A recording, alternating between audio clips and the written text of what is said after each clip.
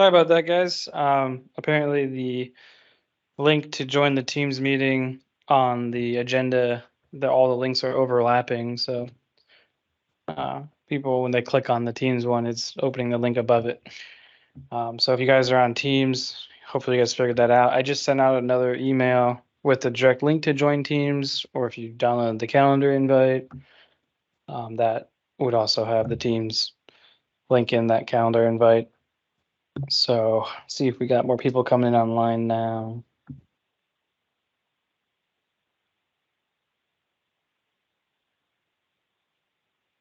All right, that's looking a little better. So sorry for the late start.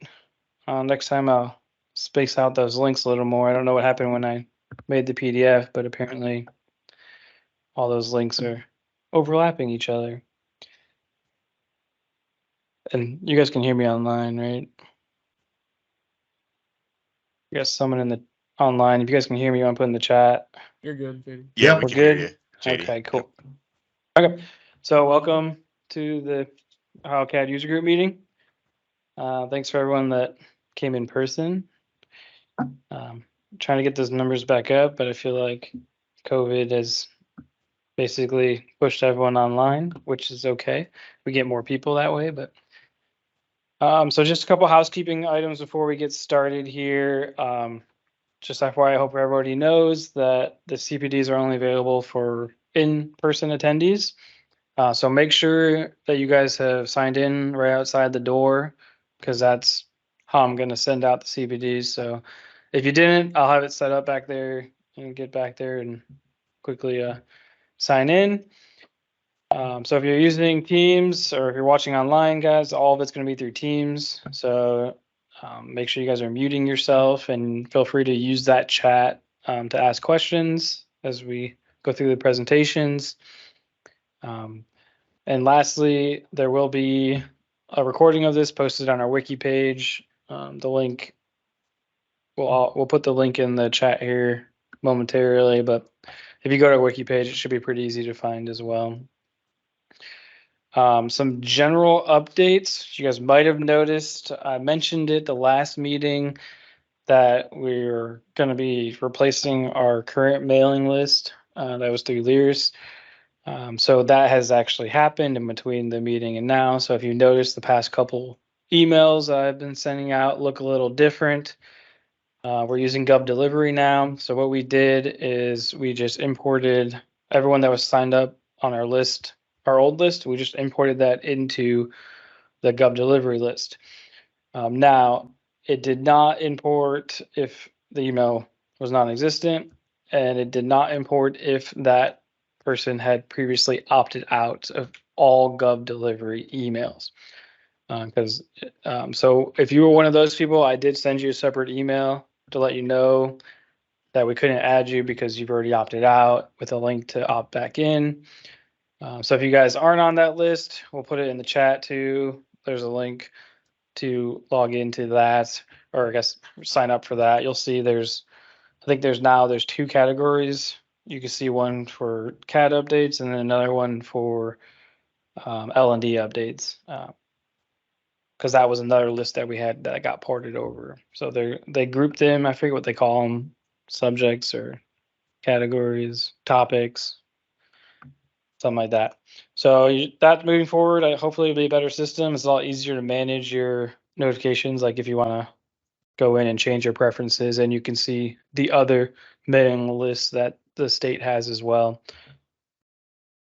The other general update would be the SS800 date. So I mentioned it last time, so I'm going to mention it again. So with the July 21st update, we're putting the SS800 date back on the title sheet like it was basically a year ago.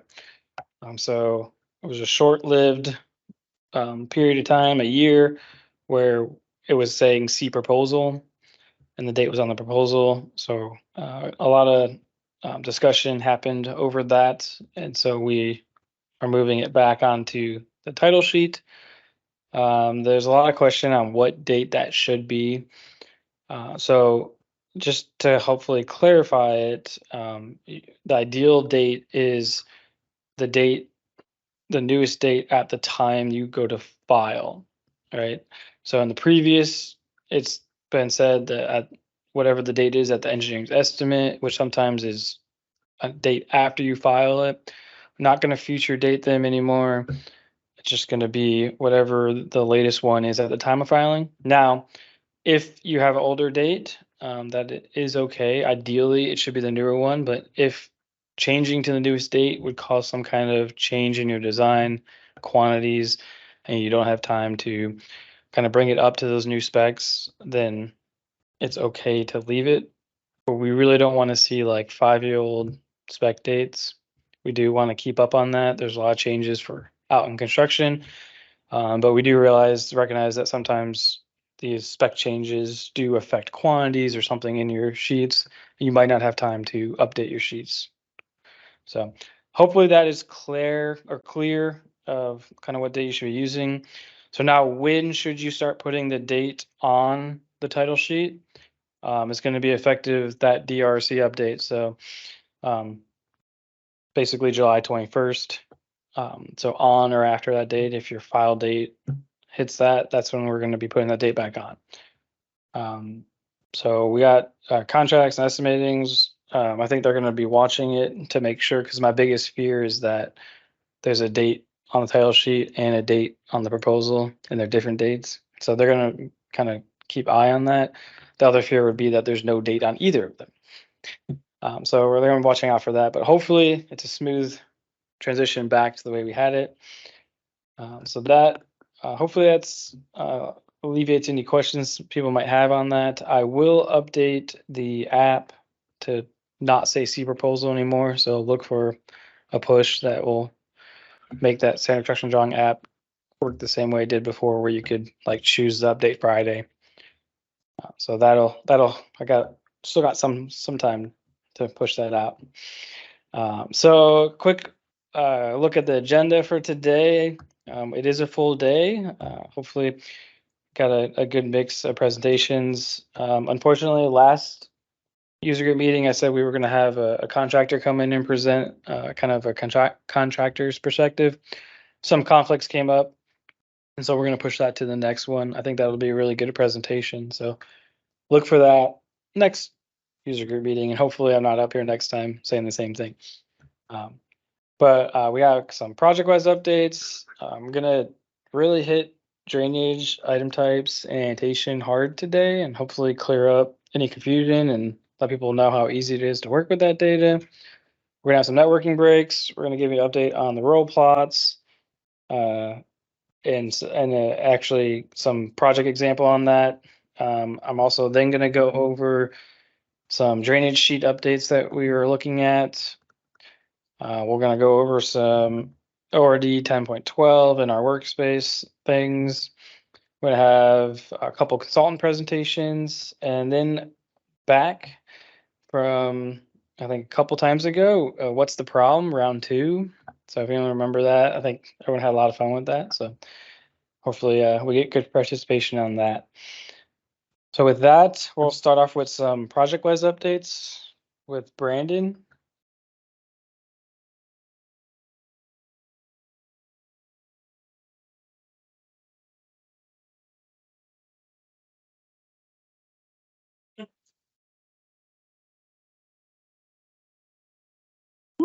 That was a walk. We need to hire a water boy right there in the middle. Just have a little quick stop. All right. A donut cart. Oh, man. Now you're talking the language. All right. So I'm Brandon Williams. If you haven't met me, I'm the ProjectWise Manager Administrator. We're also known as Engineering Technology Support. We have many names. I also have 2 employees that work with me. Arthur Strishouse was an intern. He's now full-time, so congratulations for graduating college and becoming a full-time. I think we roped him in, he suckered him in. And then we have Luke Stacy, who I think they presented at the last meeting. I wasn't here, so I don't know for sure, but he's also a ProjectWise administrator that started last year. We like to call ourselves the 3 Musketeers, and not by the candy bar, because that's my favorite candy bar there. So I just want to go over some accessing ProjectWise. I think I get this question a lot about what are different ways to access ProjectWise. So I just want to go through those different views, kind of sum it up. Probably looks familiar to you, but if not, hopefully you learned something. So our ProjectWise data source is in the cloud. We're cloud hosted in Chicago. Our designers use ProjectWise Explorer, which is our desktop application. So we have to update, manage that for our users. And I'll show an image here later on what that looks like.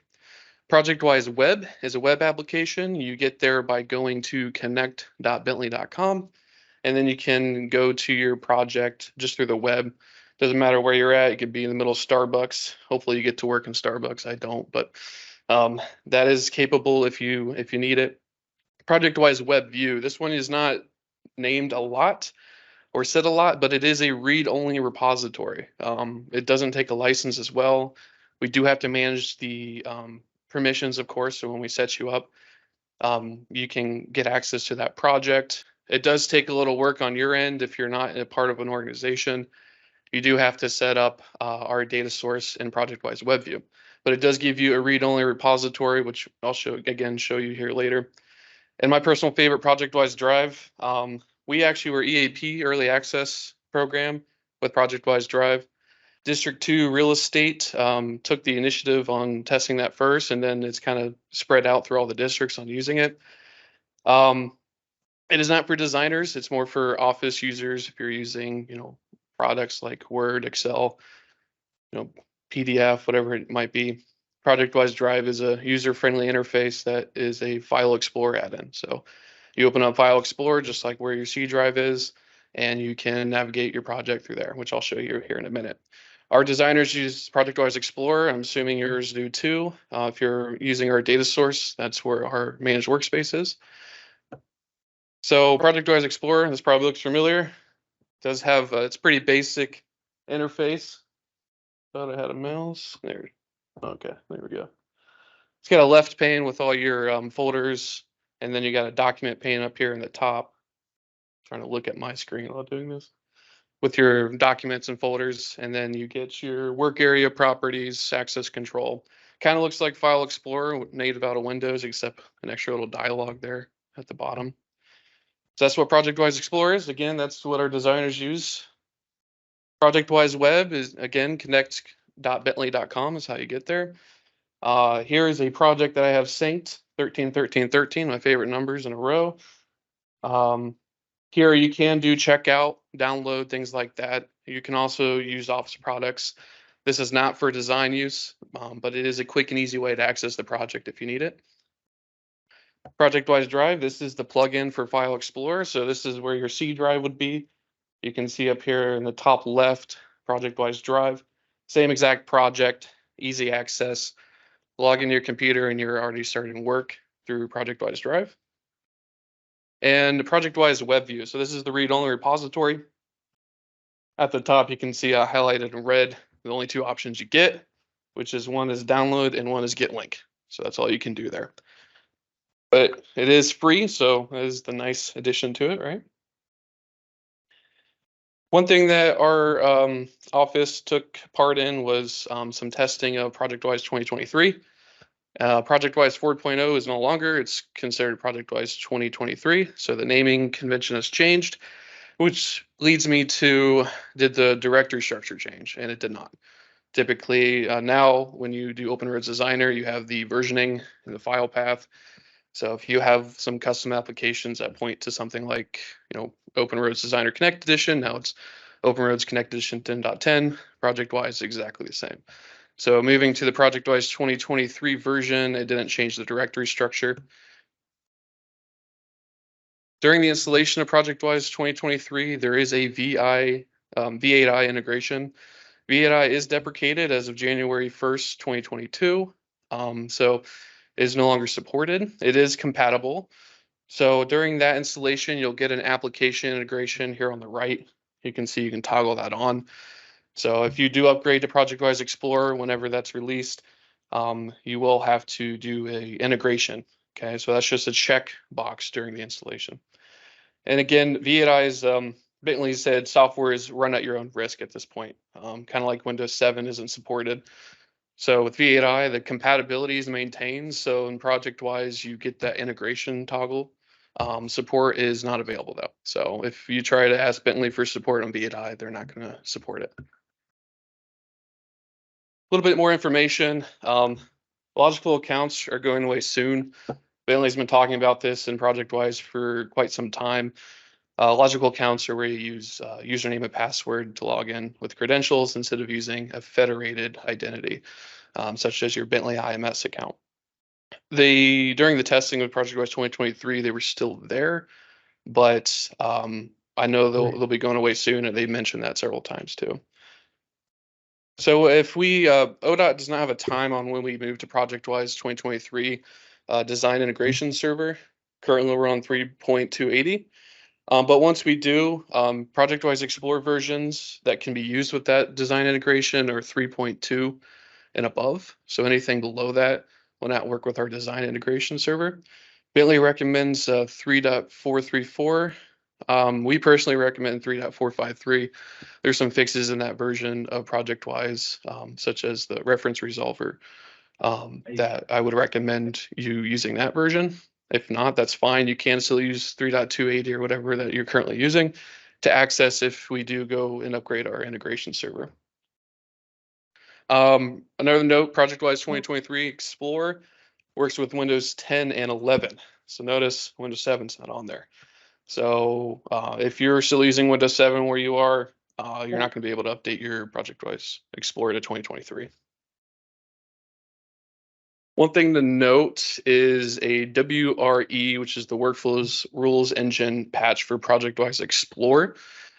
So there is a patch if you're using 3.280 or older version of ProjectWise Explorer, or 3.34 or 3.36, you're going to have to install a Workflow Rules Engine patch for your ProjectWise Explorer. If you don't, you'll get an error that shows here in the bottom right saying that you need update to run your workflow. Rules Engine, if you don't know, it can be utilized to change states, skip states. Instead of doing a next state all the time, you can make a more advanced way with workflows and states. As working in the ODOT environment, I don't believe consultants are going to be using the Workflows Rule Engine, but if you have one in your own environment, it's something to note. If you're using something older, that you're going to have to apply a patch. This is one thing that I kind of appreciate in the new ProjectWise 2023 version is the audit trail. They've added a few things to it. One is a refresh report, which is nice, which I think was there before. Open report in new window, I love because I can open it in new window, start sizing it as I want. There's a customize, a save as, and a print. So you got your quick little access buttons that they're at the bottom right. Makes it easier to manage the audit trail instead of having to do a bunch of filtering to get what you need. There was a defect that we filed a while ago where work area properties didn't display in ProjectWise Explorer views. So in ProjectWise Explorer, you can set your own views, your columns to see data how you want. At the top is our version 3.453, where we have the view set to show the project properties, and they're blank. The only way they showed is if you did an advanced search. In the new version, they display. So we can now put something at a county level folder and put project properties that might be useful for you guys to see. And District 13, that's statewide, so don't try to look for District 13 because you won't find it. Advanced search with double variables crashed the search. I doubt anyone really cared about this. I don't know if you use double variables in your work area properties, but there was an issue where it just wouldn't do a greater than less than.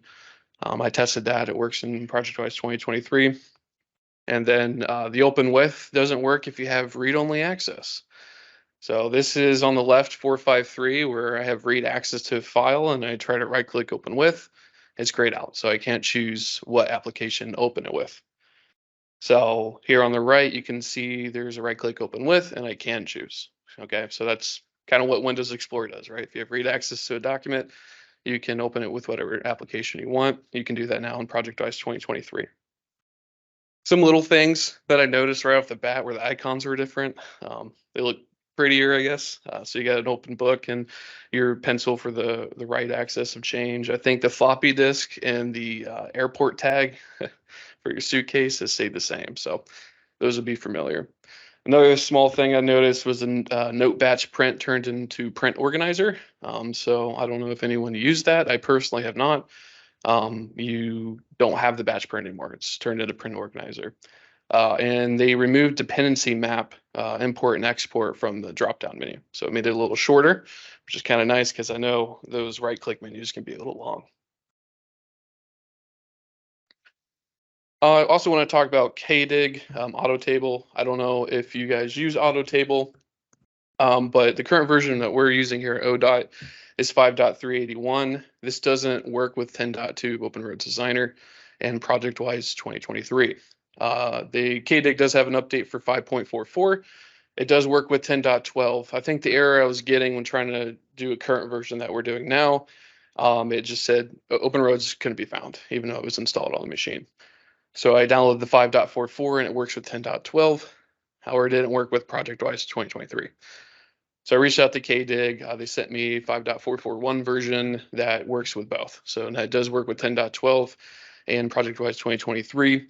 I did note that when I did the installation and tried to license or register the CADD, they did change something in the registry keys.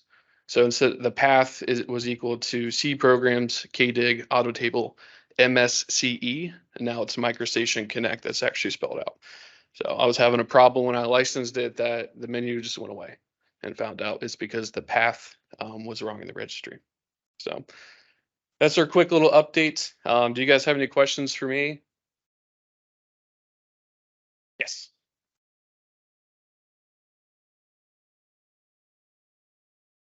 Yeah, so currently, oh, the question is, are going for all projects going to have a ProjectWise web connection?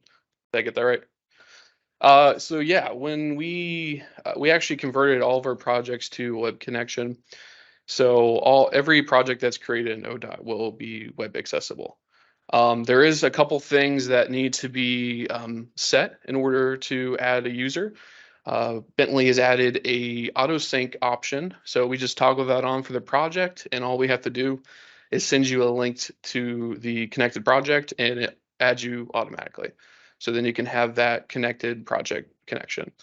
It also works with Drive. So once you get ProjectWise web set up and you use Drive for certain things, you can then sync it to your ProjectWise file explorer, essentially. Any other questions?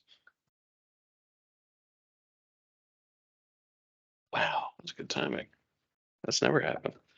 All right, so I'm going to hand it off to the man, the legend, John Dursick, JD here, for drainage item types and annotations. Thanks, Brandon. One, I guess, point of clarity. ProjectWise Drive, Brandon mentioned it's not for designers. That's what he was really meaning is you can't open the DGN files. You can, as a designer, you can still use Drive. It's not like it's not an option for you. But the configuration is different from Explorer to the way Drive works, as well as the references are handled differently. So you can't switch back and forth. So if you're in our data source, for CAD files, we're sticking with Explorer. So just that point of clarity there, in case you guys are wondering. Drive still has its place, and it's still pretty nice. Okay, so everyone's favorite topic, drainage and annotation, right? We are getting closer, but I feel like I get a decent amount of surface requests on annotation not working, not showing up when it comes to drainage. So I figured I'd try to hit this really hard and make sure everyone understands how it's working and kind of alleviate maybe any confusion or a thought of complexity, because it's really not too complex. So I'm going to start with the basics all the way down at text elements and work all the way up. And hopefully everyone can follow along and grasp what I'm showing here.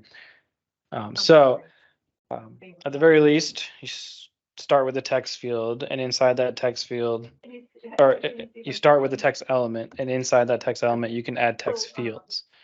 And all those fields are just like a link to a property, right? Any property you want. It could be a model property, element property, file property. It's just a link and it just displays that property value, right?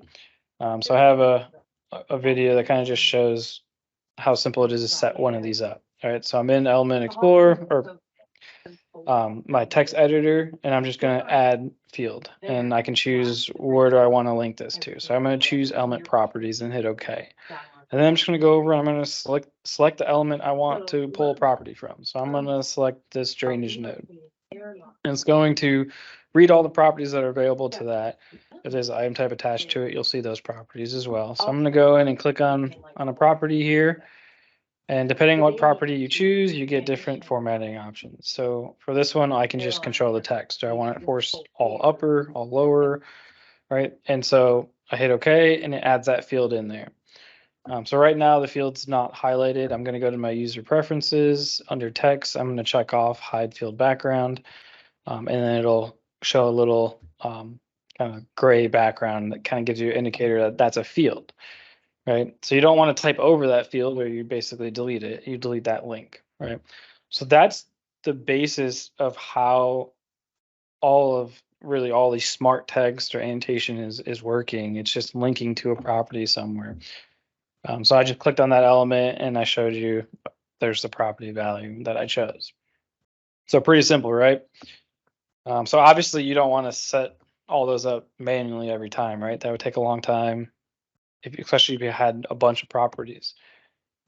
So this is where text favorites come in. Text favorites basically can store all those label setups that you want, all those text fields and what properties they should go to. So when we talk specifically about drainage, I've made it so that all of the drainage annotation that I've set up is all pulling from item type properties. All right, we're not going to pull directly from the drainage properties because if you've been following along in the past couple of years, you know that has been a headache. And so while maybe it's working now, I just pull the plug and item types is more consistent. So that's where we're going. And I'm going to go over item types here in a second. But so let's show how a text favorite is created. So I'm just going to go into my search bar. I'm going to type in text favorites, and there's a text favorite manager, right? So in here, you can see what we've already had configured, but you can also create your own within this file that you're in, right? So I'm just going to go into the drainage ones. I'm going to click on one, kind of show you how it's set up, really. So when I click on one, you can see all those fields are there. All right. You can add in regular text as well, just static text. But if I click on one, you can kind of see you can modify the properties pretty much the same way that I just set up the field in the previous video. So I can copy that up into my file if I need to make a change, because you obviously can't edit the ones that are in the library because you're not in that file.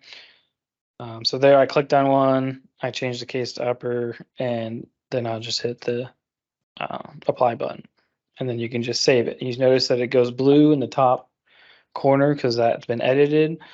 There's a little save button, and there you save it. So not too complicated, right? It's just storing the fields that you want, right? So that's text favorites. How do we use those text favorites? So you could place text favorites, but the thing about text favorites is when you go to place that, it needs to know like what element it should be pulling those properties from, right? If your text favorite is pulling the elevation of a certain particular node, what if you have 5 nodes on your drawing? Like when you place it, how does it know to use that specific node to pull those properties? So I'll show you the long way and then we'll show you the easier way, right? Make you appreciate it. So I'm in text editor. I can go and place that text favorite if I want, right? I can go find it right there inside text editor. And I have there's a lot in there. So I'll go find one of those drainage ones and I'll place that. So there's all those text fields, right? So if I just go and place it, it's not going to update because it doesn't know where to pull that property from, right? It doesn't have that association, right? So while I can place it directly in my text editor, it doesn't do me any good, right? I could go in to the text editor and assign that association. So I can come in here and I can right click on one of those fields and I can hit reassign field and I can go and click on that property and it's going to try to fix it. Right? It'll tell you if it can't find that property. So if it's like a property that doesn't exist on that certain element, it would tell you that. So all I'm doing is going through here and I'm just reassigning. Right? So obviously this is a long way, right? I'm building you guys up, but this gives you a better understanding of how it's working, right? So I just reassigned all those to that property. So now it knows how to establish that link to that specific instance, right? And there's a annotation for you. All right. So again, you don't want to rebuild them every time, right? You don't want to reassign them every time either. So how can we make that a better process? So there's a couple different tools. So there's Place Label, which is a microstation tool. And originally Bentley had tried to use that for the civil side, but it was just lacking in functionality. So ORD, the civil guys, came out with what's called Civil Labeler, which added a bunch more functionality. So you will see both tools there. The main difference is Place Label. You can only place a label as long as all those fields inside that label or text favorite go to the same element, it will work. Right? And that's where the limitation is on the place label. You can only pull links from one element, whereas Civil Labeler, you could have a text field pulling from maybe one alignment and then another text field pulling another alignment. Is a lot more functionality on Civil Labeler, which we're not going to go into today because that could be a whole nother topic and we've presented on before, but just wanted to call out those differences. Now for the drainage annotation, all of my text favorites that we've set up only pull from one element. So technically you could use either one. But I think people are going to gravitate towards Civil Labeler. You can organize it a little bit better. So real quick, just place label. I'll go up into my ribbon and hit that place label button and give it a second to load up. Probably had more to say right here. So here's the place label. I'm going to choose the type as placing a text favorite. You could also place a cell if you wanted to. So again, those text favorites that we created, I showed earlier, I'm just going to go and select one. So I'm going to go select that one that I actually showed copying into the file earlier. You can choose a dimension style. And now when you come over here and place it, you want to make sure that the element you're trying to link those fields to gets highlighted. So you see how that node is highlighted, then I click. And now it's able to establish that connection and it basically associates all those fields automatically, right? So if you notice the stepping stones here, right? Hopefully everyone's following along and understanding, there's not really much voodoo going on here. It's pretty simple. It's just links to properties. Okay. So that's place label. And now let's show Civil Labeler. So Civil Labeler takes a little bit longer to load, especially in like the 1010 version where it's still in tech preview. It's loading XML file. In newer ones, it loads a dgen lib. So I'm going to go in here and you can see right away I can organize better than place label. I don't have to navigate through just a whole flat list. So I'm going to go into drainage and I'm going to go select that label. So in here, that label does, if you click on like the other button, you can actually look at behind the scenes and you can see what text favorite it's actually using. But for the most part, you don't need to go and dive in that deep. I'm just showing you the background a little bit so you can see that there are all of these text fields and I can actually choose how the target should be. So I could say that this is from a different element, this is from a different element. So as you place it, it can prompt you everything you need to click on. But for drainage, it's all in the same, so you only need to click one. So you can kind of see the power there. Civil Labeler has a lot more power than this place label. So I'm just going to go hit place. I'm going to do the same thing. I'm going to click on my element. I'm going to place it. And then again, it's going to assign that association to all those text fields for you. So right there, you can see we have a whole slew of labels already set up, not just for drainage. So it's a little bit of background on annotation in general.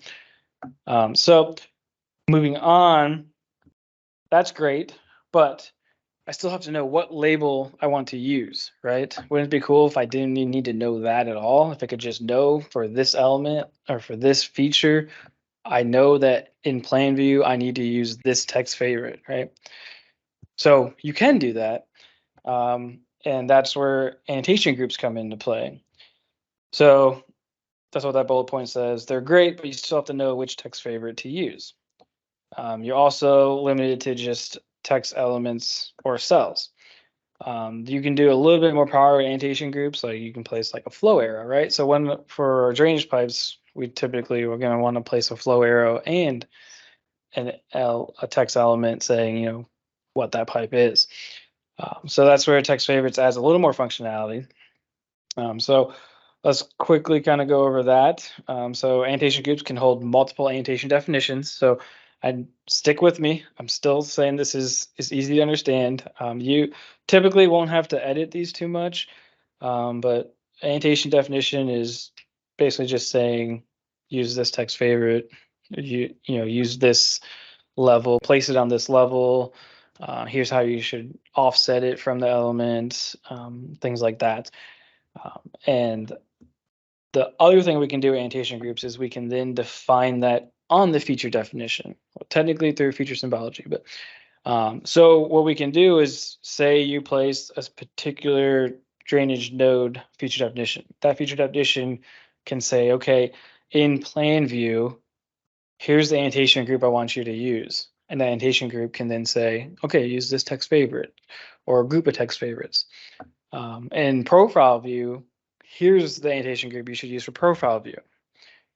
So you can see the power here. We can not only tell the software, here's how this feature should be annotated, but how it should be annotated in the different views, because we typically show different annotation between the profile and the plan view. So I'm going to give a quick kind of overview of that, and this is about as deep as we're going to go. So stick with me, guys. This is not voodoo. I feel like people always shy away from it when you go into the configuration or the inner workings, but it's really simple. So I'm in here in my Explorer, and I went into my library and I selected the annotation group for plain linear, and then I opened up and I see there's only one annotation definition defined there. I go in here, I'm showing you, I'm saying place the in the middle of the component. What do you want to place? Text. I go down and you can see there I can list my text favorite. Oh, I jumped ahead of myself. I can define the placement. So do you want to rotate it? How much do you want to offset it from that element? Things like that.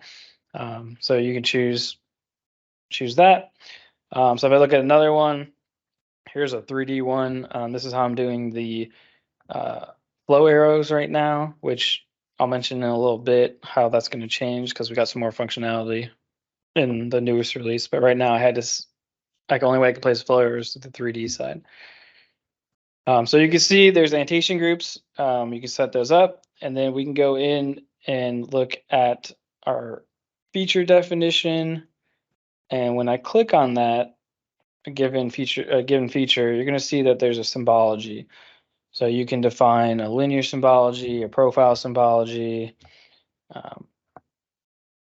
And so that's just calling out that symbology. So on the feature definition, calls a symbology. I'm going to go look at that symbology now.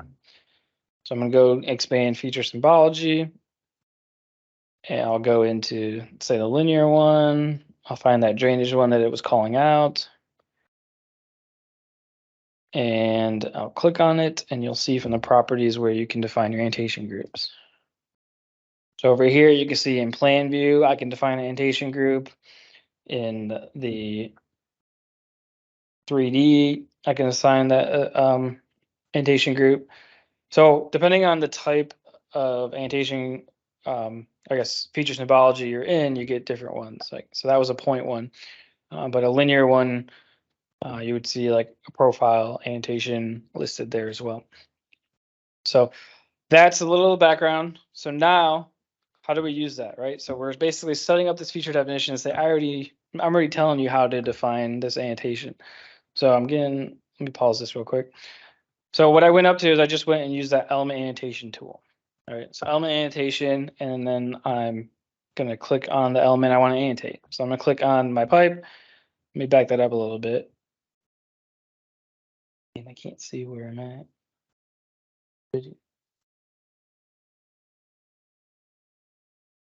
Probably gonna back that up too much. Let's see here.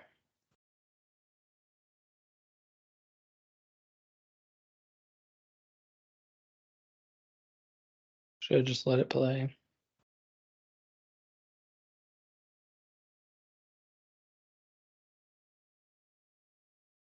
Doing so good too.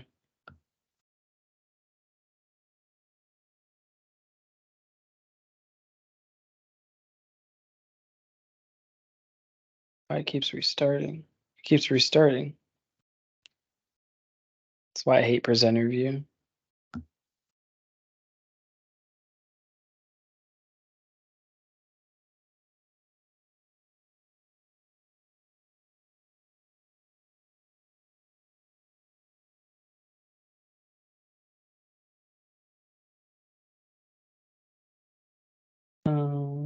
Where's it at?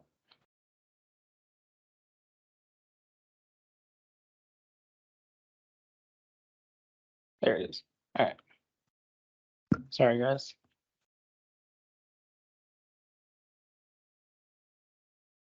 And now it's not duplicated, but it will come here.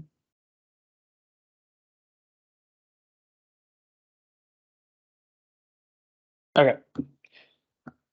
So I'm just going to select the element and just data point, and it's going to know, since that feature definition had the annotation group defined, it says, okay, I'm supposed to place this. So now you don't even need to know what text favorite you're supposed to use. It'll just do it for you. But you can also override that default. So right now I'm checking on the override annotation group, and I can go pick different ones that I've set up. Or if you wanted to set up your own for some reason, you could go and override what that feature definition said. So there's a little more. There's one that has a little more detail on that annotation. So hopefully I didn't botch that too much, but you get the point. Is we're progressing here to try to automate what we can, because now that it knows what it's supposed to annotate, when you cut your sheets, like particularly profile sheets, it can do that automatically. Right? So when you cut your profile sheets, what you'll notice is that the pipes will automatically be annotated, which is pretty cool. So the only thing is I've only set that up for the pipes for right now. The nodes I have not, and mainly because the way we do our annotation for nodes, it depends on the number of connected pipes, right? So if you have 3 pipes versus 2 pipes, those are different text favorites. So that's where the automation stops. It doesn't know how to then add that logic to, oh, there's 3 connected pipes, place this annotation group. And it's really not going to be that hard. So all you have to do is click on the right text favorite for the number of connected pipes you have, and then click in place like with civil label, like I showed before this video. So right now, that's how it's going to work. Maybe in the future we'll change that up so it'll be able to automate that. But you'll see here in a second that civil labeler actually works better in some instances. Let me start my.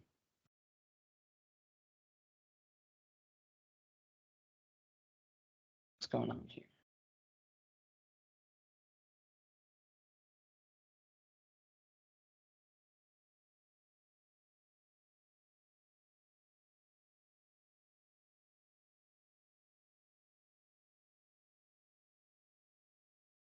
And it's not updating. All right, hold on.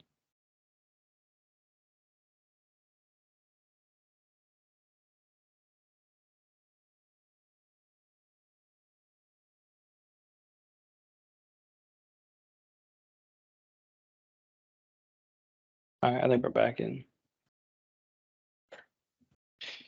All right, so moving on.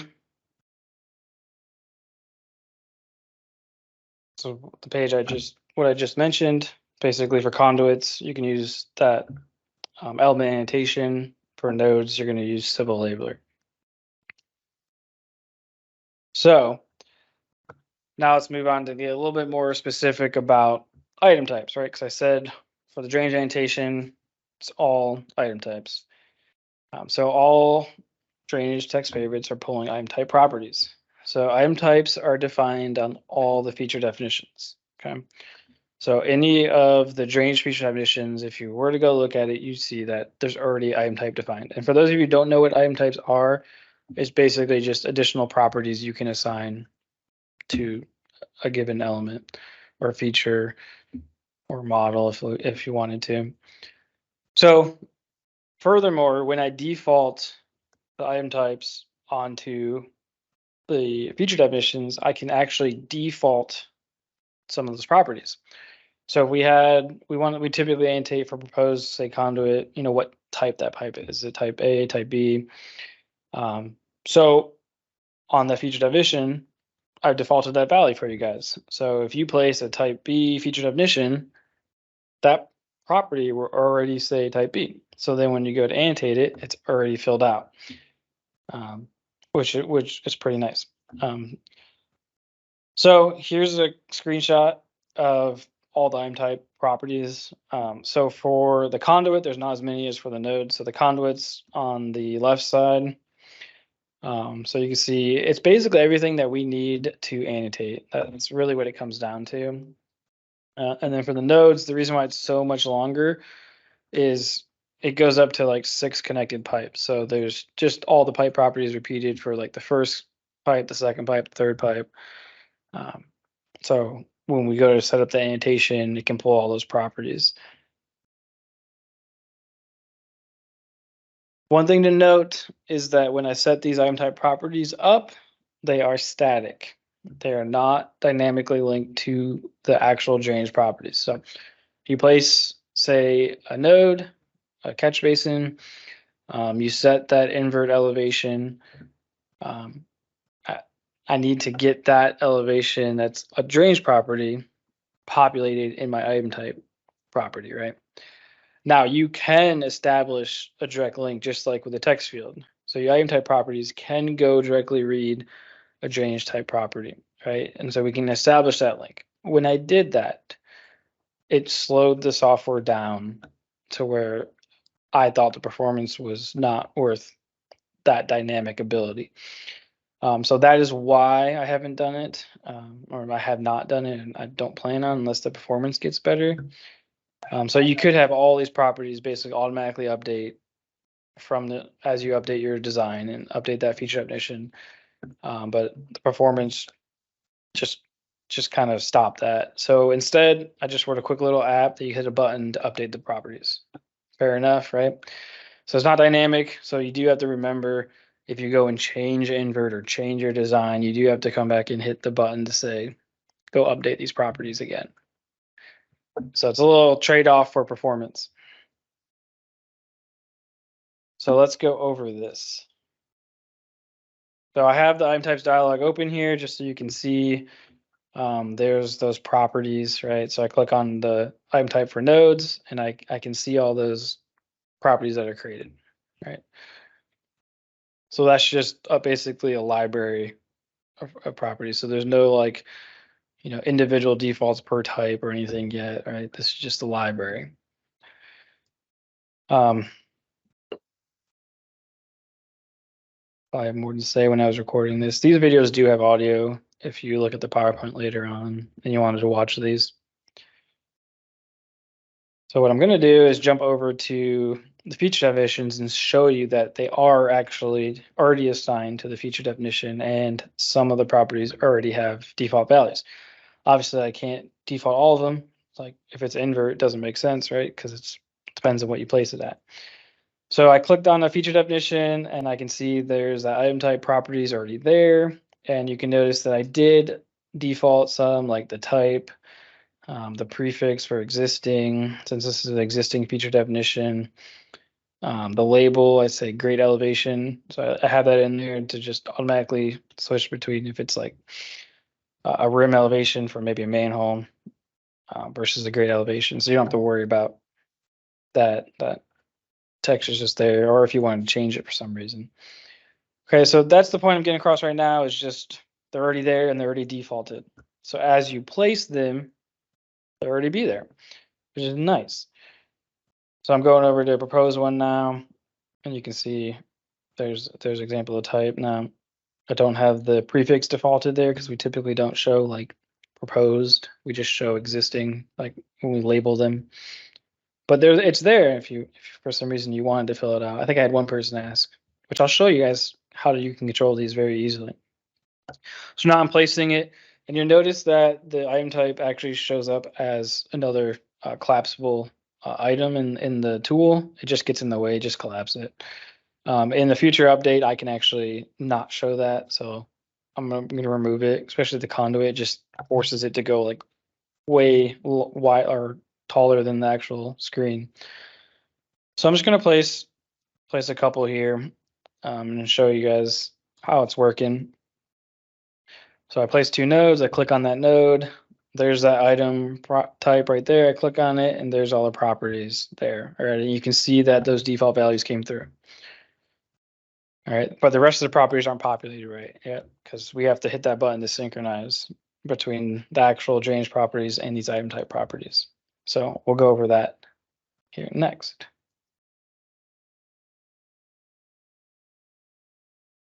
All right, so now I'm going to go over conduits. So there's the conduit feature item types.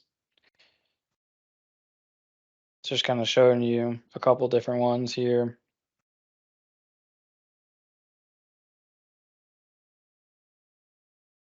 So some of these are going to be ones I can default, and some of them are going to be, properties I'm going to pull, which are pretty obvious. Like the node to node length is clearly not something you'd want to type in. You want to go pull that value from the drainage property. So if I go over to the feature definitions for conduit and I click on one, you'll see that the item types are there and I have defaulted the values that I could. So for this one, it's saying it's a concrete because it's the existing concrete pipe. The type is storm. So same thing goes. This is really specific to drainage, but the same thing goes for the sanitary. Right? There's also item types for utility. So those, it's kind of same concept here for those ones. And then let's go and place one, which I would fast forward, but you saw what happened last time. Whenever you have presenter mode on, like doesn't work nicely with videos for some reason.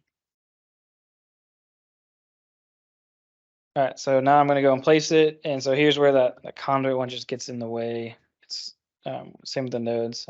Again, in the future, and when we get to 10.12, I'm just going to put in that variable to not show the item types in these dialogues. So here I'm going to place this conduit. I'm going to go and select it. And I don't see my item type. What the heck? Why is it not there? All right, this is the bug. This will get fixed up, but when you place conduit, the item type doesn't show up in the properties like it should. Now, if from the code side, it's actually there. Not that you guys do that, but it's there. This is like a bug that was introduced because they're still working on single source of truth. So what I'm going to do is I'm just going to go attach it myself, right? So I went and I hit attach item. I selected the item and then I clicked on my pipe. I've attached that item type directly to that feature, and now it's there. But I don't have the default values, right? Because I set the default values on the feature definition, right? When I attach it from the library, it doesn't have those defaults specific to that feature. How could it? So I'll show you a quick way to fix that here next. But I just wanted to point out that bug. Hopefully that won't be there in the future release. I haven't tested it, but now that I attach it, I see it, but those values aren't populated yet. So moving on to the next video. So what do we got going on right now? So problem 1, you place conduit, doesn't attach item type, which introduces problem 2. You don't have the default values because you had to assign it manually. And then there's still the problem 3 of what about all those calculated properties like the size, the length, the slope. I need those to populate on the item type as well. The problem 4, there's more problems. So Problem 4. Single source of truth is not implemented for DU features yet. So we're on 10.10.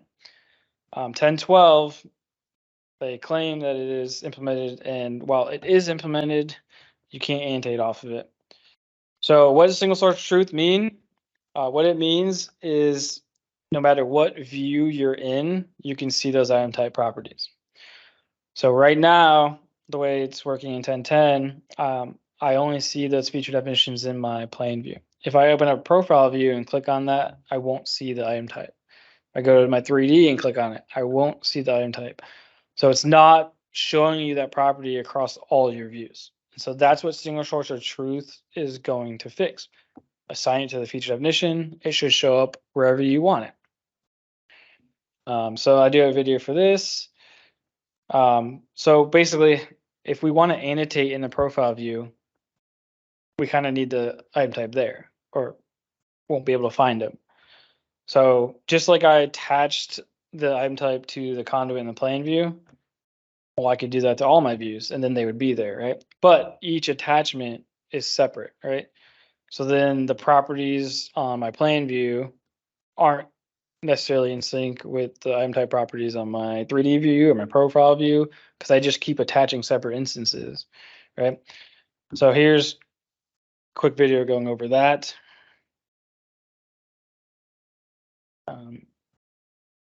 So here I'm in my plan view, I click on my node, I look at the properties, I see my item, right? Let's go to 3D, click on my node. I don't see my item. Let's go to the profile view. Click on my feature. I don't see the item. Right? So that's problem 4, right? Single source of truth is not implemented yet. So this will go away, right? This problem will go away once they implement it. They have it implemented for other feature types, just not the drainage ones. So if we want to annotate, we kind of need those in all those different views, right? So we could go through and attach, but that would be a pain, right? Because it's also separate if you create profile runs. That's technically a separate view. So you have to attach that as another instance, right? I think I show the conduits next. It's the same thing. You don't see the features or the item types in the different views. I really want to jump forward. Got like 10 minutes. I can do this. So hopefully everyone's still following. Hopefully I'm not putting you guys to sleep. Well, this is riveting. I tried to progress slowly so everyone could follow along and not get overwhelmed. So right now you're probably a little worried, right? So here's where I am just going to go in and attach it manually, right? I'm going to go in and add it to that view, right? But I added a separate instance. So when I add that, am I going to get my default values? No, right? I added it from the library. It doesn't know. So right there is showing you that now that I've added this, it's a separate instance. So my plan view and my profile view, those properties are separate. Again, when we get the single source of truth, this problem goes away. So you'd have to add it to every single view. So I have to go in and add it to the 3D view as well. I have to do this for every single one of my elements, right? All of my nodes, all of my pipes, which if anyone has done drainage, you should know. I'm not going to make you do that. We have a little custom app to help solve all these problems. Okay. So problem 4 introduces problem 5 of, well, now that I have all these separate instances, now all of these separate views can have different property values, right? So we got 5 problems we got to solve. Right.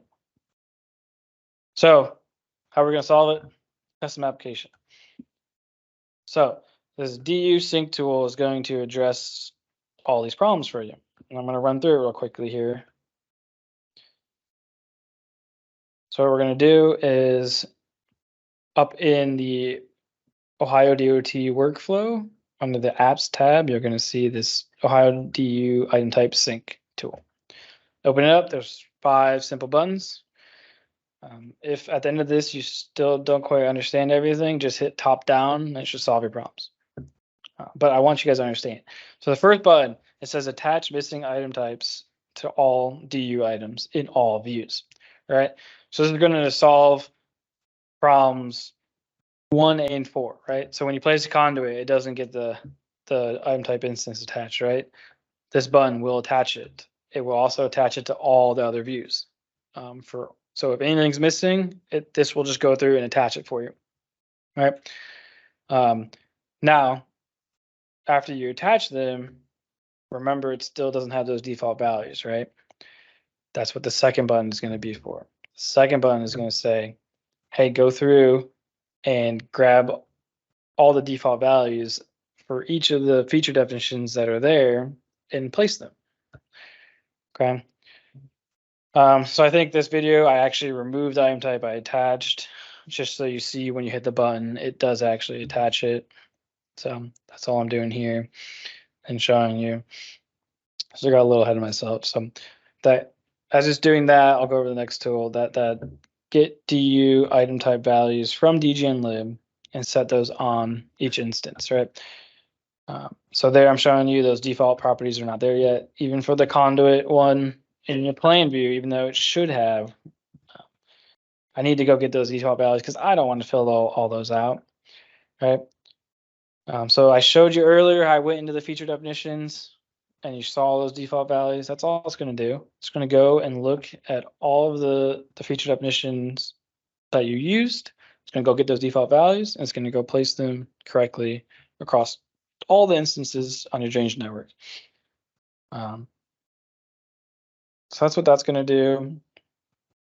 And that will solve what problems? So we solve problems 1, 2, and 4, right? So here I'm going to go in and show you, if I go into that feature definition, it says I'm running. The watch thinks I'm running. Must be talking fast or something.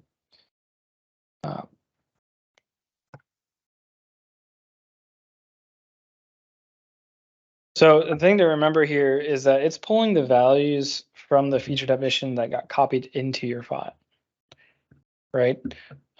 So it's everything local to this file at this point. So if you were to change a default value, it would pull that value for you, right? So there's a little bit of power there. If you don't like the default value, you can go change it on the feature definition and you hit that second button and it'll update all of those features to have the default that you'd rather have, which is pretty powerful. Like if you wanted to add, or if you wanted to get rid of the period in the existing, like instead of saying EX period, you just wanted EX for some reason, you can do that. Hopefully everyone understands what that second button is doing, right? I'll go over what that little red button does in a little bit, I got 5 minutes. I need to fast forward. I should know better than to try hitting this, but. So on to, I guess, the next button. I still need to grab all those calculated properties, right? The length, the slope, the invert elevations, all those I need to pull still. Those aren't default values, right? That's what the third button is going to do. It's going to say, hey, go and get all my property, all of my calculated properties, if you will, from the drainage properties and just populate item type properties. All right, so here I'm showing you the drainage properties. There's the length, slope, it's all there. They're all drainage properties, but we've had problems trying to hit those directly, so that's why we had the item types. That's what that third button, that's all it's going to do. It's just going to go populate. So keep in mind, if you change your design, the item type values are static, and you do have to come back and just hit this button to go refresh the values, okay? That's the trade-off for performance that we got going on right now, all right? When it updates, it will only update the design view, your plan view, okay? It's not going to update all the other views, right? That was the fifth problem, right? So we're solving the third problem now with this button. And then the fifth problem would be we need to synchronize our properties across all of our different views. The reason why I separated that out is because that gives you the chance to override a value if you wanted to. I don't recommend it, but basically, after you populate all these values, they're only populated on your design view. So if you go and look at your item type properties on your design view, you should see all those calculated properties are filled out. Now you notice the station offset didn't get filled out here. That's because it doesn't know what alignment to pull that from. It needs to know what alignment it should use to calculate station and offset. So if you click on that node, you'll notice there is a property in there. It's called baseline reference. It's right there. It says none right now. You need to set the baseline reference. So if I set that, and I'm going to go and click on my alignment that I want it to use, now it has the knowledge of that baseline reference. So now it can actually calculate the station offset. So if you don't see station offset, that's probably why. You can select all your nodes and you can actually assign that in bulk through, so you don't have to do it individually. But just note that, so now you see it's populated with that information. So that's a little caveat there. It has to know where to calculate it from. All right, so the fourth button will take the properties from your plane view, your design model, and make all those the properties on all other views. So basically synchronize your design view to all your other views. That's your 3D, your profile runs. So if you did need to modify something, you would do it in your design view and then hit that fourth button, and then that would get that property value across all your views. Okay. Again, that problem is going to go away when single source of truth is fixed, which in 10.12 it is, but it won't let you annotate off of it. So while you'll see the single source of truth, I can't actually annotate off of it. It doesn't go that deep yet. So that's what they're fixing now. So hopefully in the next update, it's fixed and we don't need to worry about synchronizing views or attaching across all the views. All that problem goes away. We'll still keep item types and the way the defaults work. I think that's valuable and actually makes the process pretty easy. Okay, the last button we're not going to go over, that just synchronizes the properties to UDX properties for like flex tables. So we're not going to go over that today since I only have a minute. So hopefully that makes sense, that basically you just click top down, attach, get defaults, get your calculated properties, and then synchronize across all your views. All right, so I got to speed round this now. So the question that comes up is, what do I actually have to fill out? Right, so I'm getting all the calculated properties. I'm getting the default values. Is there anything for me to actually fill out? So the first thing would be the feature name, which you're gonna have to do at some point. So what is the call out label for all those? Is it D1? I've seen DR. I've seen a couple different. We don't really have a standard. So that's not an item type property. That's just the feature name when you place it. So we'll pull that value when you hit the get calculated values, so that because that is a property in the item types. So really, when it comes down to what do you have to fill out in the item type properties, it's literally just the existing action label. So you know how we like to call out in our labels like to be removed. Obviously, I can't populate that because I have no idea if that's supposed to be removed or not. So that's going to be something that you'd have to fill out somewhere. So for the ones that whatever that existing action you want, for nodes, I call it the existing action label, and for conduits, I call it suffix. Sorry, my bad. So those are the two properties, depending on if you're a node or a conduit. But that's pretty much all you have to fill out. And once you fill it out in the item type for each of your nodes or conduits, the app will handle the rest, and then you just label. All right, so we populate all these just to make labeling easier, right? So now you can just click on the specific label you want, or if it's a conduit, it just knows already and it just places and populate. So when you go to annotate, if you don't get the annotation populating, probably because you didn't run this app yet. Probably doesn't have the item type attached to that profile view. So all you gotta do is go back to your drainage model. This, I haven't mentioned it, but obviously this needs to be done in the file that has your drainage features because you're editing your drainage features. But that is, I'm gonna go a little over. All right, so the last thing I want to go over was what if you want to change a default value, which I alluded to earlier. So in this file, I can just go to my feature definition that I want to change the default value. I can just go there and edit it in this file. right? And then that would be the new default value specific to this feature definition, specific to this file. You go to another file, it's not going to be there. Right. So for here, maybe I want to get rid of the period in the EX. So I can do that. In on my feature definition. I can then come and click that second button to go get the default values. And you'll see that everywhere that feature definition is used, that default value was updated. So you might not do it for removing a period, but there might be an instance where you want to change something. That's actually pretty powerful. Now, if for some reason you mess it up and you're like, how do I get back to the defaults? I played around too much and now all my values are messed up. That's very easy to fix. That's what the red button is for. I'm going to skip this because we don't have time to show all that. So if you want to get back, you can just synchronize with dgenlib. So if I come over to Explorer and I scroll up and I click on the feature definition, I guess I'm going to show you. I'm going to mess it up first, right? I got rid of the type. All right, so now how do I get my default back? I messed up my feature definitions. How do I get it back? So in Explorer, if you scroll up, come on, scroll up to the top where it lists the file you're in. You can right click on that.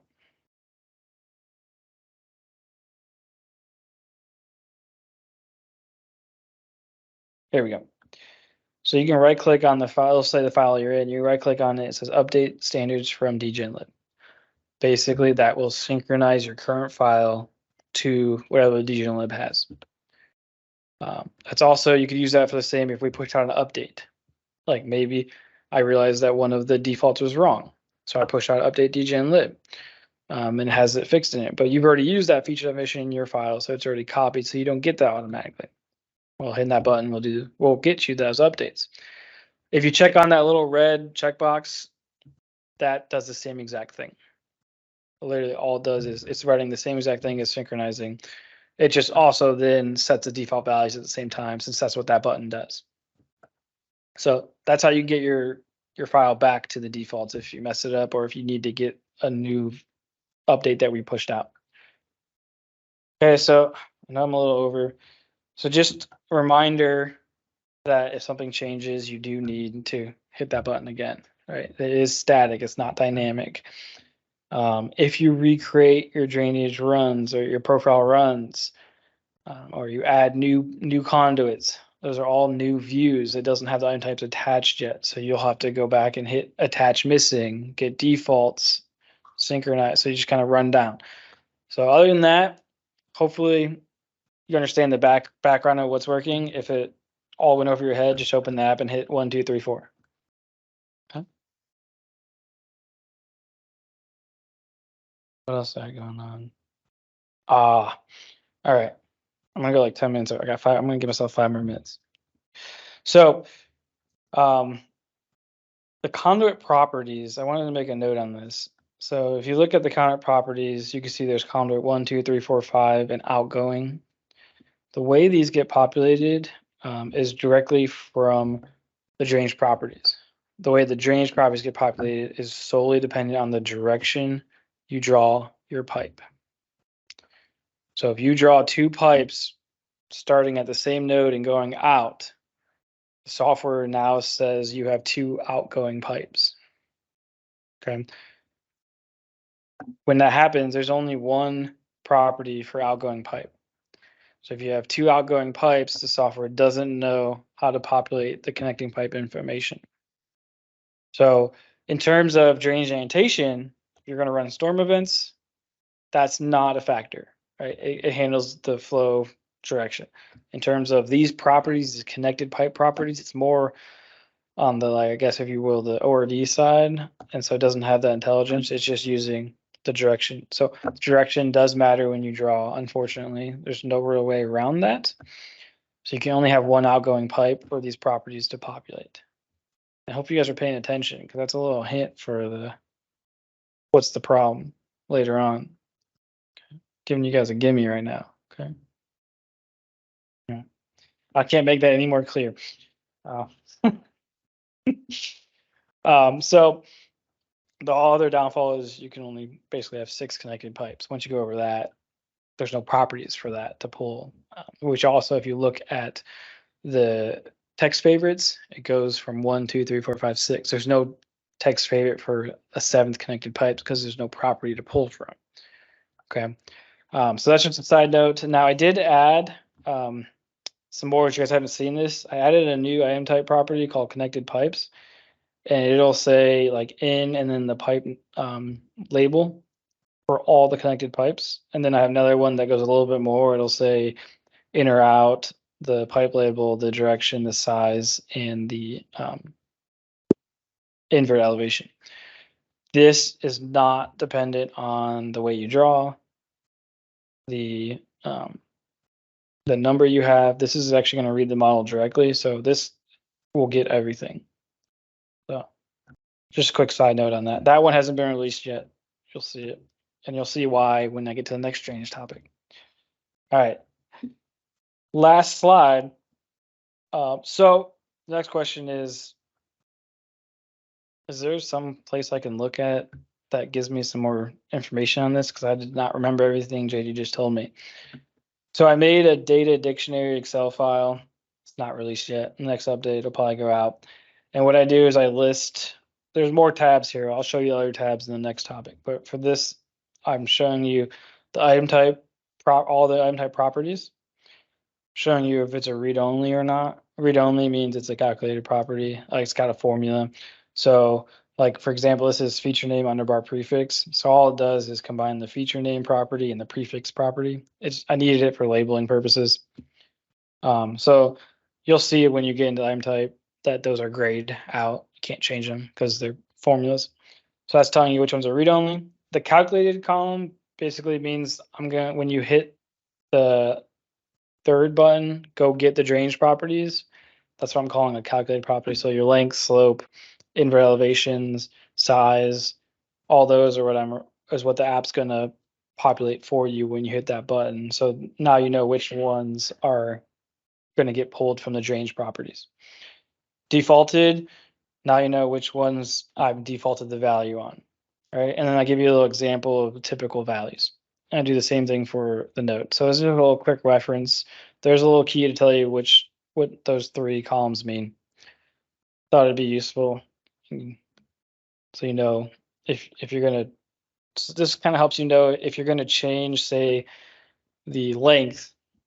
If you hit the button to get the drainage properties, it's gonna override what you just changed, right? All right. I've talked long enough. Let's let you guys talk. So we're gonna have our first networking break. We are 10 minutes, so we'll push the schedule by 10 minutes. So I think it was originally till 9:45 to 10. So we'll just go till 10:10. All right, so networking break till 10:10. Go make friends, talk to people. Don't be this guy. All right, ready to get going again?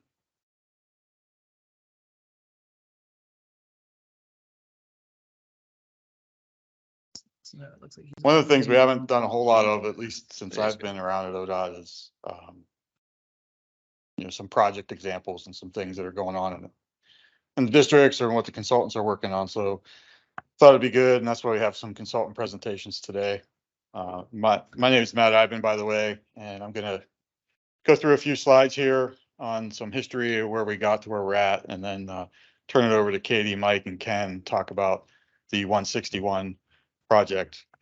And they were piloting what we're calling the E+ plans, and that's our large format roll plot sheets that we're kind of testing out.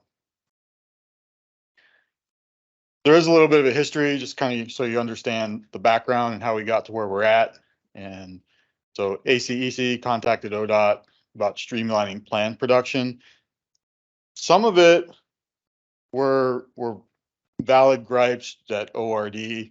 Some of it were just really old legacy workflows that ODOT used in plans production.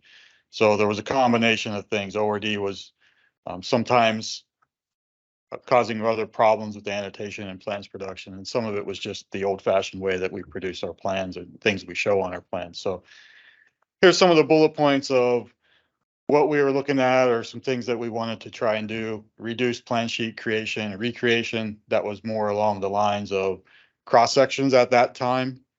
A lot of times we had to add cross sections to a sheet. You had to redo the cross section name boundaries, and you lost some of that work that you might have done. That's kind of been taken care of in the software. Reducing decorating of plan sheets, or your annotation and labeling. We do a lot of what I call decorating. We pretty them up. Cross sections, we put a lot of weight in our cross sections. You look at other DOT's cross sections, and they're very bland, and there's not a whole lot of stuff annotated there, but they do show a lot of information. We also tend to have a lot of verbose or redundant annotation. So storm sewer labeling, for example, it's all over the place. It can be the same label, can be shown 3 or 4 different places in your plans. And when something changes, that tends to become a problem, right? Something gets overlooked and you miss updating here or there, and they go to the field and got conflicting information. So we also wanted to try and reduce rework after stage 1 reviews. So it was kind of requested that maybe a pre-stage 1 submittal be included, or a line grade and typical type submittal, without needing to create a full set of plans to do a geometric review. And I think about 20 years ago, when the current PDP process was put into place, the requirement for a line grade and typical submittal was removed from the L&D. So we used to do that. So now we feel like we're going back and sort of going back a little bit. But the other thing here was, let's try and reduce some of the 3D, or reduce some of the plans production efforts in order to put some of those efforts into the 3D and BIM processes, to align with current requirements, as well as things for future initiatives that we're going to look on. So a task force was created with ODOT and ACEC, and we investigated some things like what ODOT did previously. As I just mentioned, L&D used to have a line grade and typical submittal. And in that verbiage in the L&D, it said that a roll plot submittal was acceptable for that geometry or geometric review. So you haven't done any plans production yet. And if there were changes to your geometry, it wasn't really impacting the rest of your set. Well, like I said, that was removed. So now we get to stage 1 and you have a geometry comment. Kind of goes back and you got to rework, your alignment moves, you got to rework all your sheets and things anyway.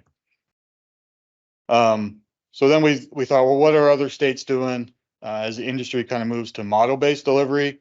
We looked at Florida, Pennsylvania, Utah, and a few others.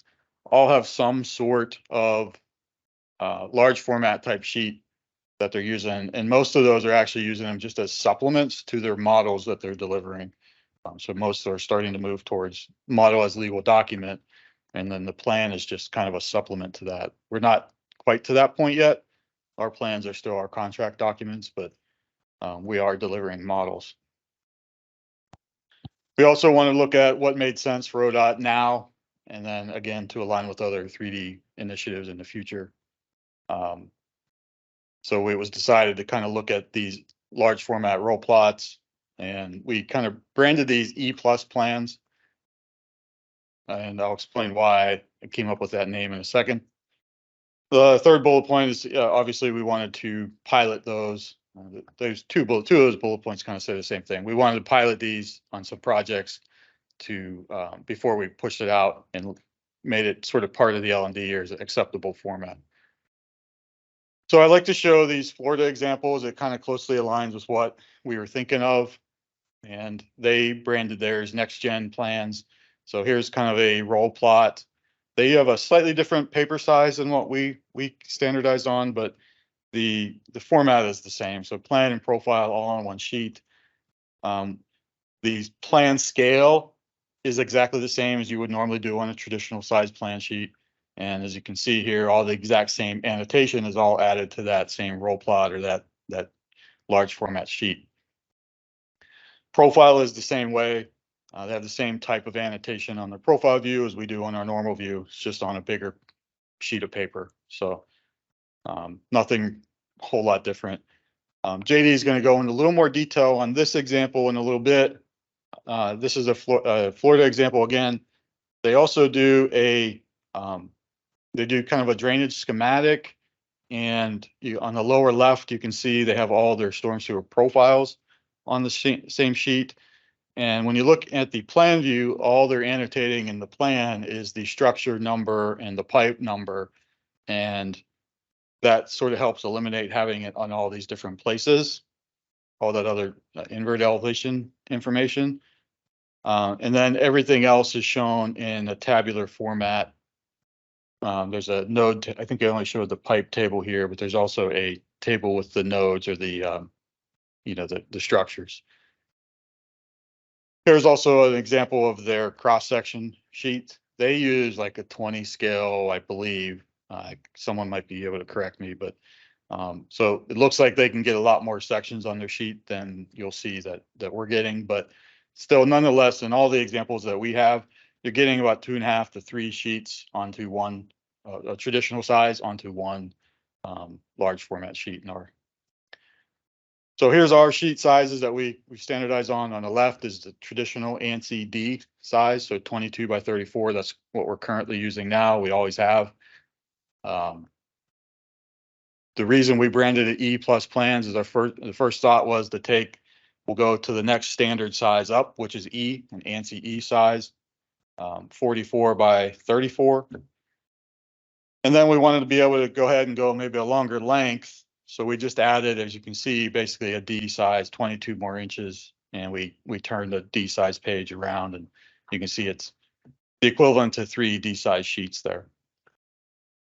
So we're gaining a little bit of space vertically as well as horizontally. And the idea was we didn't want some infinite length plot. I've seen people make a whole plot for their entire long project corridor, and you literally have to scroll it up to fit. Those are nice, maybe to work around and lay it out in your office, but not really handy to take out into the field or anything. So the idea again was fit on a table in the office or a tailgate of a pickup truck. So all of those also can reduce really well to, if you reduce an E size page, it basically goes to ANSI C, so 17 by 22. And then you can reduce that. I'm calling the E1 is the 34 by 66. Would reduce to 17 by 33. The big catch is you still need to have a large format plotter available to do that. And I think by and large, in some cases, folks have started to phase those out of their workflows. All right, I want to make this pretty clear because leadership kind of asked us to. So E plus plans should only be used for approved pilot projects. So if you're a consultant and the district is asking you to do this and you're not on the list that I'm going to show next, please let us know so we can figure that out. And if you're in the districts and you're asking folks to do that, please let us know so we can figure that out. But here are the 9 pilot projects that we're working on. The first one is our presentation that's going to talk about next. And these are sorted by the begin construction date. And if you look at those, some of those dates are pretty far out. Do we really want to wait till these projects get through construction to decide whether or not we're going to implement this? So we're probably going to look at the first few and see how they go in the next 1.5 years or so, and then start to implement that maybe in the L&D if all is good. More recently, this year in February, we met with all the pilot project participants, the districts and the prime consultants for those. And really overwhelmingly, we had positive feedback from the designer and reviewer perspective. A month later, we met with the district construction engineers. That was just the district folks, no contractors. They're not completely on board yet. They still like having the piece of paper in their hand, and they're concerned having a bigger sheet is going to be an issue in the field. Not that you couldn't fold it in half and still stick it in your back pocket. There's some issues on there, or not issues, but there's some concerns about usability from their perspective. So we're still trying to figure that out. Hopefully these guys have at least some information maybe from the pre-bid that they're going to share. So I think that's all I have. I should have let Katie know that was my last slide. So sorry.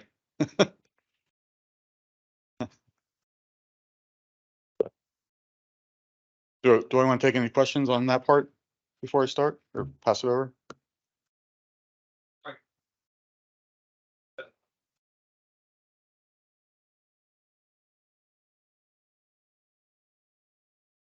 So the question is this intended for preliminary design only and not construction plans? At this point, no, we're taking it, they went through final tracings with this on these pilot projects. All right, all yours. I only have 2 slides. I'm Katie Montoya. I was am and was the ODOT project manager on the Franklin 161 widening. So a little background, if you're not familiar with the project, it was prompted from the Intel development and everything else happening out in District 5. There was nearly 10 miles of widening over 2 routes, I-270 and State Route 161. We had 7 interchanges within the project limits. We didn't work on any of them except for one of them. We had a ramp reconstruction and 2 were modified at 2 interchanges, but still had to show them on the plan sheets. We widened 5 structures, and also included the project was drainage, traffic control, ITS, lighting. Schedule-wise, we authorized the consultant this time last year, mid-June, and they had to submit their final plan March 3rd. So we had very quick design turnaround. We ended up doing an over-the-shoulder review, a stage 1+, which was kind of a stage 1, 2, a stage 3, and the final tracings reviews. I didn't get a lot of feedback from anybody when asked about E+ sheets and how they liked it from reviewers. We didn't get any pre-bid questions about it. We just had our pre-con last week. Contractor did not bring up anything about odd plan sheet size. Our construction staff was okay printing on 17 by 22, just printed him that 850 sheet plan for him from our plotter, actually. We did have one comment that was negative, and it was specifically for ITS and lighting sheets. They thought that it became more of a schematic than a detailed plan sheet. So they didn't, even though the scale was the same as a normal plan sheet, the size they thought was just too big. And when for all the reviewers, pretty much reviewed electronically. We did Bluebeam sessions, so everybody was on the same review session, could see everybody comments, and you zoom in and out normally on a 22 by 34 plan or 17 by 22 plan when you're viewing it electronically. So that was really not any different for the reviewers. They were still reviewing how they normally were. That was all the feedback I got. It wasn't a lot. So Ken, you want to come up? Those are any, or Mike?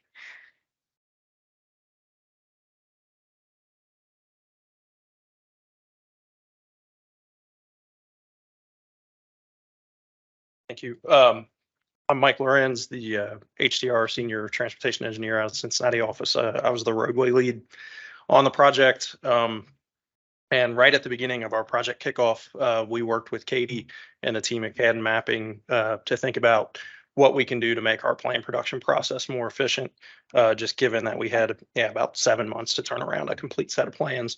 And given that this is a very long linear type project, all contained within ODOT right away, we felt like using the E1 sheets was really going to be helpful for us, just to reduce the sheer volume of plan sheets that we would produce. And like Katie said, ultimately we still had 800 some odd plan sheets. I guess, was that after it was printed as 11 by 17? Did you split them up on the roll plots? Okay, that's right. Yep.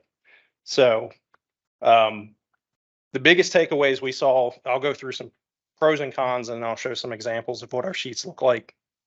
Obviously, as Matt indicated as well, the reduction in duplicate labeling and improved title block management. If you're thinking about the linear portion of the project, those sheets, we were able to fit about 2.5 sheets worth of information at a 20 scale plan onto one piece of paper. So that reduces the amount of time the sheet indexer has to run, just the amount of page number management, title management, station labeling, and everything that goes in there just to make the sheets, meet L&D 3.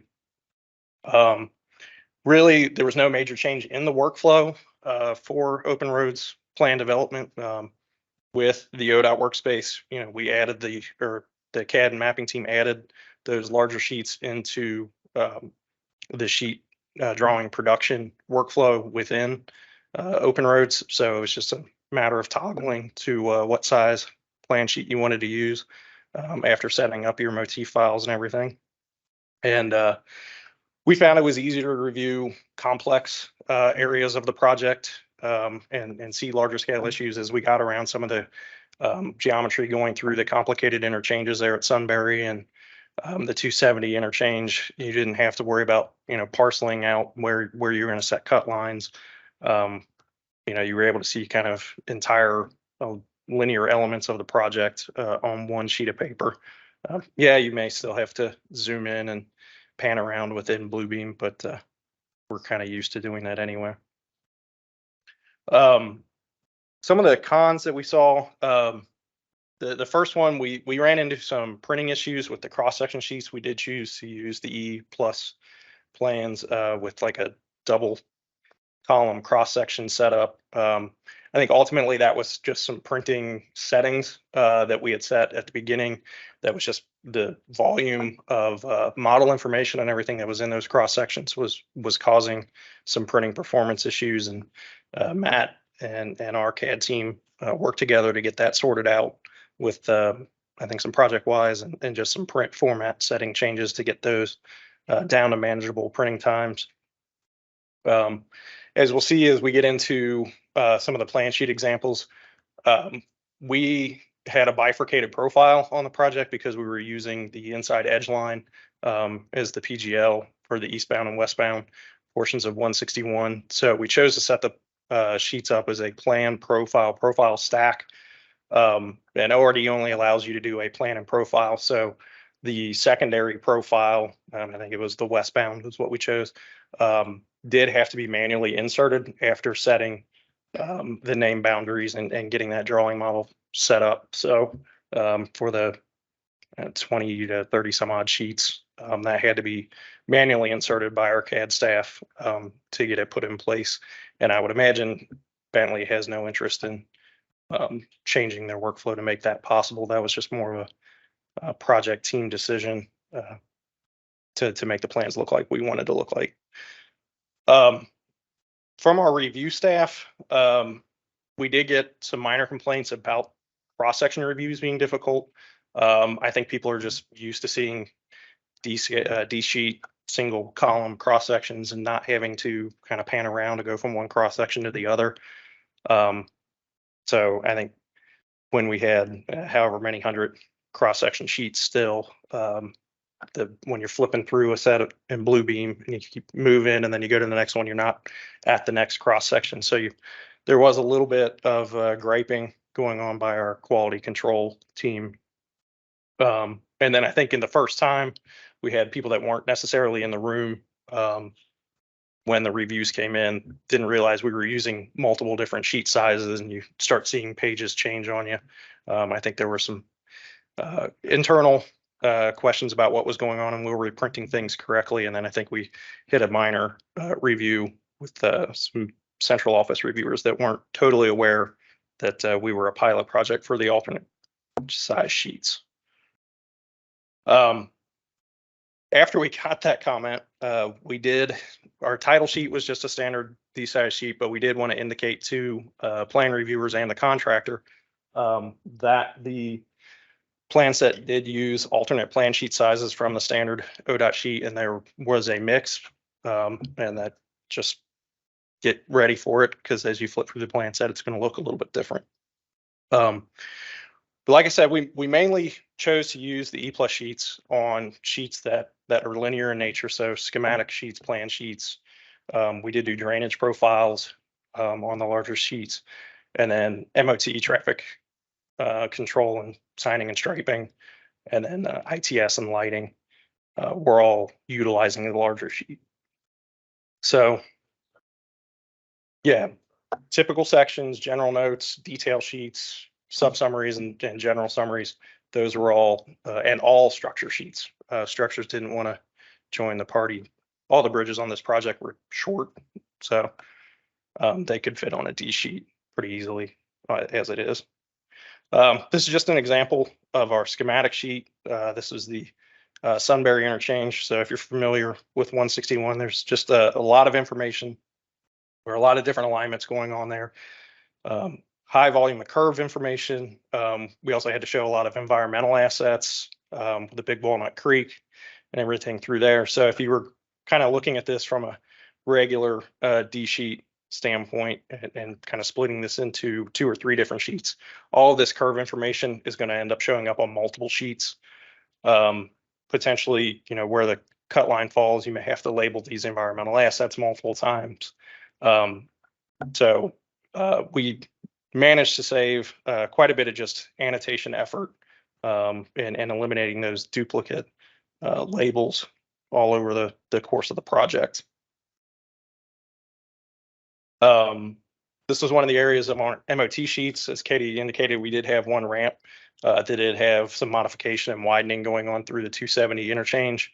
Again, utilizing the larger sheet, we were able to kind of capture that entire work zone area needed for widening the ramp between 270 and 161 rather than having to split it up.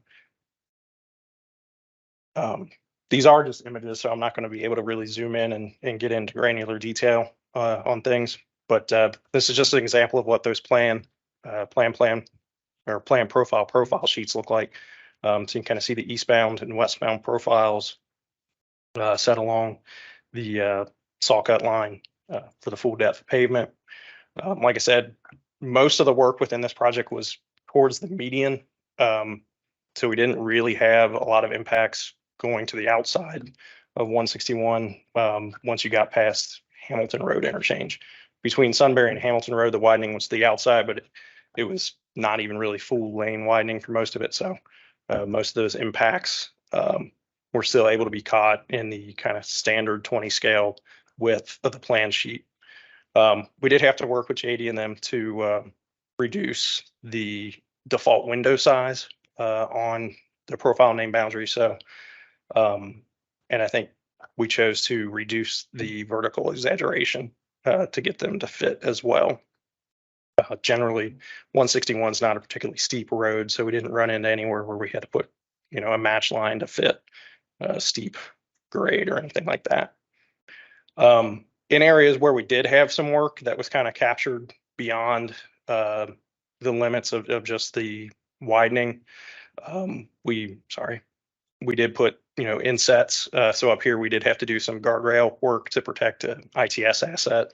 So we just set that as a plan inset manually and did all the labeling we would need there to prevent us from having to just throw a random insert sheet within the project.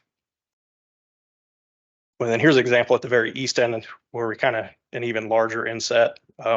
We extended the overlay a little bit further east on the project than we had initially set up the sheet runs. So again, rather than having just this sort of blank sheet here for an overlay, we kind of stopped the full depth profile and then put that extension of the overlay as a plan inset. But kind of want to, like Matt said, we have the sheet cross references, we have sheet legends and some things like that going on for paving and erosion control treatment and things like that. So you're able to reduce the amount of times you have to place that, whether you're doing annotation-based maps or annotation within the drawing model. That's every time you can eliminate having to insert and locate and clip, all that kind of fun stuff. It does add up and reduce frustration. This is what our cross sections look like. So, as I kind of alluded to, you could foresee if you were zoomed in on, down here looking at a grade, then you flip to the next page. Well, you're down here on the next page in Bluebeam. So you did have to do some panning around to relocate where you wanted to be in the cross sections. I think honestly, if we went back and looked at it again, we would probably have just done the cross sections on D sheets because these are just standard 10 scale normal offset cross sections. We did have some designer notes that we did have to insert just based on kind of what we were showing in the cross sections and not showing. So it did reduce the amount of times we had to set that.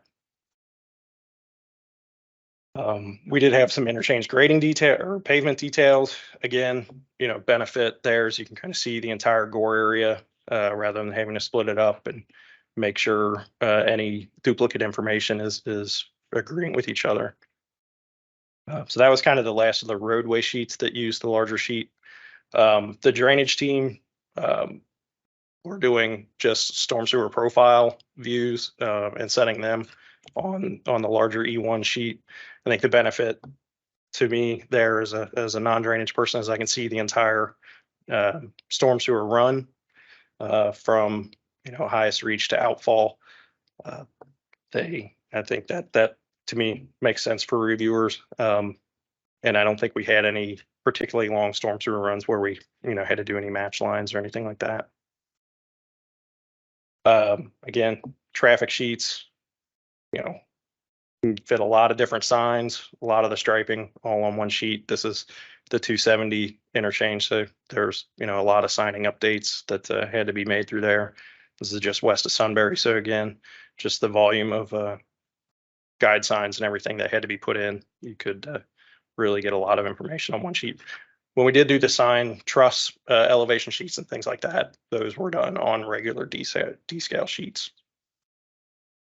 It's an example of the ITS sheets. There's no profile involved in that, so we were able to fit a lot more 20 scale information onto a sheet and really show kind of these ITS lines going up the existing ramps and tying into stuff that was going on the local roads. I can't remember if this was the sheet that they felt like it was more schematic. Okay, so take that for what it's worth. In lighting, definitely to me, I would say this looks like it's more schematic, but lighting was done at a 50 scale, so you can really see the entire, I think that's New Albany interchange there. But I think lighting is usually kind of schematic in nature anyway. So that was kind of it for the examples of plan sheets and how it worked for us. I can take any questions if you had it about any other things we ran into or what we did. Go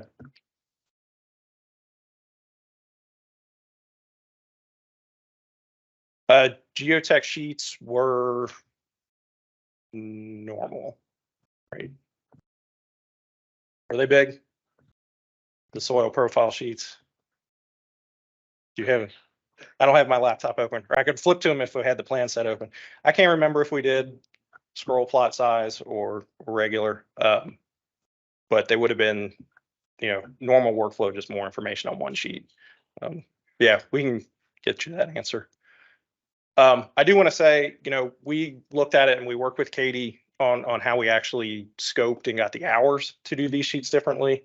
If you do find yourself working on one of the pilots, what worked for us was just taking kind of the amount of design work and labeling it doing doesn't really significantly change on a per sheet basis. So we looked at it as each sheet was 2.5 sheets long. So we kind of had to back into some math to get those hours to fit ODOT, plant production guidance, since it is still sort of sheet volume based rather than length of project based.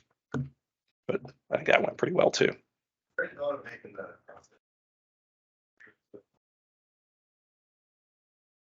feel that. Yeah. The question was there any thought of making the cross section portrait versus landscape? Yeah, there was a thought of that. Probably won't do it as a standard. The other thing I forgot to mention, when you look at the cross section sheet, by default we just set it up to use the same widths here as a standard size sheet. But we also wanted to allow the flexibility to the designer. If you have a really wide section, say downtown corridor where you got 8-10 lanes going on, you could increase that width or reduce it. So that could be an option to stack them up the other way too. The other reason we kept it this way is with the 1010 release of ORD, like Mike said, they decided that probably if they were going to do this in the future, they would probably just do D-size pages. If with the current release of 1010, or what they added in 1010 is the ability just to recut the sheets. So we could have used the same name boundaries, just recut the plan sheets to D-size, and it would have been done in a matter of a couple minutes without losing any work. So, but had you changed the offsets or anything like that, that would have caused another issue. So I don't know if that helps.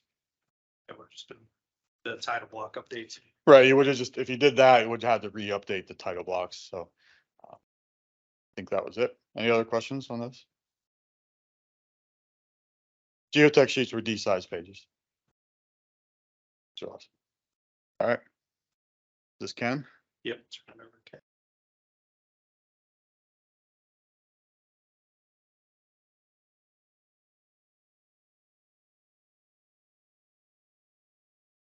okay. Okay.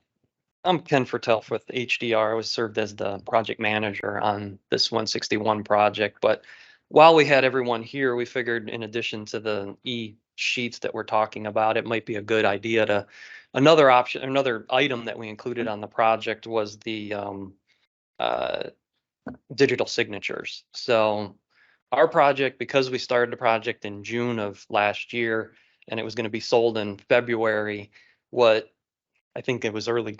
I think anything that was being filed as final tracings in and around the first of the year needed to apply the digital signatures. So we knew it kind of going into the project that we were going to start doing digital signatures with this project. So we embraced it just like, you know, with the pilot project on the E+ sheets and took it on. So as we started to get into it, coordination was a big thing on it. We knew what was going on it. But as we started to get into design, because we were going so fast on the project, we had 9 consultants working on the project and the roadway was broken up, the drainage was broken up, and all these different disciplines. So we ended up having 16 people signing the plans, 2 of which were ODOT staff. OGE was helping with some of the temporary wall design. So they were also needed to get into the digital signature process. Also, since this was within the city of Columbus and New Albany, Columbus has their own process for signatures if you're familiar with it. Luckily, we did not have a digital signature process. They have their own going through Adobe, and then they just give a little 8.5 by 11 that gets inserted in per ODOT's procedures in the plan PDF package. New Albany they used the digital signatures as part of this project, so we were able to give them an 8.5 by 11 sheet. They did the digital signatures on it, and it did come into the project. But long story short is there was a lot of coordination that needed to happen, and we knew about it up front. So as we started to get towards the end of the project for the final tracings, you know, we basically are working with ODOT and all of our team members. So we ended up sending out the link of the video that they have. And I would, you know, offer anyone watch that video. It does go step by step of the process to be able to go through and do the digital signatures on a project. So everyone that was signing was kind of had an idea in the back of their head, but what we decided to do was the day before submitting the plans, we ended up having what we called a signing party. We created a Teams meeting, had a whole afternoon where we had all people come into the Teams meeting and we opened up the file. We had it in our ProjectWise at that time, and I'll talk a little bit about tips that we've learned afterwards. And just walk through with everybody. And it actually went really well. I mean, we were able to help other people that may have been doing it the first time. We had a little bit of nuances of how it was happening, and we were able to immediately get on it. You know, it did take probably the whole afternoon, and people were dropping off and as they were going. But in the end, we were able to then turn the plan over to ODOT. They were able to fill out their 2 digital signatures, and we were able to submit final tracings. Sort of flashing forward into the actual construction process, this became a little bit more where I know Katie and I on the ODOT side, we had to do a lot of coordination on it because, you know, once you get pre-bid questions in, you only have 2 days to respond to them, and then you have to timely get the addendums out.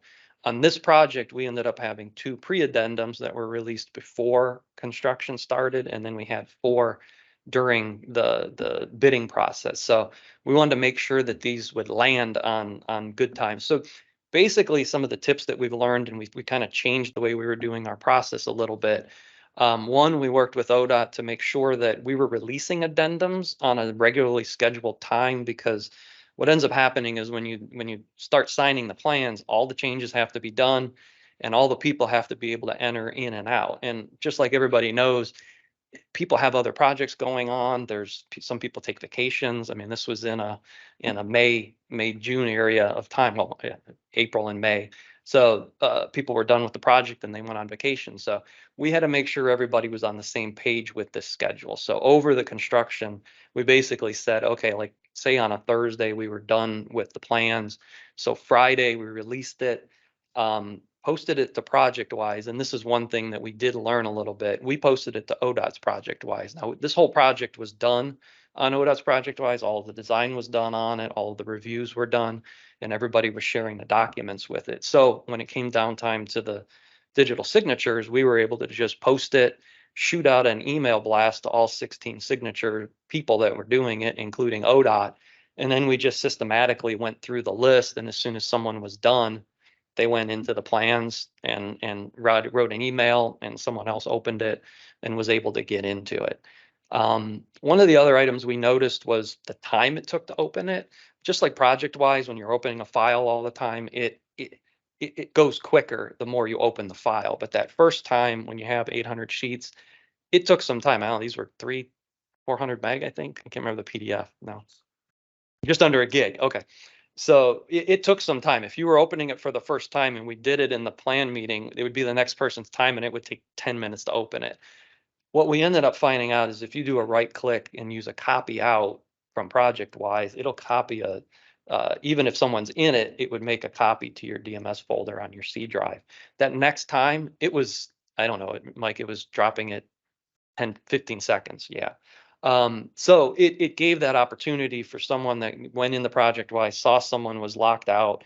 They went and did a right click and copied it out. And by the time that other person was done, they could get in and they could do the signing of it. So for the most part, I mean, yeah, it did take a lot of communication. I would think if you're in it for the first time and you're going through this process, think about who's signing it, how many people are signing it. I think maybe doing it again, we probably would have reduced that amount. I think from a consultant standpoint, you could probably have 1 or 2 instead of trying to have 4 or 5 that represent all the disciplines on the projects.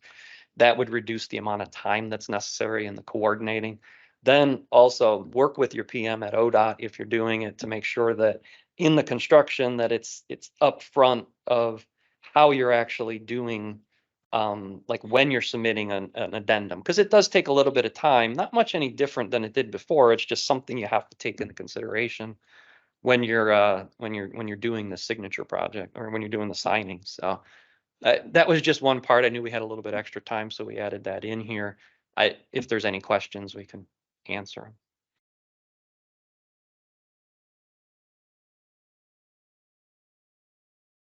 Ooh, go ahead.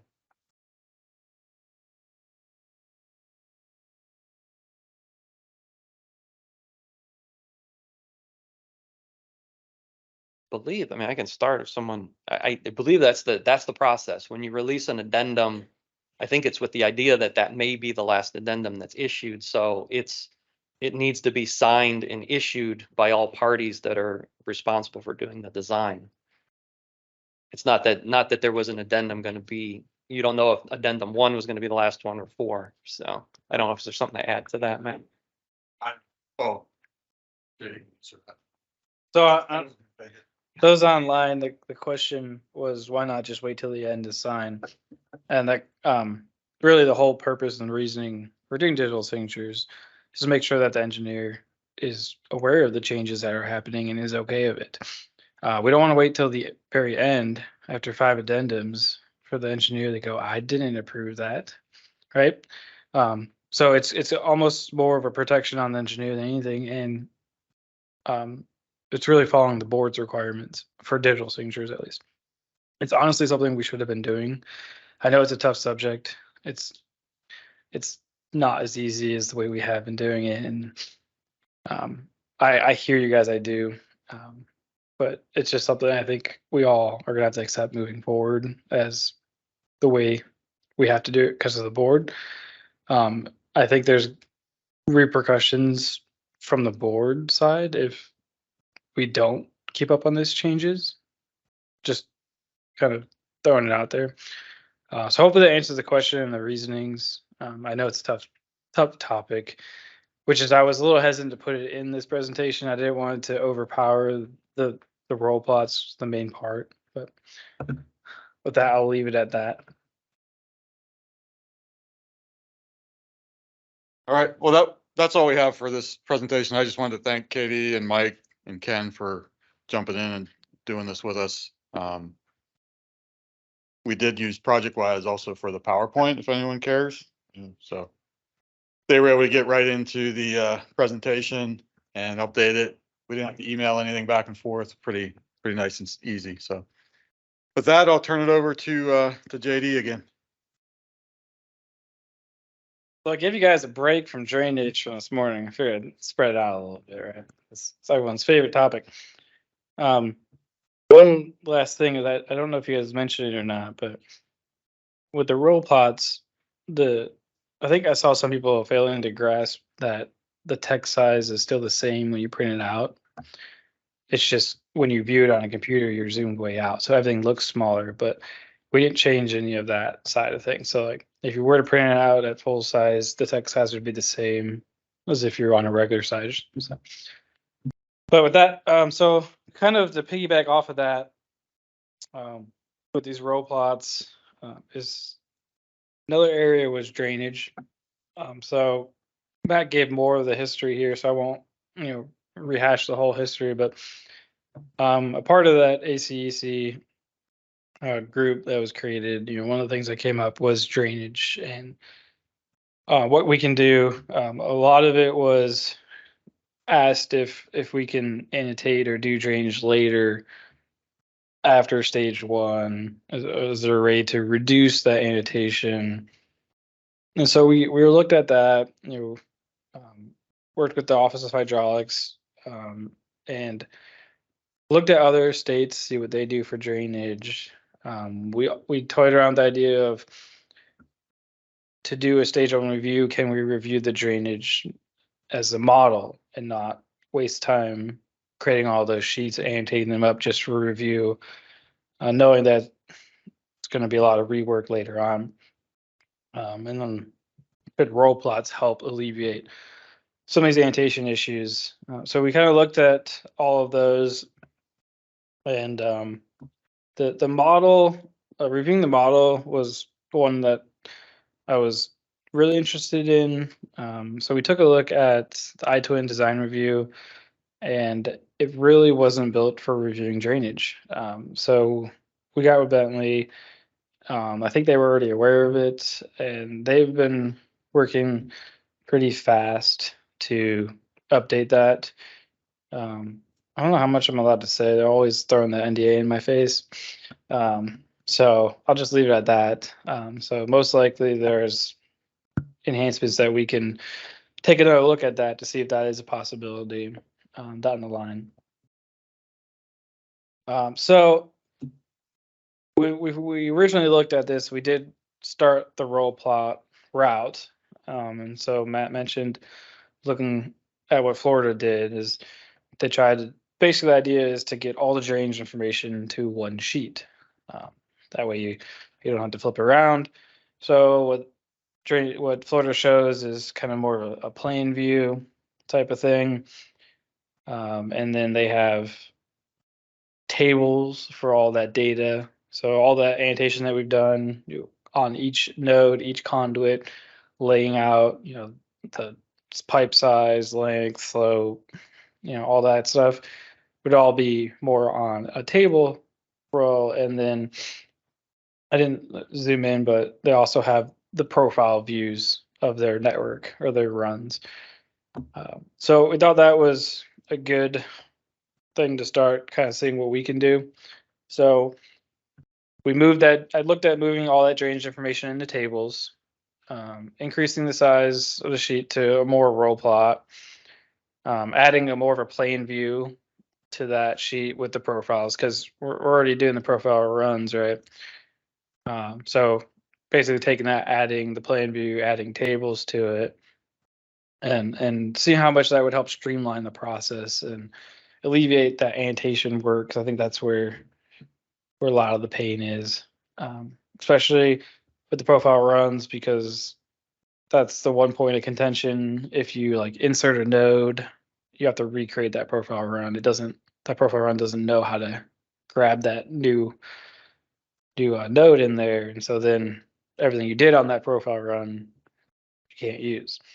Which Bentley's aware of that. I know they have made a lot of enhancements on that front, on making sure they can refresh.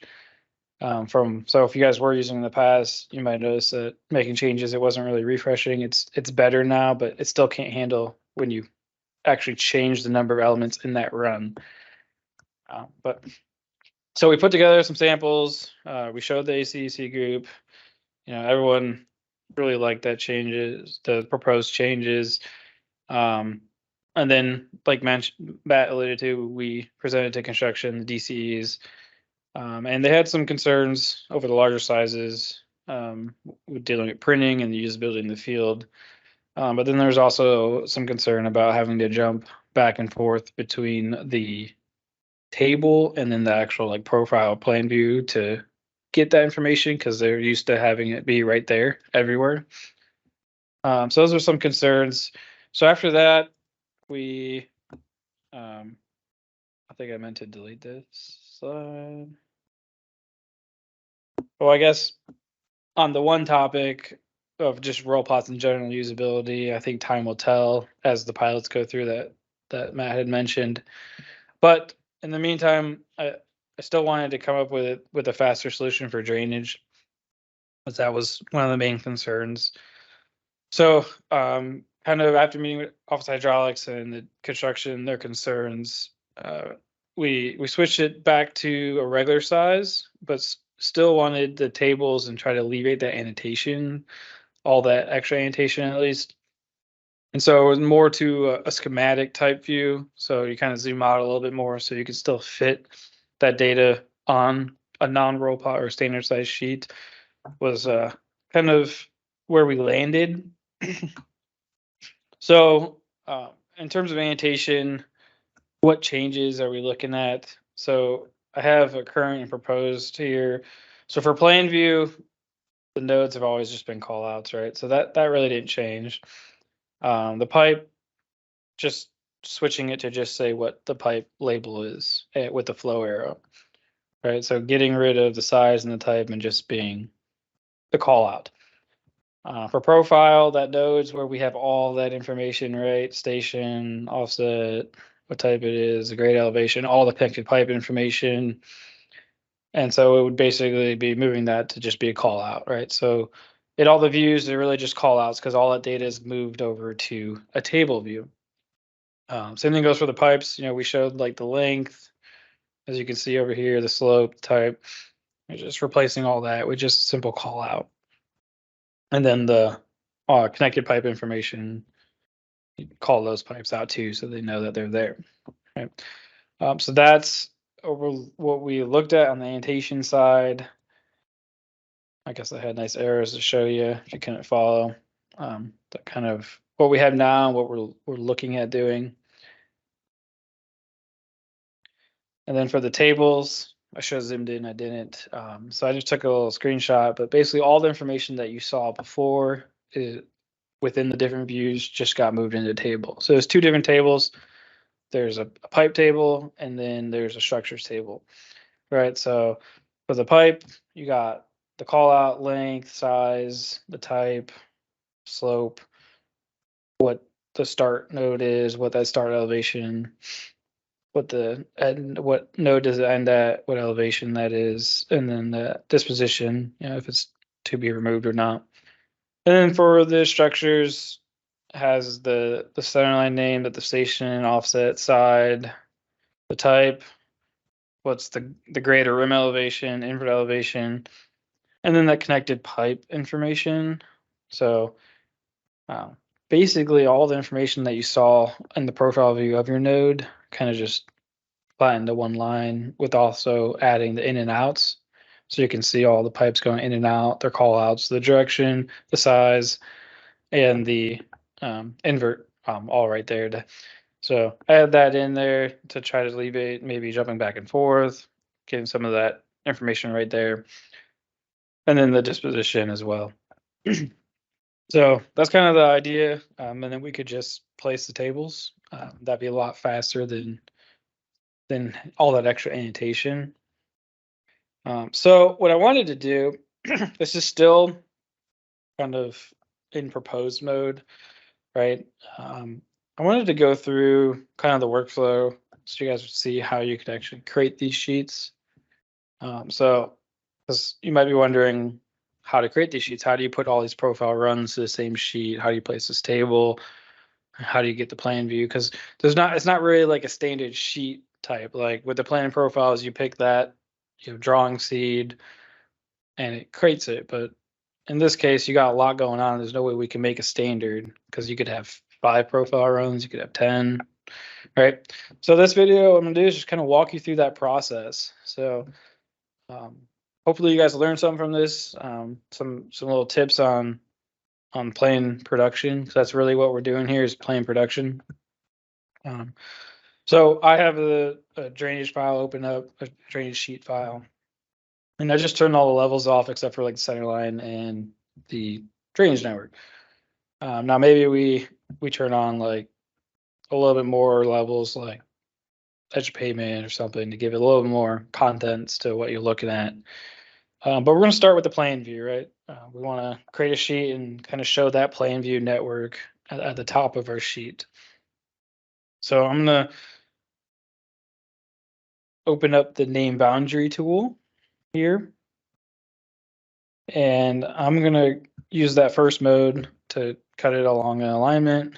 And I'm just going to start out by choosing the plan only, right? I'm going to set my scale. So again, this is more of a schematic approach. So I'm choosing like a 1 to 50. Now this could change depending on the project, how big, how small it is. So I'm going to choose that center line and I'm going to set up my plan view. So I'm going to click a little bit before it starts. Maybe key in a better even station so it's not. And then I'm going to come over and looks like it's going to take me 2 sheets to fit my whole drainage network on, which isn't bad. And this is all made up data, so do not look at the values, right? I think I got pipes going opposite direction. I just threw some pipes in there, right? So it's definitely not real. So you can give it a name, maybe you want to name this drainage plan and other ones like drainage profiles, or you can name your group to, so maybe it's drainage network group, you can name it how you please. So I'll give it a name here.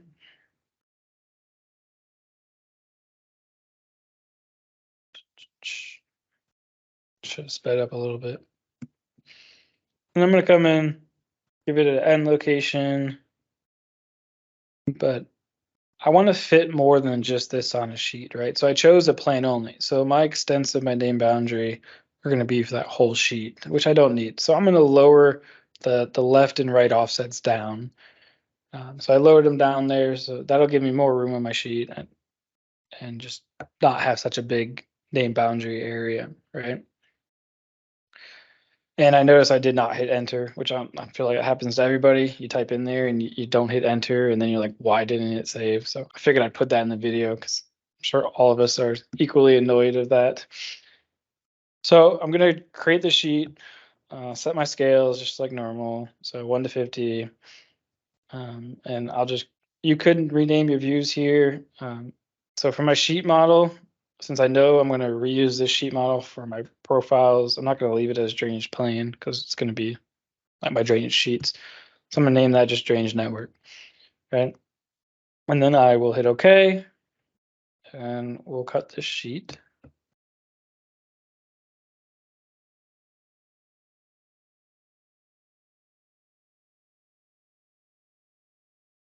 So I should get 2 sheets. So I'm only really going to focus on the first sheet for these videos, but you would do the same for both. So I place it in the center. So I'm going to switch to the first sheet, and I'm going to just move the reference, right? So again, there's not like a standard sheet for this. So I'll just take that, go to my references. I'm just going to move it up.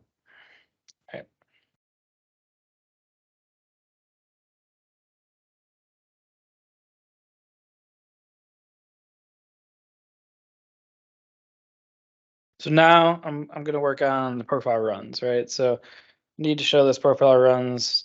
I've already set them up as in like I've already projected the proposed like surface onto those profiles. So I'm not going to show that in this video. It's not really, figured I'd save some time. Apparently I had more to say in the video. So I need to make sure I need to move that up basically because I need room to place in my profile runs and eventually my tables, right? So the idea here is your profile run, you're going to show everything that shows up on your plan view, right? So you got two sheets. So when we cut my profile runs, I'm going to want that name boundary to stop relatively close to where my plan view is stopping, right? I want to show all my data that's on that sheet. So I don't want to cut like the whole network for my profile and put that on this first sheet. I want to match them up. So kind of looked at where my drainage network ended on my first sheet. So when I go to place my name boundary, I want to end around the same location. So I'm going to open up my profile view. And then the lovely level display, we'll turn those on.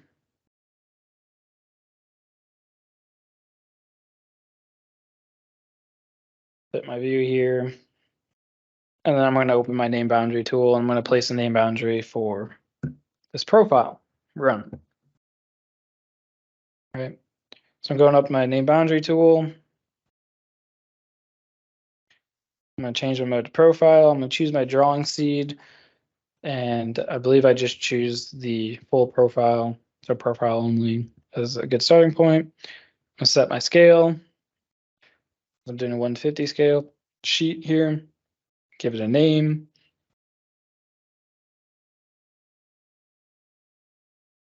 Then my method's going to be from let me let the video get caught up here. So when you name it, maybe you want to name the node to nodes. Typically when you put your profile runs, you name them from the start node to end node. So maybe when you create these, you can put those name in there. So when you look at all your name ranges or your drawing models, you know which ones are which, right? So I'm gonna come in here and choose the mode as station limits. I'm gonna start it a little bit before a profile. So I'll kick that back a little bit. Maybe you kick it back a little more to give you a little more buffer area. And then I'm gonna come down and I'm gonna kind of end it right where my plan view ended, right after that node. So it kind of matches up. But just like the plan view, whereas the whole extent of the sheets, I don't need that much space for my profile, and I have plan view to fit on that sheet. I have tables to fit on that sheet. So I want to change that vertical height to be less so that I don't take up as much room, right? So you can see it's definitely way more than I need. So I'm gonna bump that down so it's a lot smaller. The other thing that you might change depending on the project would be the vertical exaggeration, right? So for this example, it's relatively flat since I just threw in a bunch of random stuff. So I'm going to actually apply exaggeration just so that my profiles don't look like tiny. But this could change depending on the project specifics, right? So I believe I changed that vertical exaggeration right about now. So I'm changing it to 5 vertical exaggerations since I'm at 50 scale. Typically the exaggeration you use. And so now I'm gonna place this name boundary. I'm gonna create the drawing.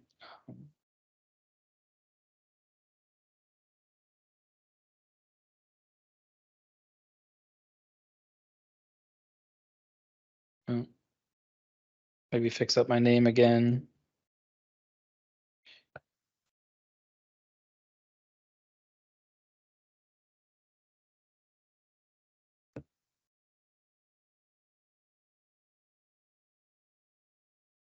So I'll place this. I'll get the next dialog, and we're going to make some changes to that dialog, right?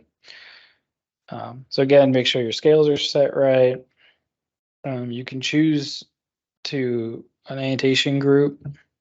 So keying off of the last presentation that I did about drainage, you can see there are a couple different annotation groups you can choose from. You basically are going to choose the grid that lines up with your exaggeration. So you'll see that those way they're named. That way, when you get your profile grids, they're actually squares and not like rectangles. So that's why there's a bunch of different options there depending on your exaggeration. But the main thing is I want to make sure I change my sheet to that drainage network sheet. So I don't know if you guys saw that or not. It was going to create a new sheet, but I don't want to create a new sheet. So in the dropdown, it'll show you your sheets you already have, just like your drainage sheet. And then it'll put that profile right to that sheet you already created. Now I can move it after it's placed. But if you guys didn't know you could do that, you can to build your sheets. You don't have to, every name boundary doesn't have to go to its own sheet. All right. So you'll probably end up forgetting to switch that. I think I did that and had to redo the video. But so I do have a couple other drainage runs for those like jetting out pipes that are going away from that main line. So I need to show those ones as well. So I'll open up that profile run there. So I'm going to open up another one. Turn on the levels again. Which, if you guys don't know, you need to do that in view 1 to set your level display up right. Then save settings. If you do this and the levels don't show up right, that's probably what's going on. So I'm in here, I'm going to place another drawing boundary, fix my name to kind of match up with the node, the start and end node of this run. Now I didn't mention it, but you would go back to that profile view and cut the later part of the network to the second sheet, but we're only focusing on the first sheet, but that's what you would do. So I'm going to change my length down here because it's so short. I don't want to cut my name boundary to be the whole page and then only needed like 100 feet or so. So you see, I'm changing that length around till I get to where it is a good length. You want to make sure you do that because that's what's going to use when it does the grid annotation. So if you leave it really long, you're going to get your grid going way past what you need it to. So most of the time when you're cutting sheets, you're not really changing these values, right? But in this case, we're tweaking the values, and it's okay to do that. I feel like some people are afraid, but you can change those lengths, the vertical clearance, as long as you understand what it's doing. So I changed that height down as well. I left my vertical exaggeration as 5, and then I will fix this name up again. I have noticed that if you try to reuse some names from like your profile and your plane view, that it doesn't like that. So it should be okay because they're in 2 different categories, but it crashed on me a couple times. So I wasn't sure if that was the reason, but when I stopped trying to reuse that name, it worked. So there's me changing that sheet to the sheet I want it to go to right there. Change it to the drainage network. That's what I named it, right? And then I'll cut that sheet, and there I get another profile. So I probably could have made it a little bit bigger of a grid to give me some more room, but this is the demo, right? So you might want to give yourself some more buffer when you're setting these up, because yeah, as you can see, they're kind of running into each other. Then you would just move it, so you're gonna repeat this process, just get all your profile runs there, right? So now the benefit of getting this all to one sheet is if you need to recreate a profile run, you don't have to recreate your whole sheet. You just have to recut one to the same sheet and get rid of the old one. So kind of trying to save some time there. So there, I wasn't going to make you sit through be cutting every single profile run. So I fast forward there and you can see I added some in there. So the next thing I want to do is the table. So the table is all based off of item types. So if you go to place your table and you're not getting any of the properties filled out, go back to that app and hit 1, 2, 3, 4. Again, I feel like hopefully everyone understands all the drainage stuff I'm setting up, all the properties, all annotation tables, everything's going to be keyed off of those item types. So I'm going to go and I've set up some reports already. This is how you can create reports from item types. So there are going to be some default ones in there. So when you open up, you'll see their folder for drainage report. You're going to see there's 2 reports, one for the pipe and one for the structures. So it already has the table set up. So I have some settings in there that say look at the active file, active model, and you'll notice it also says to not include reference attachments, which at first you might think that's wrong because you're in a sheet file, everything's referenced, right? So it's not wrong. When I turn that on, it takes like minutes to run the report for some reason. It's like going through every single reference for some reason. But the selection type is set to current selection. So even though it's in the reference, since it's selected, it's still going to grab them. So that was just a performance thing. So what we need to do is create a selection set for this. So since it's keying off of the item types, you can highlight everything. You don't have to only select the nodes or only the pipes because it's only going to pull in what has item type attached to it. So you're going to see me just drag across and get everything on this sheet because that's what I want the table to have. I don't want the table to have the whole network. I just want it to show the stuff that I'm showing in my plan view, right? And then on the second sheet, I'll place another table for the ones on there. So now with that selected, I'll hit that table button and it's going to generate a table. Now at first it's going to look all formatted weird. Don't worry. If we come over to the placement tool that popped up, you will see that I have created an ODOT reports. It's great. The little play bar is right in the way. I created a seed called ODOT reports that you can use pretty much for any table. Just sets up kind of the formatting for you. So it doesn't have to be drainage to use that, but that's a new one. It's not released yet, but I'll set the formatting for you. And for some reason, the first line, I gotta submit this to Bentley. The first line, it's set that it's supposed to auto size those columns, but you notice there that first line, the one is wrapping below, right where it says existing CMP. It's not supposed to do that. I don't know why. So you just got to fix the column width. So you just click on it, which I clicked the length one and move that width, but hopefully that will get fixed so that you don't have to do that. But you just got to change the width and you're done. All right. So that's the pipe details. So all the information is there. Fairly easy to place that table, right? I won't go over the columns since I mentioned them earlier. And then we'll go and do the same for the nodes, right? So same settings are active model, active file, current selection. You can change those if you need to, if you're going to place them, maybe in a different file or something. But it should be pretty simple to place these. Now, one thing I did notice is that once you place the table, there is a refresh button, right? So if you change your design, how do you update the table easily? So what I've noticed is that the refresh button doesn't really work because you have to like reset your selection. So I think it's a lot easier just to go and replace it real quick. I was going to submit that to Bentley as well to see if we can make that refresh button work, so we don't have to replace the table.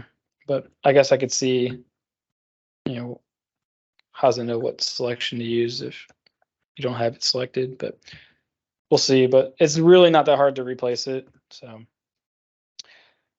then you would just kind of move things around, and that is kind of where we're landing with this kind of new sheet, or trying to help the drainage process at least to make it easier. You still would have to add the call outs, but the call outs are pretty easy. So there I kind of just move things around to make them fit. Clearly, I had more space. I could have made some of those a little bit bigger.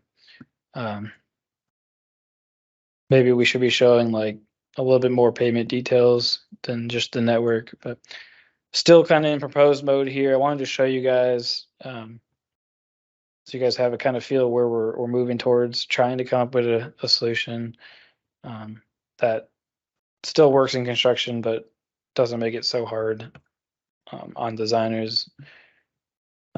Maybe we'll get to that model review, so you don't have to worry about this till later in the process. So I wanted to further go over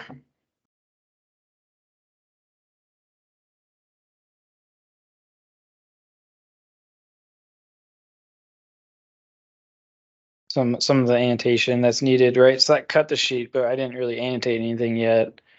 So I wanted to kind of just go through that workflow, and that kind of piggybacks off of the first presentation, right? I didn't actually throw any annotation down, right? I showed you how everything was working. So now let's go over the annotation, or actually placing the annotation. So what we'll do is we'll start with the plan view, which all we really need to do is place the callouts, right? So I'm going to do that in my drawing model, right? I'm going to go switch over to my drawing model.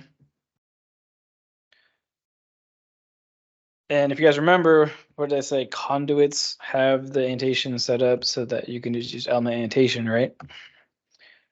So you could come up and just use element annotation, and you could select all your conduits and they would be annotated. So that's what I'm going to do. So I need to create a selection set, right? I need to select all of my conduit, which I got a little bit frustrated here because all of them are in a reference, and there's no real easy way to just select everything on a certain level if it's in a reference. So I wrote a custom app to do that for me.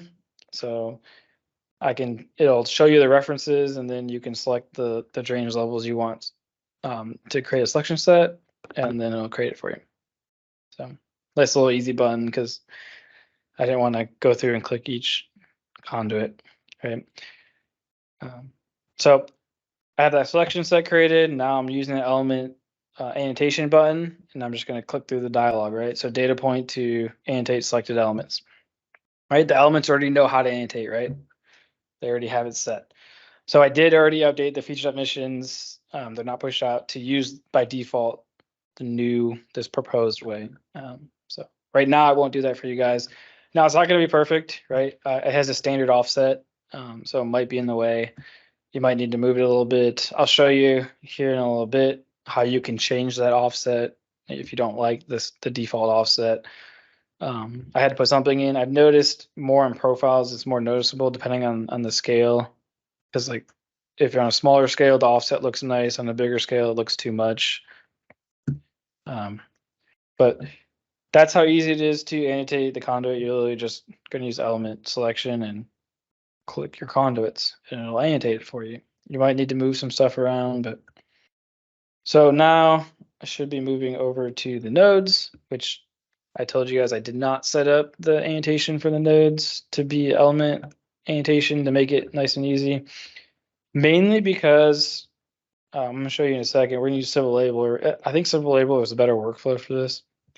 So I'm going to go into Civil Labeler, and I'm going to select the label. So I go into Drainage Plan, and I see there's one for proposed and one for existing. Right. So I'll use my little tool to select all the proposed cells. That'll create my selection set, and then I will use Civil Labeler. Now, Civil Labeler does have the ability to annotate in bulk, which is why I'm creating a selection set. You don't have to click each one individually, right? You can create that selection set, use this label, or Civil Labeler. Just go in and click on one, and you'll see that you can dynamically set the offset, right? This is why I chose to do Civil Labeler over element annotation. Element annotation, you can define the offset, but it's in the annotation group, right? So we're basically doing the same thing, except I can dynamically set my offset which after you place them, you typically gonna have to go in and move some out of the way anyways, which moving them is much easier with Civil Labeler. I can just use the move tool. When I use the element annotation, there's separate elements and you have to move each one. No one wants to do that. So that is why element annotation is not set up for nodes, because Civil Labeler just does it better and you can still do it in bulk. So that is how easy it is to annotate your plan view. You're going to use element annotation for conduit and then Civil Labeler. Now you do have to do Civil Labeler twice, one for proposed and one for existing, because it's going to place them on the different levels, and then one will be like bolded and the other one won't. So a little, I don't know, you could probably argue which one would be faster, but hopefully you guys are following along still. So that's Civil Labeler. We're going to jump over to profile view here. Oh, I forgot. I left the old annotation in there for now, right? So if we don't go to this proposed way and we still need to do the full annotation, those are still there. So you can do annotation override, or you can just choose a different label. So here I've just placed the old label for conduits, where it puts the size and the type. I just deleted it, but so those are still there. I wanted to note that it's still there, because I also, if we go to this new route, it hasn't been decided if it's going to be like mandatory or optional. So maybe you still do it the old way. You still need those old labels. If you don't do the table, right, you still got to show that data somewhere. So here's the override for the pipes, right? So if you wanted to place the old annotation for the pipes, you could go to element annotation, check on override, and then go into and select the annotation group that gives you the full annotation. So I'll do that, and it'll just place it on. I'll just select one pipe for the demonstration, and you'll see that it places it right on top of the other one. But you get the point. Is you can still annotate it the old way as well. It just wouldn't be the default. So that's a little bit of annotation for plain view. The other note is, until we get to 1012, that arrow annotation is not in the override. So if you never annotated and you use the annotation override, you won't get the arrow. Right now, I have to have that in two different groups, and it's in the 3D group. With 1012, they gave us the ability, so I'll be updating those so that the annotation overrides will actually place the arrow, but we got to get to 1012 first. So that'll get a little smoother, but still not horrible. So now I'm going to go over to my plan view, and you'll notice that the pipes automatically got annotated. So that's part of the feature definition. You didn't. It'll happen when you cut your profile sheets. That's going to annotate automatically. But here's where you see the offset's a little larger, and that's because of scale. Since I did a 50 scale, it's some reason when I set that offset in the standards, it doesn't account well for the scaling. So I'm going to show you guys how you can modify that real quickly to make that a shorter offset. But it did auto annotate. If it for some reason it didn't auto annotate, you just use that element selection tool like we did in plan view. Select your conduits, click to data point, and it'll annotate them. Okay. So let's fix this offset. So the way to fix this offset is to go modify the annotation group. All right, so I'm in my file, and one thing I noticed here is that the file, once it annotates, it does not copy the annotation group into your file. So it's using it across the reference, right? So if you go to your drainage file and edit it there, it would then pick it up, but nobody wants to do that. So what you have to do is just annotate and check on annotate override. And then that would copy it into your file.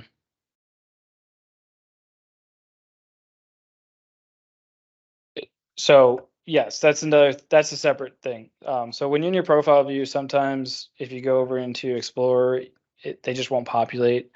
Like annotation groups or the drop downs won't populate. If you go to your design view and hit the refresh button, they'll then populate and come back, and then you can see them. But the annotation group still didn't get copied in when it does that. If you reopen it, okay, maybe you have to reopen it. Or you could just, if you check on annotate or override, then it would copy it in as well. So I'm just copying in the file so I can then edit it. So did I just miss that in the video? Oh, I'm doing the copy right now. So I'm going to remove the annotation right now. You didn't have to do the selection set, but just using the tool, I guess. So I'm removing that. I'm going to re-annotate to get that copied in, is all that this is showing. So if I annotate and I check on override and I select my annotation group, the proposed drainage pipe, I'll go and select it here.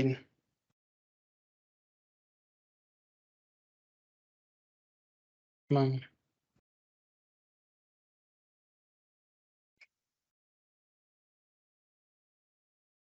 Probably going over what it's going to do. So I'm placing it, and now I'm getting it to copy in. So again, I'll verify, but comment from the audience was if you close and reopen, it would be there. So now it should be there. I'll hit the refresh button there. I see my annotation group. So now I can go and edit it. Right. So if I go and open up the annotation list, all you really need to look at is this offset value. So there's this perpendicular offset. It's at 0.2. So if you just change that so it doesn't offset as much, when you hit close, you guys notice the annotation automatically updated, and so now it's not as much. So again, you might not have to do that if you're in a different scale, and the offset might be closer to what you'd want. But that's how you would edit that. It's not horrible. So then for the nodes, again, just like plan view, you're going to use civil labeler. Now in 1010, the bulk annotation is not working like it does in plain view. So if you're in 1010, you would just have to click on each one. In 1012, I believe it was working, but there were still some quirks with it. I have to finalize testing that, but so, and then the other quirk here is you want to go to your key point because it'll just keep snapping to the bottom no matter what. So if you go to key point snap, then it'll stay where you actually clicked. You're just going to click in place. So unfortunately right now you do have to, in 1010, you do have to click each one to annotate, but you don't have to switch labels for the number of connected pipes. It's just the call out. So still faster than the current way. But so hopefully when we get to 1012, we'll be able to bulk annotate just like we can in the plan view. So slight downfall. I feel like we're always one update away from drainage doing exactly what I want. We've come a long way. We're almost there, guys. Stick with me. Finally, we'll be happy when I stop emailing them. So the other thing is now that we don't show the connected pipe information, you do want to make sure that call out is there for those little circles. It will automatically annotate a pipe when it cuts it, but there's no like arrow. Typically want some kind of line or something. So you could annotate this up a whole bunch of different ways, right? I mean, as simple as you could draw a line in, you could place a label, you could use civil labeler. Yeah, just calling it out here that you might want to fix that up a little bit so that it knows, especially if there's multiple pipes that are like multiple circles there, just so they know those callouts are listed. But other than that, that's all there is to the profile annotation, right? So fairly simple. Conduits are going to basically auto annotate nodes, civil labeler.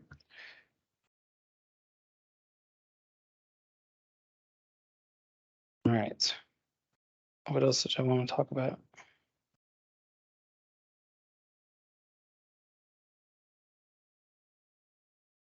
Oh, I'm going to show you the old ones are still there. So you can still annotate the old way.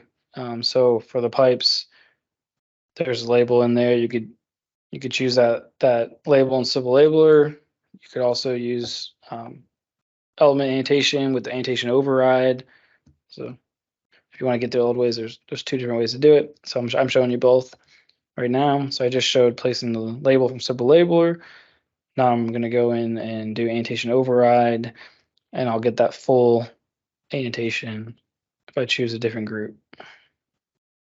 Which I labeled them full pipe, and I realized that probably wasn't the best name, because I think it's full flow when it's full annotation. So engineers are really great at naming things. So there's just another way to place the old way. All this can basically be done with Civil Labeler. And then for the nodes, you'll see there's a whole bunch of labels, one for each of the number of connected pipes. So here's kind of the old way. You'd have to know the number of connected pipes. You just choose the right label here. So if you had 3 connected pipes, you choose 3, and then you hit place, and then it would place all that data. But again, as long as the item types are all there with all the properties, you shouldn't have to fill out anything. You're just selecting the right label, right? Still, I don't think that's that horrible, even the old way. But that's how you would do kind of the current annotation. I figured I'd lump that in there as I'm showing. All right. So I won't go through all the annotation here, but that hopefully that gets the point across. Yep. Yeah. What? Oh, yes. Sorry, I missed that. The other thing is the existing strip grade got annotated automatically, which I don't think you really need to show that for a profile run. So you can remove that by using that remove annotation. It was right with the element annotation, or you could just delete them. But you don't really need those in there. There's no way not to get the annotate since it's on the feature and the feature's there.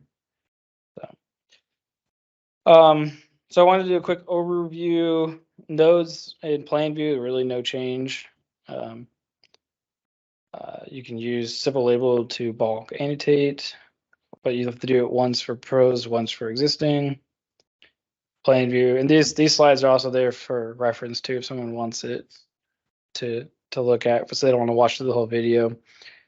So for pipes, you're gonna use element annotation to just automatically annotate it. I did show some screenshots here what the kind of the old annotation group names are and the new ones, so you know. You could also use Civil Labeler if you want. Just note you won't get the flow arrow. And you can still bulk annotate that way as well. For profile view, quick summary, kind of the old and new, so you know which labels go with what for Civil Labeler. And then as for nodes and for pipes, same thing. You can use the element annotation. So the benefit with element annotation is you don't have to worry about proposed and existing. It'll just annotate it because it knows from feature definition.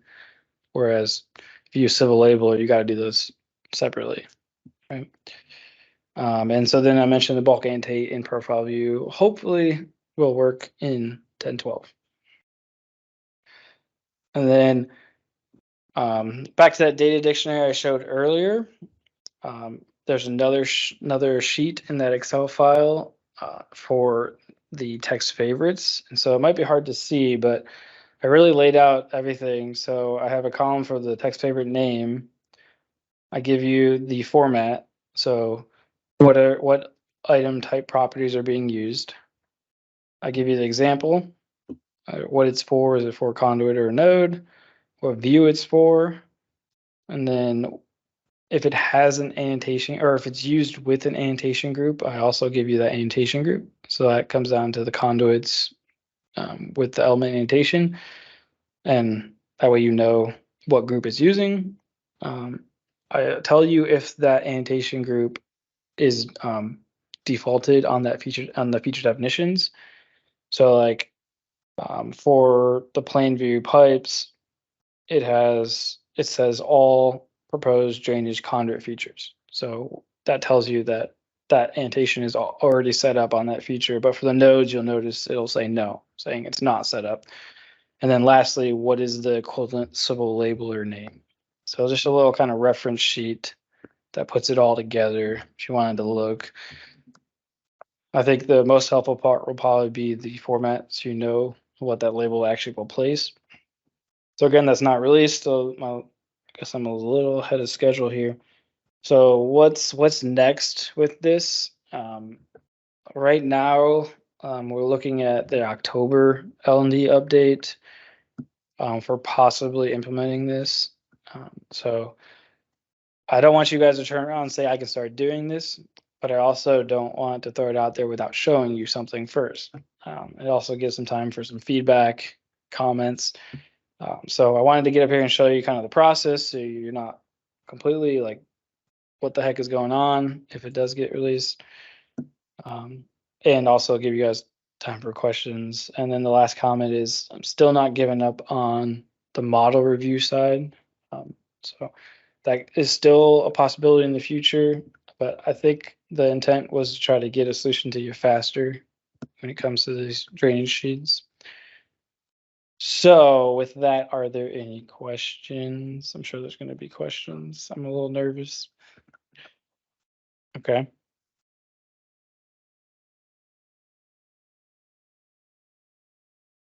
Okay, so the question is, where does the disposition column get populated? So that is that existing action label property on the nodes, and then on the pipe, it's suffix. I mentioned it in the last presentation. I said sorry about the naming convention. Since those item types are already out there, I didn't want to rename them to disposition. Probably would have been better from the start. But that's how they're getting populated. It's just that if I go way back, I don't know if it's even worth. Now I'm gonna do it.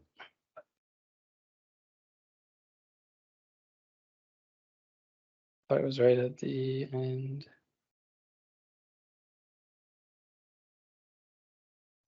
So this existing action label for the nodes and the suffix property for the conduits is what it's pulling.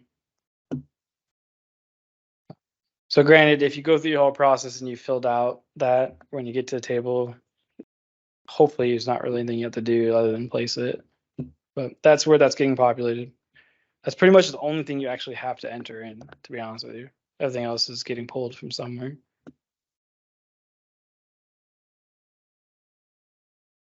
So you can, if you can also, reach out to me directly or through support request if you have comments on this or concerns.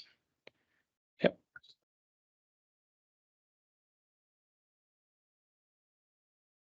That would be the intent is, no, we're not giving up. So 10, 12, it adds that ability. Well, 10, 11, we're skipping 10, 11. But yes, I can update the feature definitions now. So there's an update, which Matt might be, are you mentioning it later? Or is that probably in 10, 11 update? Probably already mentioned it. But they gave us the ability on the drainage feature definitions to more, I guess, define how it should look in profile and plan view. So we can actually say, I want to show the pipe extent in plan view. You don't have to use the 3D graphics and get the crummy center line. So it's going to look, yeah, I just need to go in and update the feature definitions, and we got to get to 10, 12, and it's going to make them look a lot better. Yep.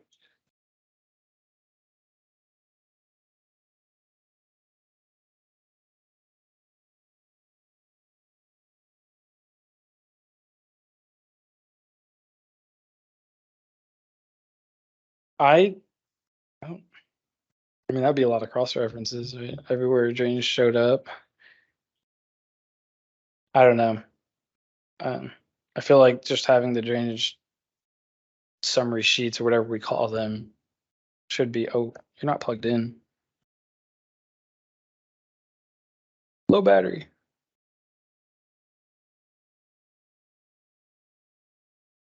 Got unplugged. That would have been bad. What? I think so. I don't really answer it. But I'm leaning towards a no, but nothing's definite. Next question. Go on my, right? Okay. Can the drainage profile be at a different scale than the plan to show more detail? What'd you say? Or did you, or is it? Can, Yes. yeah. Scales and the LDL. Okay. Yeah. So I kind of alluded towards exaggeration too, being different depending on project. But I feel like it can be different. Now the scale up in the corner of the sheet border is the horizontal scale. I feel like if so, yes, but I guess you got to be a little bit careful. But yeah, that could be done. I feel like a lot of that's going to come down to the specific of the projects, and how big the drainage is, how much, what's going on. But these are good questions, things that we need to flesh out. Yep.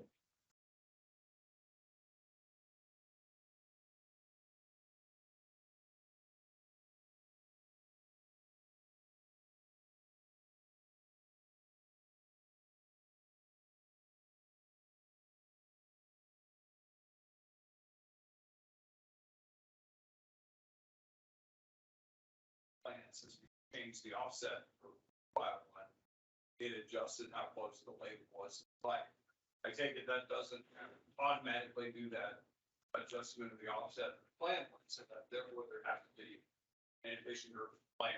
Yes. Yep.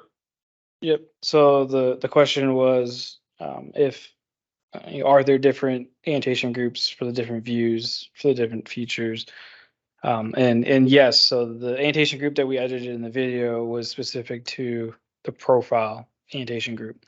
And you'll notice when you look at like the Explorer and you dive into annotation groups, they're divided by categories, right? It's plan, profile, and cross sections, and then you go further in there, and there's like linear, point, linear 3D. So as you dive into them, you'll see they're kind of categorized by what they can go with, right? You can't annotate something linear if it's a point. Doesn't make sense. But yeah, there are separate groups, but there's not necessarily a group for everything. I don't have annotation group for the nodes for plan view, right? Since I didn't set it up, I didn't feel like it was needed since I don't want to go that route. But technically, you could. You're gonna have more harder time moving stuff around. But yeah, those are all separate annotation groups because you can control. I mean, it's actually placing a different text favorite too between the plan view and the profile view as well. I did that on purpose in case we ever needed to further change something. They're not going to use the same one. I'm trying to save myself from a headache in the future, even though right now they're technically the same. Yeah, I think, if anything, the two drainage presentations I did today is kind of opening the hood a little bit on more of the capabilities of ORD and hopefully getting you guys a little more comfortable of going in and modifying an annotation group or something. I feel like a lot of people shy away from it because they see it as, oh, that must be like a CAD admin thing. But with the way ORD works, I think people are going to need to know a little bit how to tweak things. So hopefully you're not even drainage guys, you're still getting something out of all these drainage presentations. I don't know how I became the drainage guy either. I drew the short straw or something, but yeah, I think with this process we are working with Office of Hydraulics too. So working back and forth, making sure construction's okay with it. So I don't want to come up here and say this is definitively the way we're going. You see the process. We started with we started with model review, went to robots, and now we're here. So it's still iterative process, but we are working, and we do want to get something out sooner rather than later to help this process out. So hopefully you guys see that. Hopefully this will help the process out when we get there. Any other questions?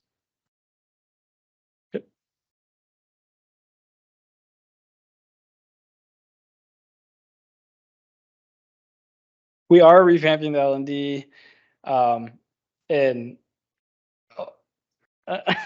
we're not we're we're not going to update everything, but L&D needs to be updated just if we're going to, because there's tables instead of, so it does need to be updated, but we haven't worked out that verbiage yet. But no, all my videos were not real, right? They're just showing you capabilities.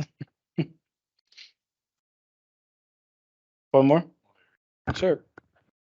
So the question was, well, in general, I'll paraphrase it. The look and feel of the ORD plan is much different than the SS10 plan set. So the question is, when will the sample plans be available? And that keeps coming up. In general, the content that's on the sample plans is going to be the same no matter what software produces it.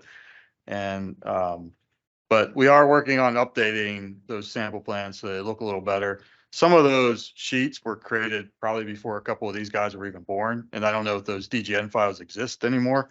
So we kind of have to build some of those from scratch. But as far as the storm sewer profiles go, we will definitely make sure to include a new sample or an updated sample when that L&D is updated.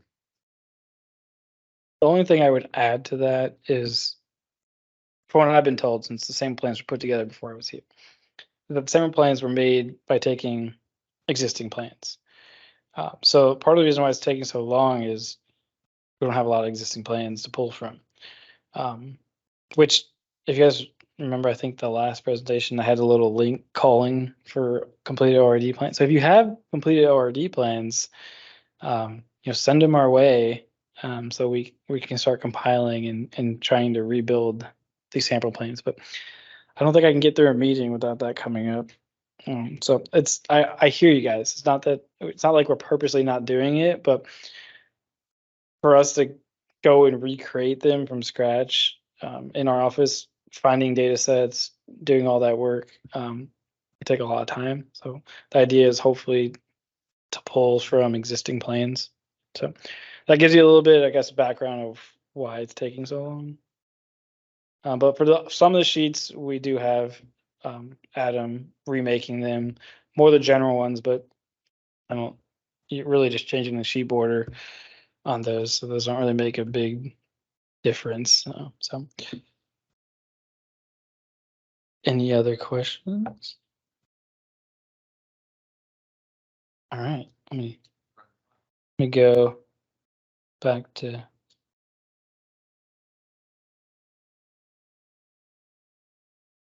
There we go. Some more memes for you guys. So we'll do a lunch break. You guys get 5 extra minutes. So we'll get started back up here at 1 with Matt. So that, and feel free to, if you have more questions or comments about this, feel free to reach out. Okay. All right, ready to get started again? Yeah, nice. Can someone in the Teams meeting just let me know that you can hear us?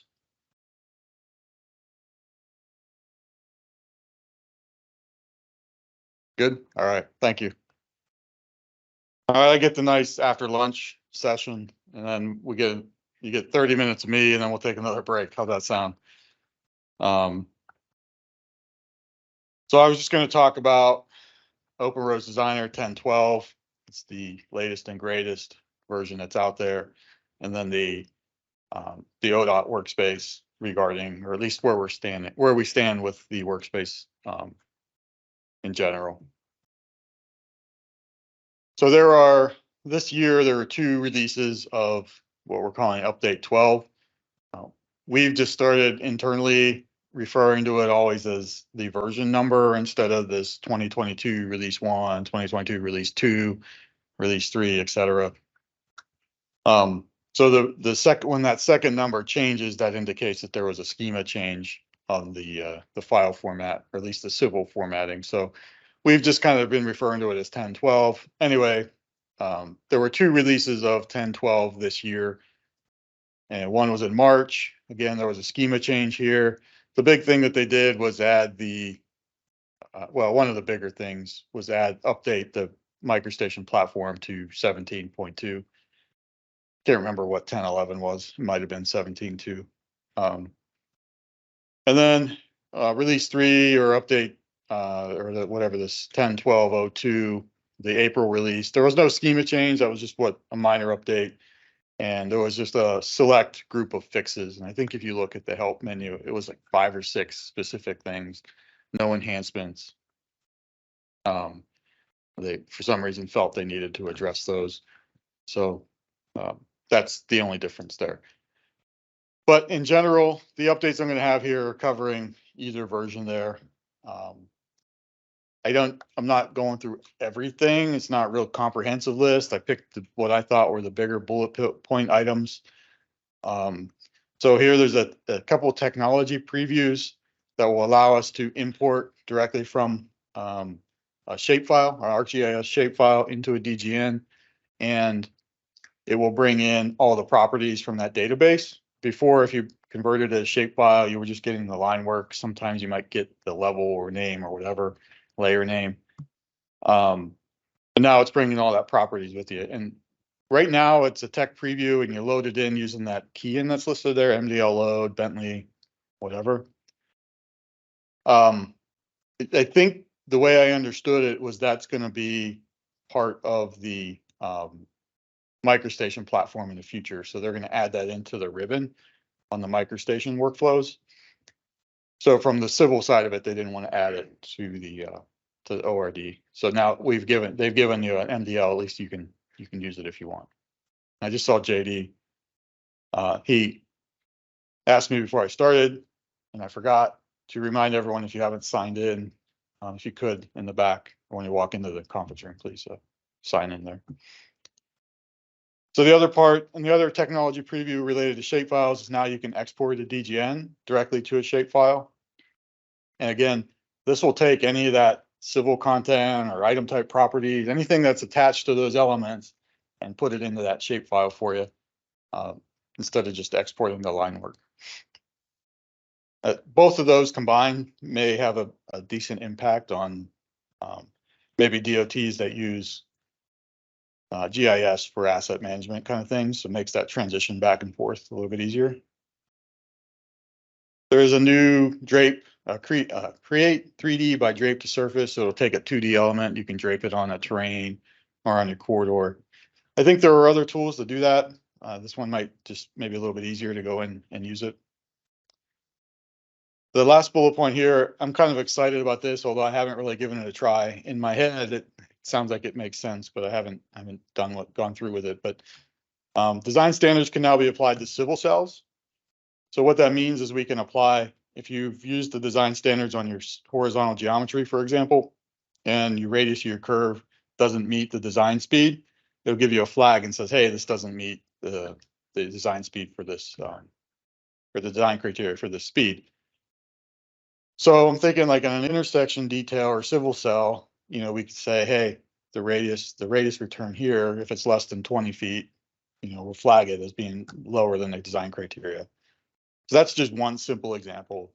The bigger picture example where I think I'd like to maybe give it some thought is if we can apply a design standard to something like a curb ramp, and we could create a curb ramp civil cell, and we could say, hey, this element or this line is within the allowable slope on the curb ramp. I see a couple heads shaking, so know what I'm thinking. That it would flag it and say, hey, this is too steep for this curb ramp design. I don't know if anybody's played with that yet. That's kind of my thought. It's low on the priority list, but I'm hopefully someday we might be able to investigate that some more. As far as geometry enhancements, there are new horizontal regression tools. These used to be only available in Openrail, and now they've moved them also to be in Openroads. And those are some best fit tools for horizontal geometry. And you have to go watch the video that they have on their YouTube playlist. It kind of shows you an exaggerated view of the regression of those points that you've selected, and then you can weight them or remove them so they're not considered as part of that best fit computation. That explains it much better than I did when you watched the video there. They also added in Geometry Builder a check geometry integrity. So graphically, just like on your design standard, in your file, if you have some non-tangent curves and arcs, it will excuse me, tangents. Yeah, tangent arc. It'll show you or indicate where that's at. And then I also added there's a report option, check integrity reports from that geometry builder or editor dialog that you can spit out a report. It'll show you where it's not tangent. There's also one that'll highlight it in red. It says here's exactly where you need to fix something. They also added the ability to save XML files. And I think this came from, if you brought in an XML file into Geometry Builder, you only ever had the option to do a save as.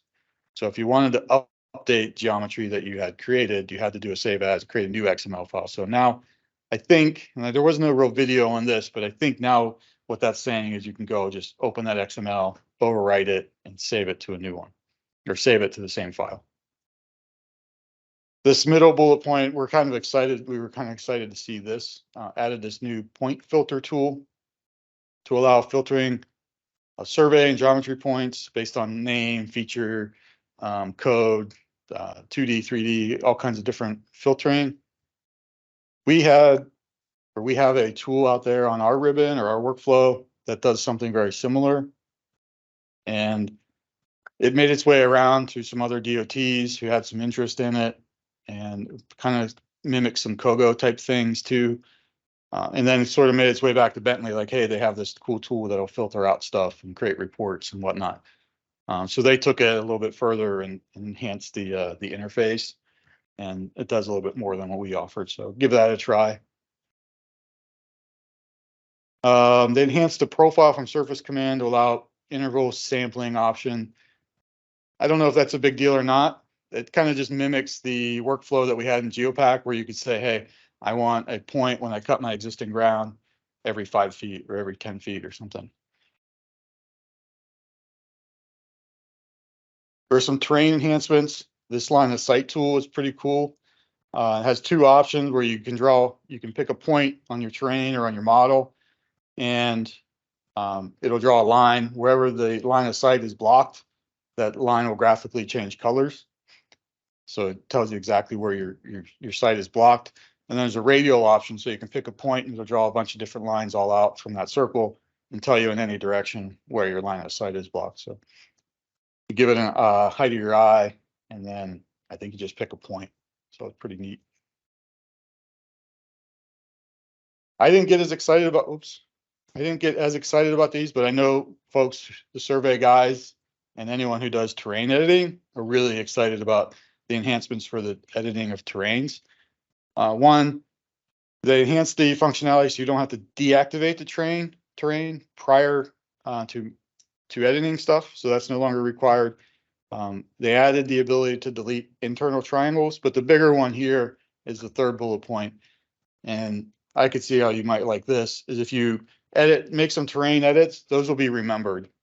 So if you need to undo them later, you can go back and see what edits were made. You can undo them, whether it's the same day, tomorrow, the next day, 2 years from now. That will be in the DGN, kind of like a track changes in Word, so to speak. Drainage and utilities. If you notice, JD is the only one that ever talks about drainage and utilities. Not really my forte, but they did add some commands here. The place nodes command has been extended, so now place inlets according to your spread criteria. So you'll enter those in, it'll automatically calculate where your inlets need to be. I don't know, designers, do you really want it? Don't you want to do your engineering, figure it out? I don't know if that's helpful or not. They added the required sump depth can now automatically be applied to when a conduit is placed. So if you have a sump on an inlet or some other structure, that'll automatically be added when the conduit is added. I think now you have to go manually adjust it if you want that sump in there. Flow arrows can now be annotated on the conduits and plan and profile. So I think we have some ways to show the flow arrows now, at least in plan, and then profile, they've now added that as an annotation. Additional support for TR55 time method of calculating time of concentration been added. There is a nice video on that. It kind of went over my head because I'm not really a drainage guy. The channel elements are now better represented in a 3D model. So before it was just using like a trapezoidal shape and took one node or one section and just translate it between the two. Now they've using a mesh and it kind of morphs it between that start and end point a little bit nicer to match what you're doing.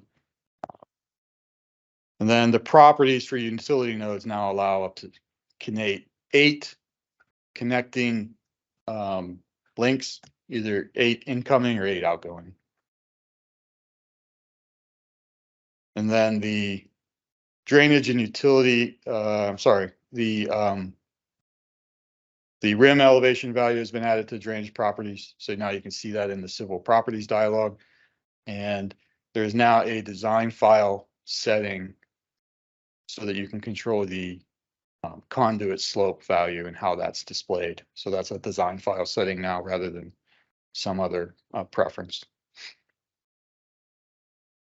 So that's just a real quick what's coming up with the, what you might expect as far as the new functionality. There's the links. Tess is going to post these in the chat, and the PowerPoints will be available later too. That's where I got all the information. The YouTube playlist has a lot of those. I noticed a couple of them were not included. So if you look through their YouTube channel, there are some other videos that aren't included in that playlist for this release.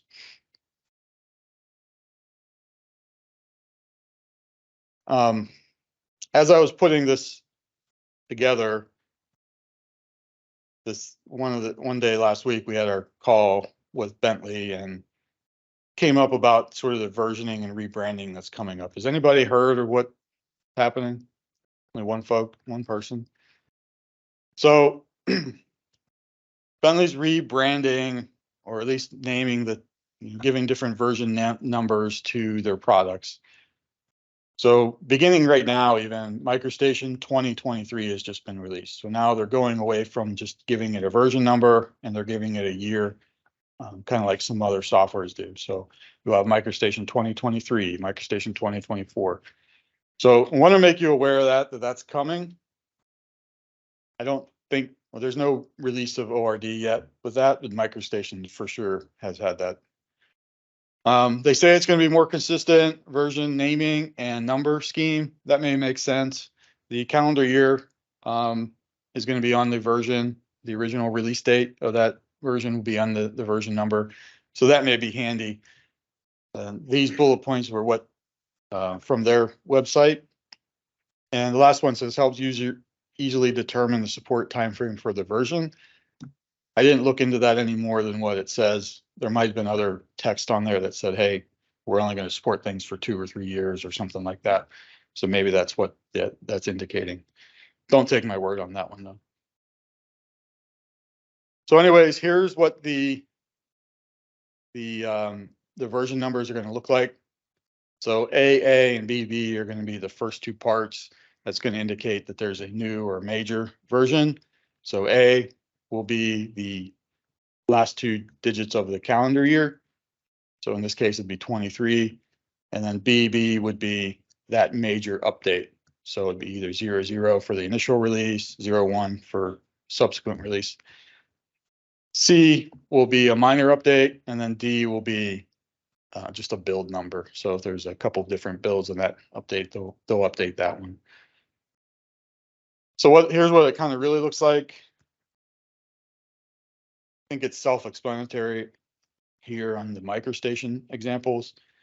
You'll see the top 2 lines are MicroStation 2023. The first one is the initial release. The next one would be a minor release. And you can see on the product name then, when they have a major update or major release, they're going to add update 1, update 2 to those. So you can see the bottom 2 examples. So I think in my head, I was hoping to get away from the updates or release numbers. So they're getting away. You got 20, ORD is 2022, release 1, release 2. People get confused with that. And that still kind of hanging on to that, and that'll reset every year. So when you get to Openroads Designer, here's a few examples. It really is the exact same.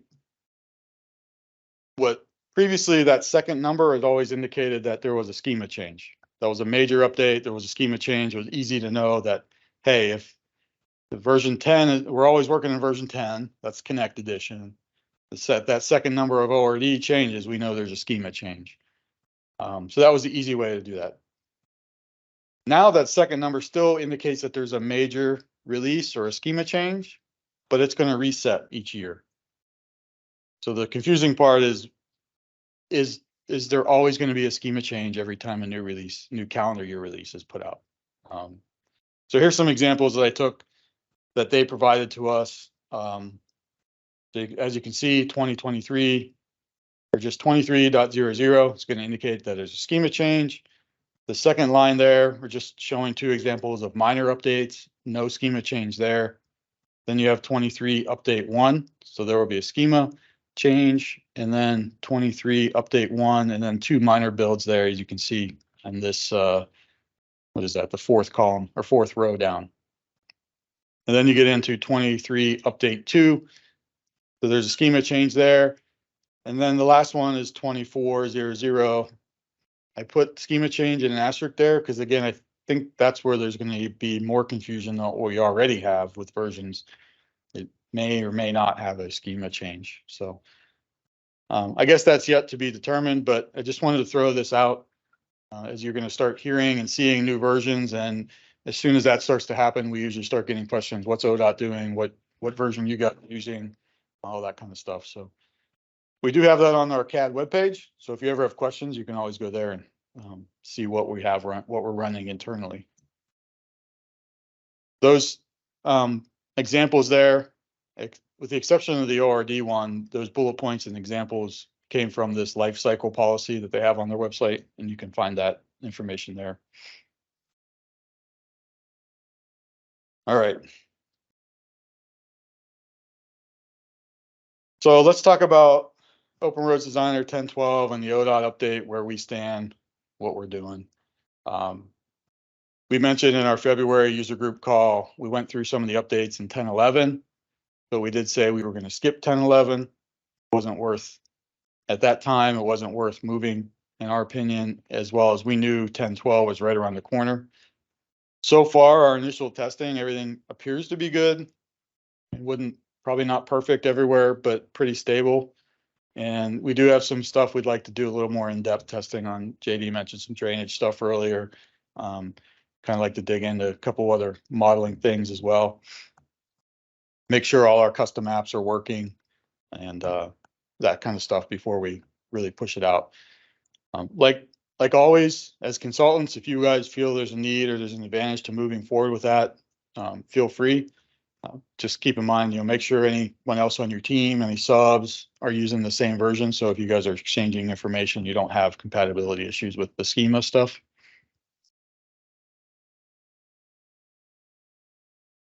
We have not updated anything for 1011 or 1012 yet as far as the workspace goes, anything specific to those versions. So all of the workspace files, DGN libraries, are still on the 1010 schema. Probably have one more update. I don't know, we haven't really discussed when it's going to be. We have the next couple slides are updates that are coming. We'll have one more update, and that'll probably be our last one for the schema before we start updating for 1012. And then, as a reminder, as of the last user group call, February or March, the version 1 workspace was retired. So if you have projects still using that, you're not going to get any further updates. We're done updating that one. All right, so you saw JD talk a lot about drainage this morning, and a lot of these updates are really related to those changes that he's been working on, drainage type things. There's new item types, as he mentioned. There was prefix, suffixes, connecting pipes. So those are added in to the DGN libraries. There are feature definitions then have been synced for the new item types and the new annotation groups for the stuff that he demoed.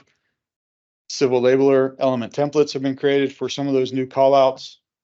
And then there's some new text favorites for those same callouts as well. So they always kind of go together. Civil labeler, if you weren't aware, in 1011, well, in 1010, civil labeler was introduced. It is a tech preview. They introduced the definition file as an XML file. And we knew all along that eventually it would go to a DGN library. So when 10.11 came out, they migrated from the XML file to a DGN library. And you may get this error. It says new label 1 when you open Civil Labeler. Click OK a couple times, it goes away. I was going to ignore it, knowing that we were going to fix it when we went to the DGN library. Adam got frustrated with it one day and he dug into it and found where the code was at in the XML, and he fixed that. So I think internally we pushed that out. Maybe the consultants aren't seeing it yet, so that'll be out in the next push. So then we also separated out a couple annotation groups. The bridge guys really wanted a different profile grid. So we had that bridge and culvert sort of combined together. So there's a new annotation group for that. And then we separated out the culvert one instead of having them combined. We also updated the drawing seeds for those appropriate annotation groups. This middle one needs a little more explanation than what it says here. In the print styles, what would happen, I'll read the bullet point says, we removed the neutral state from the print style that defaults all prints to use now it will default all prints to use not use rasterized mode. You may not have ever noticed it, and maybe you have. And there's some cases when you would add some of your sheets, specifically cross sections, to a PSET file.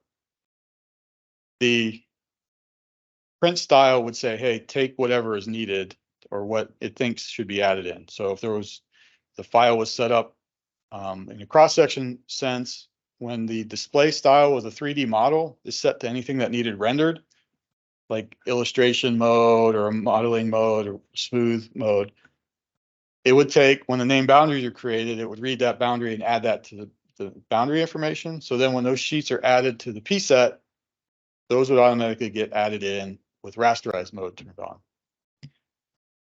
But I never really noticed it. We had some users pointed out, why is this happening? Everything I've always done when I work in my 3D model for my sections, I don't bother changing the display style. I usually just leave it as wireframe. And in that case, when those sheets get added in, it was not setting the rasterized mode there. So I'm not going to get into what rasterized is versus non-rasterized. If you know what I'm talking about, rasterized prints just take a lot longer and then file sizes are much bigger. So people are complaining, hey, these sheets or this project takes forever to print. Well, that's a lot of times. Go look at that in your PSET and see if that's toggling on or not. Does anybody run into that? Anybody notice it on their own? Yeah. Did you know that was why? The 3D model part? I had no clue until someone started pointing it out. I'm like, okay, well, it works on this project, but not on that project. And it was like, what's the difference? So,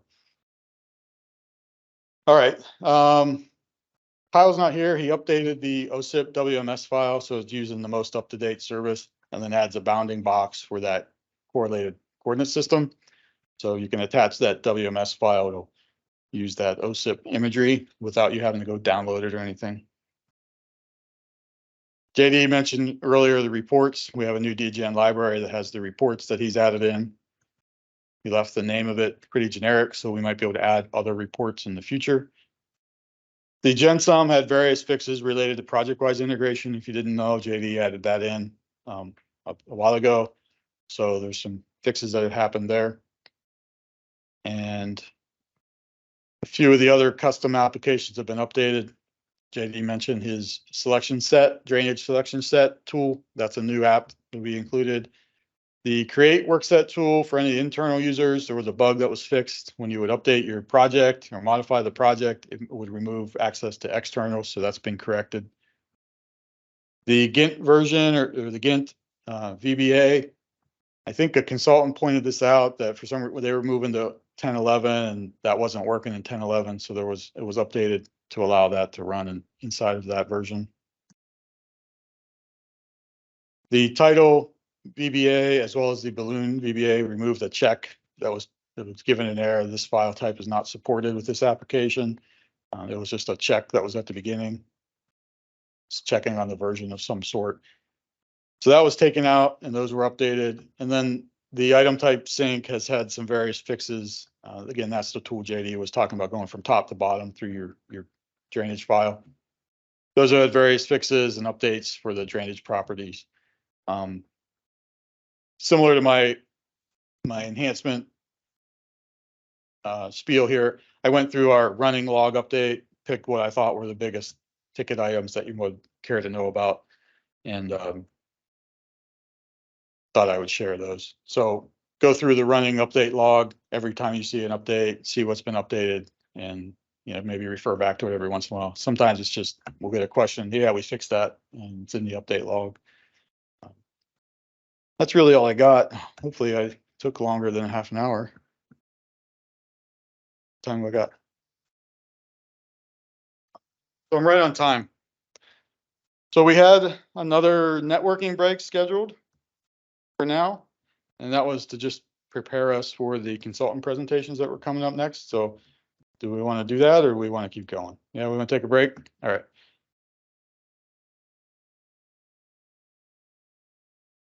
Oh, JD's next slide. All right, don't be the guy in the middle. Come on. All right, we'll see you back in 15 minutes. We'll get these guys set up. All right, so we'll get started back up. We're gonna stop the hearing from the CAD group, and we'll bring up some consultants here to talk about what. Yeah, I am muted. To talk about some of their projects and give you guys some idea of what's capable, what can be done, what is being done. So we're gonna start off with Matt Phillips from IBI Group. I don't have a bio or intro, sorry. That's all right. I don't have a bio. All right. Afternoon, everybody. Like JD said, I'm Matt Phillips with IBI Group, or Arcadis IBI Group, I guess I should say. So my title, basically technical manager, sort of just a made up term for something to try to sound fancy on the resume or something, but basically just a PE with the company. Recently I've been doing a lot of design lead with major focus on the modeling and ORD transition and everything else. I don't have it in the presentation, so I wanted to speak to it first before I get too deep into it and forget. But just from talking to a lot of other people, I have heard that there's a lot of issues with inconsistencies and stuff like that within the company, or different companies doing our ORD, everyone doing everything slightly different and having issues and whatnot between different employees. So what we've actually been doing at IBI Group is putting on internal webinars and recording them through Teams so that any new hires, any co-ops, anybody transitions into a new department or something like that, they can come in if they have questions. We send them to that video. And then if you get into a detailed issue or something like that, obviously you can touch base with me or someone else who's a little bit more skilled with what you're working on, whether it's modeling or profiles or whatever. So we've found that as a really good opportunity for one thing to do as far as internal training. But again, it wasn't in the presentation. I just wanted to touch on that, but we found that really successful.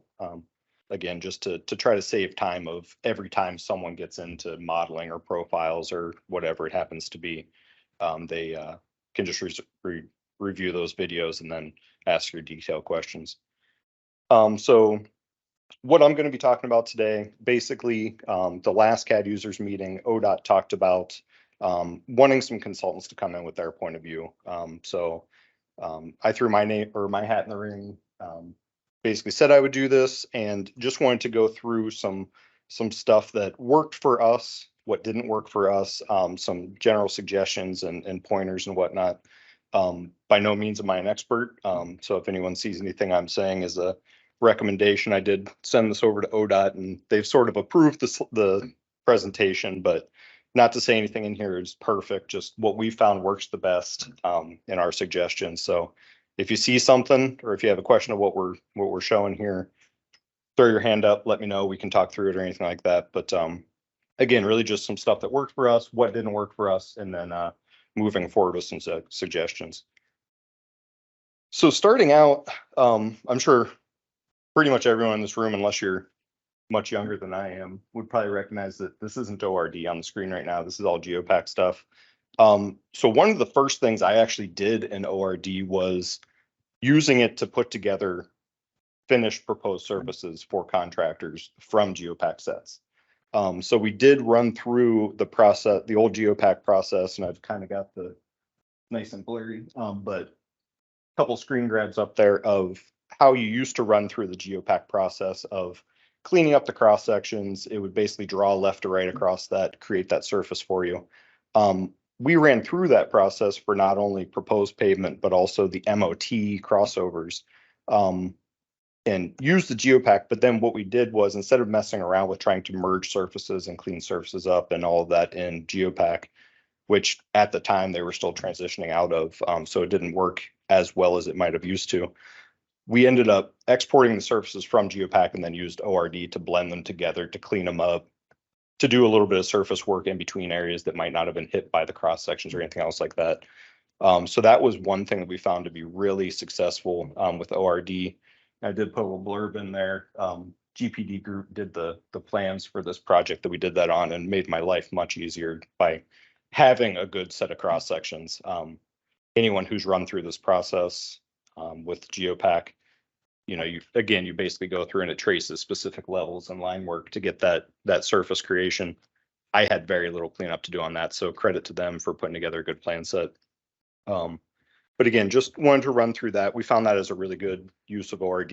Here's just another little blurb of, this is one of the MOT crossovers. You can see down the bottom. I mean, the contours came out really, really clean. But then once you get into, say, a ramp gore or an intersection or something like that, that geopack may not have hit with the cross sections, we were able to then go through and blend that stuff together and get some pretty good results for the contractor, and everybody walked away happy from construction. A lot of the stuff I'm going to touch on today, a lot of the examples and processes and whatnot are related to this Law 93 project. So I just figured I would do a real quick intro on this. This was a District 9 project we did at IBI. You can see there with the underlaid aerial, basically it was a partial clover interchange with 2 signalized intersections. We came through and put in 2 roundabouts to replace those signals with pavement replacement, new storm, all that other stuff. So you can see SR 93 there is the main entry into Ironton, Ohio, so down in the southern part of the state. So a pretty short project overall. We did have some resurfacing up to the north, which was pretty minimal. This was a really early graphic we had. It did change it a little bit through design, obviously, but it gives you the idea of the project. But one thing you don't see here is that profile, I believe, was steeper than 5% coming down below that bridge. So that was one thing we had some challenges with on this project, but otherwise went really, really smooth. And District 9 and Allard Construction are starting to work on that this spring here. So as we get into that, one of the things I'll sort of touch on through the presentation in general is just, I think a lot of people are getting lost, and I feel like I sort of get lost in ORD a lot of times, of because we had the capability to model so much, you don't necessarily need to model that much. Right now, the plan requirement for contracts and everything else is still the plan set. We're still providing cross sections at 50 or 100-foot spacing, or maybe special sections or whatever. You don't need to detail every nook and cranny unless there's some reason to do that. So even in a situation like this, we did have a retaining wall on that project. We ended up doing a soldier pile lagging wall. And obviously you could have gotten really, really detailed with that wall. But as far as our cross sections were concerned, we really just wanted the limits shown of it. We wanted to be able to have it automatically spit out the height for us with a generic embedment depth. Obviously the wall went a little bit deeper than what we're showing in that section on the right. But just pointing out the fact that we were able to use the templates in ORD to spit out a very quick and dirty and easy wall, but then still refer to the actual wall plans for all the details and everything else for the contractor to build that. I did throw the note at the bottom there that obviously we could have labeled the porous backfill as well if we wanted to get that earthwork a little bit more accurate. Honestly didn't think of it at the time when I was putting this together. I threw that note on there, but it was a pretty small wall, so it wouldn't have really messed up the earthwork. But getting that simple wall detail in there did allow us to get accurate earthwork and everything through this. So that worked out pretty well for us. This next one here, and Brian, we were sort of just talking about the 3D view. So this is obviously not the prettiest 3D view there. I was struggling with trying to get a good view of that. But the one thing that we've found is fantastic in ORD, especially if you've got a really, really short project or something that the cross sections may not accurately spit out earthwork if you're doing, as we're still doing right now with the average end area. If you're creating a roundabout, if it's a real small project, if you've got a heavy skew, something like that, doing end area isn't the most accurate way to get an earthwork volume. So the ORD stuff, if you've got a good model, even if you're not detailing every tiny little piece, like I mentioned, you're able to run that and get your 3D earthwork and get really good results. But you can't just run it and take it as gospel. So you need to make sure that the software is still just software. We all still need to be designers and engineers. You still need to take the time to reference that earthwork model into your cross sections, whether it's go cross section by cross section from your name boundaries, or if you're just going to go into your corridor file and just pick some spots you want to make sure everything is coming out right.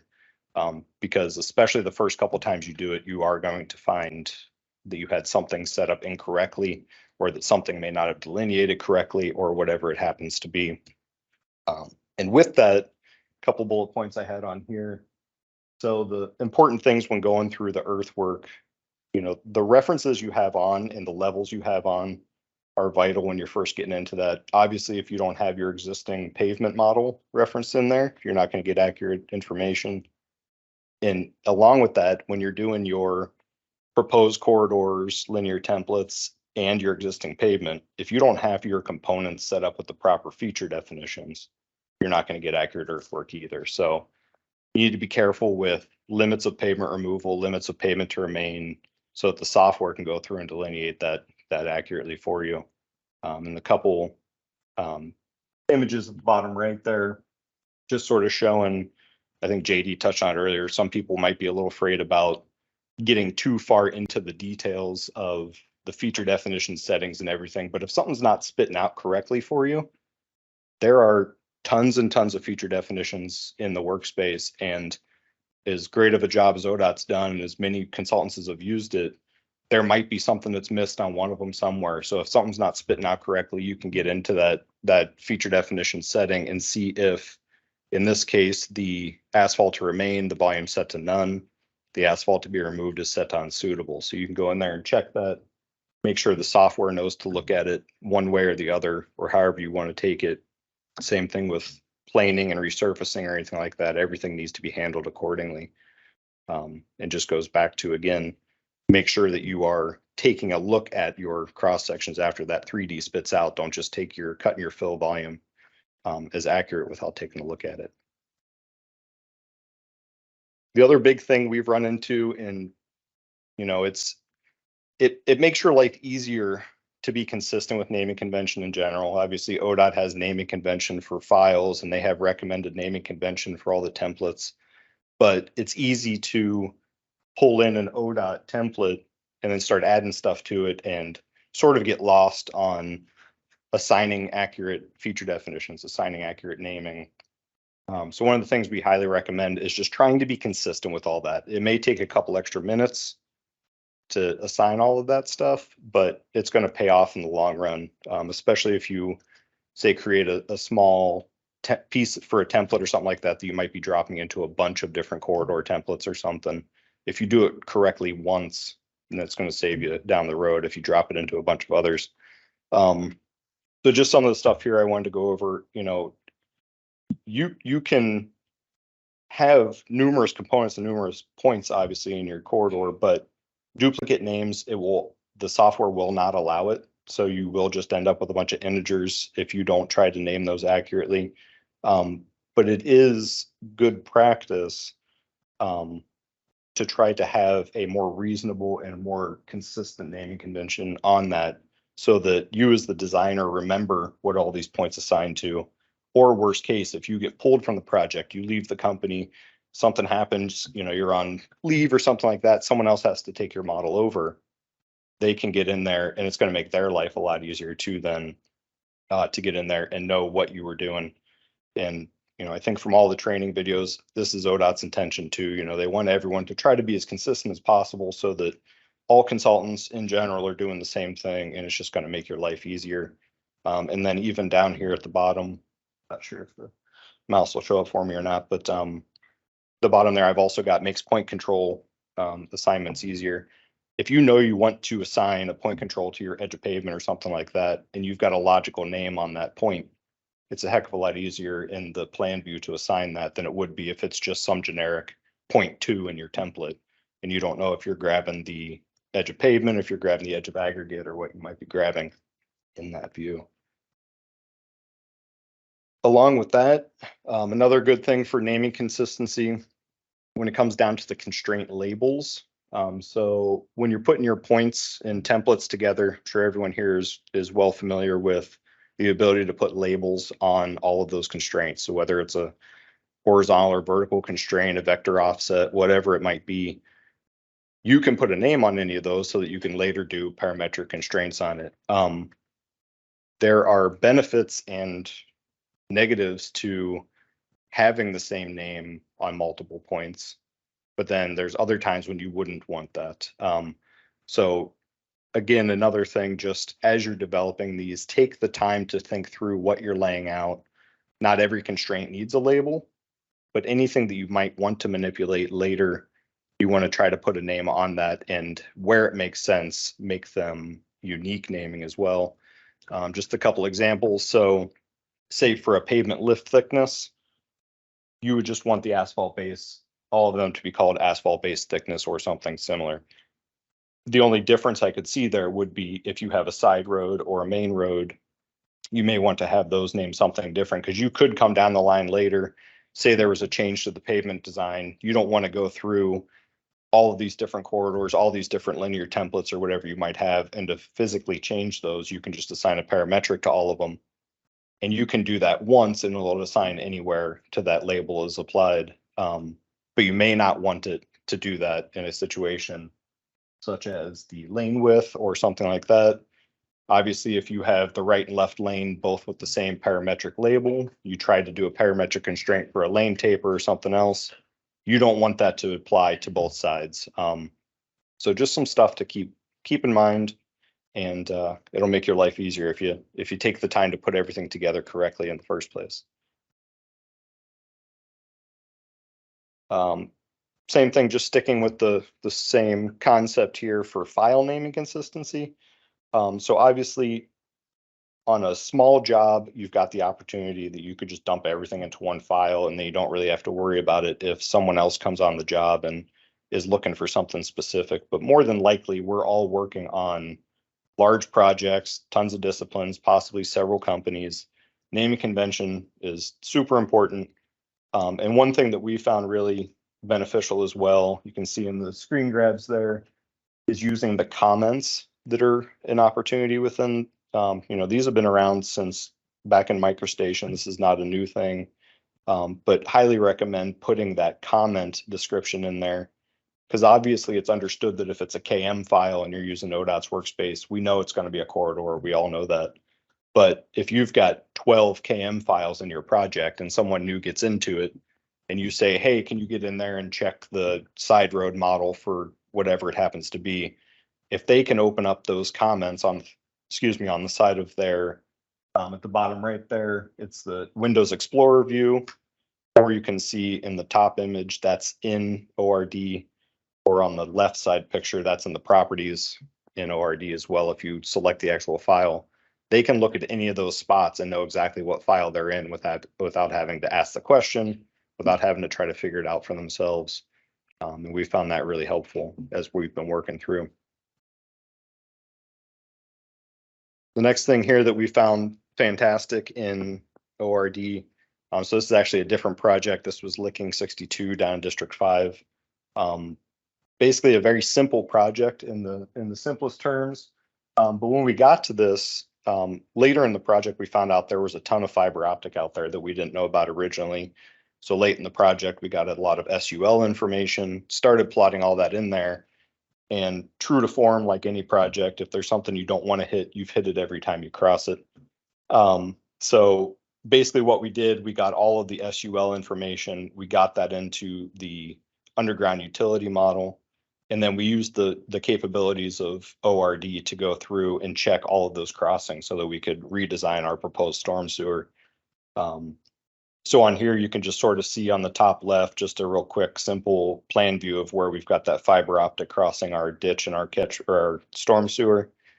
On the bottom left, a sort of 3D view.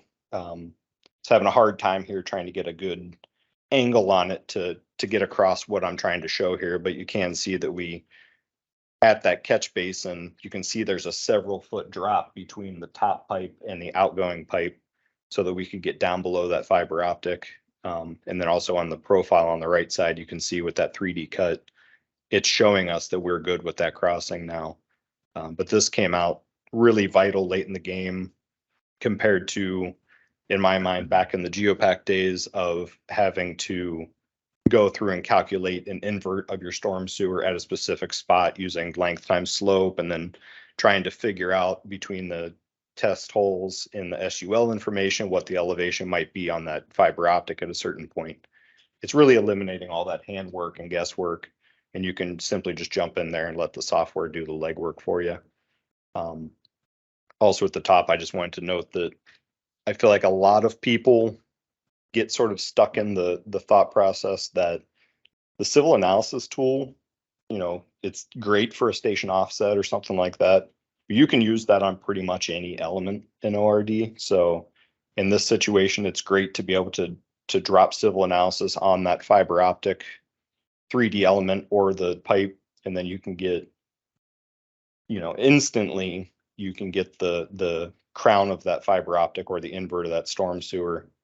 And I believe if you use civil analysis on, say, the storm pipe, but then snap to the fiber optic, it'll actually give you the distance between them as well, if you snap to one 3D object from the other. So just, again, using the software and all of its capabilities just to get as much support as we can as we work through these.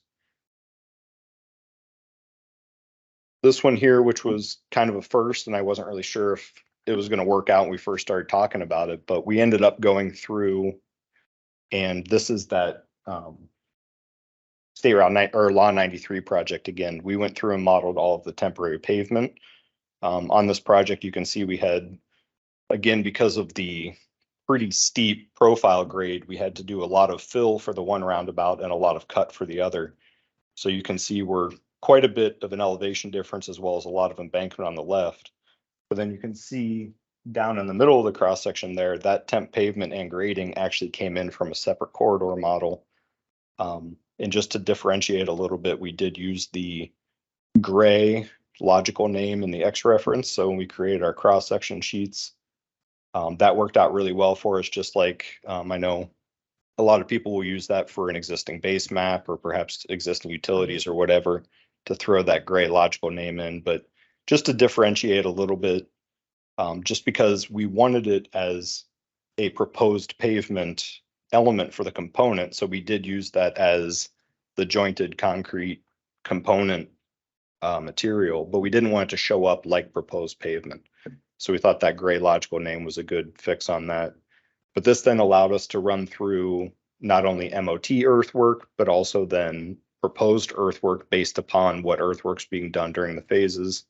And also opens up the opportunity to look into, if you're doing a project that you know needs to be constructed in a specific order, you could build the cross sections phased for the construction. This wouldn't typically be something we would do for a design bid build, but say you're on a design build and the contractor knows he's going to build, say, southbound this year, northbound next year. There's no reason we couldn't do the corridor that way, get the earthwork set up, know exactly what we're going to have per phase. And it just gives you a lot of flexibility of, just because we're doing a 4-lane divided road doesn't mean you need to model a 4-lane divided road all in one go. There's lots of opportunities to do that by phase, or like we're talking here, doing the MOT pavement or whatever it happens to be. But again, just try to think outside the box of, we're not in the 2D world anymore. We don't have to just do what we've always done. Think of ways to use the software to do extra stuff for you to save you legwork and going through everything else. One other opportunity here that really, compared to Geopack, there isn't really, in my mind, an easy way that we could have done it. This was a Franklin 161 project for the city of Columbus that had a lot of very tight to right of way private development. Some of them encroachments, which, you know, obviously we could have impacted it and just called them as encroachments. But ORD gave us the opportunity to use the edges of pavement as tie lines, or to detail a curb ramp to know that the grading will or will not work. Do we need a taller curb at the back of the curb ramp, whatever it happens to be. And you can sort of see in the 3D view at the bottom right, we didn't fully detail and model that curb ramp. You know, we didn't get as far as doing full modeling of the flares. We didn't do everything that we could have done to make it a perfect model, but we took the model far enough to know that the grading would work, how tall the curb had to be. Would the slopes work with the curb ramp within the right of way, or did we have to buy right of way here? Again, thinking back to, say, Geopack or even old AutoCAD before it went into 3D, anything like this in the past would have been lots of hand calculations, lots of measurements, lots of legwork to get this figured out. Whereas in ORD, you can, you know, spend a couple minutes, throw a very simple template together, drop it in as a linear template on that edge of pavement or curb line, and it'll spit out your answer for you. So this was vital for all of those curb ramps. And I can picture any other downtown urban pavement reconstruction project where we're required to do ADA upgrades. Can we get that ADA upgrade to work, or do we need a variance now to stay inside that right of way? So it's very powerful. This one here sort of goes back to my statement of, just because we can model something doesn't necessarily always mean we have to. I know, I forget if it was the last CAD users or if it was a couple ago, but there was a section on modeling embankment benching and having this automatically spit out bench widths and heights and all of that other stuff. On this project, our benching limits were only, I want to say it was like 5 or 6 cross sections, and it didn't seem worth it to us to go through the process of developing that in a model, because the time spent developing that model to get that benching in there wasn't going to give us the results of what we needed from it. Now, if this was a 5-mile freeway project, looking back to the 161 project from earlier, say you've got a 10-mile project with benching for a big piece of it, then it's worth spending the time to get that template developed so that the benching is going to spit out for you. But again, on this project, we didn't see it as worth the time and effort to model that. So the couple sections that did slice through there, we drew the benching in just by hand. We did average end area by hand and kept the standard earthwork separate. So you can sort of see on the sheet here, the top right earthwork table is spitting out from the 3D volumes that we created with the corridor earthwork. But then at the bottom there for our sheet totals, you can see that we added on an extra little piece there for the benching. And then when we pulled that to our earthwork sub summary, we did take account of the special benching cut and fill to add on to the standard embankment. But again, wasn't justified in our minds to model that, and it worked out just fine. In this case as well, you can see that we did use the pen table on that to spit out utilities and color as well. On this project, there were not that many utilities, but the ones that were there were pretty high priority. There was a huge fiber optic duct. There was this gas line here that we ended up needing to relocate. So in addition to the plan views in color, we ended up spitting out the whole project basically with the color pen table, and made review much easier, I think, to see all those in color just because they pop a little bit better. This one here, again, proposed terrains. I sort of started on this at the beginning. This example here, you can see that we obviously had lots of corridors and lots of surface templates and linear templates and everything else that we brought together and blended together. The contours in some of these spots, you can see there's a couple issues at the islands and this and that. It's not perfect. Most of that was just when the surfaces were merged together. There could have been a little bit more time spent to clean that up. But even with this, I said here at the top that it's the #1 request from contractors. I feel like every time a bid build project goes to construction, or if you're on a design build, it's the first thing the contractor wants is that proposed surface, because they're going to go out there, they're going to do the simple straightaway pavement and all their earthwork off of that surface. ORD is creating that en route to putting our plan sets together, so we might as well use it to pull this surface out. But in the case of this, you can see that our contours on this project were really, really clean along the ramps, around the roundabout, for all the entry legs. But for the really tight areas, again, we didn't spend a ton of time getting too crazy with the model, because why waste the time detailing that when we're already going to have, we're already going to have details in the plan set that we're telling the contractor they're contractually required to build off of that. So yes, we could have spent a little more time with these islands and getting them perfect, but if they're not going to be building or slipping all that curb and building the islands off of that surface, there's no point in spending the time and the money and the effort to model that to get it perfect. So then we're getting into what didn't work for us. So I think this is pretty much a solved issue at this point, but I feel like you're getting ready to submit. You flip through the set how many times, it's always looked good. You do one more status set and all of a sudden one of your sheets, the levels are messed up. Recently with newer workspaces and following the correct workflow, this does seem to be fixed. But just a couple things here of our suggestions of what to cover.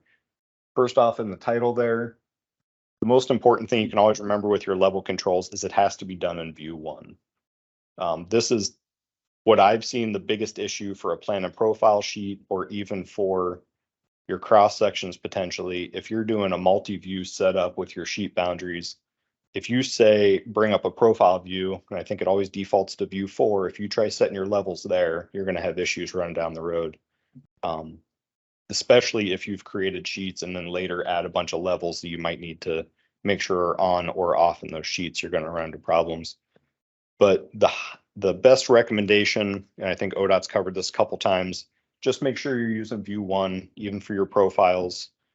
Worst case, open that profile view in view 1, set your levels, save settings, and then you can set that view 1 back to your standard design view. But that'll give you the best results. I honestly, it's probably overkill as well, but I've gotten in the habit of hitting save settings and then just reloading my drawing. That seems to really lock in the level settings, and it also seems to populate it through all the sheet and drawing models as well pretty well. So that's always worked well for me. I'm sure it's overkill, but it only takes an extra second to do that. So I've gotten in the habit of doing that, especially with cross sections. The other thing I've noticed a lot for the next bullet there, when you're doing your cross section container file, so first off, you're going to do that in your design 3D model when you do all of your level controls and everything else. But your cross sections will come out much cleaner and look much nicer if you take a close look at what levels you are selecting for that. So obviously in the corridor models, you've got lots of extra levels for points and surfaces and components and everything else. Really all you need to get your cross sections to spit out correctly are those surface levels.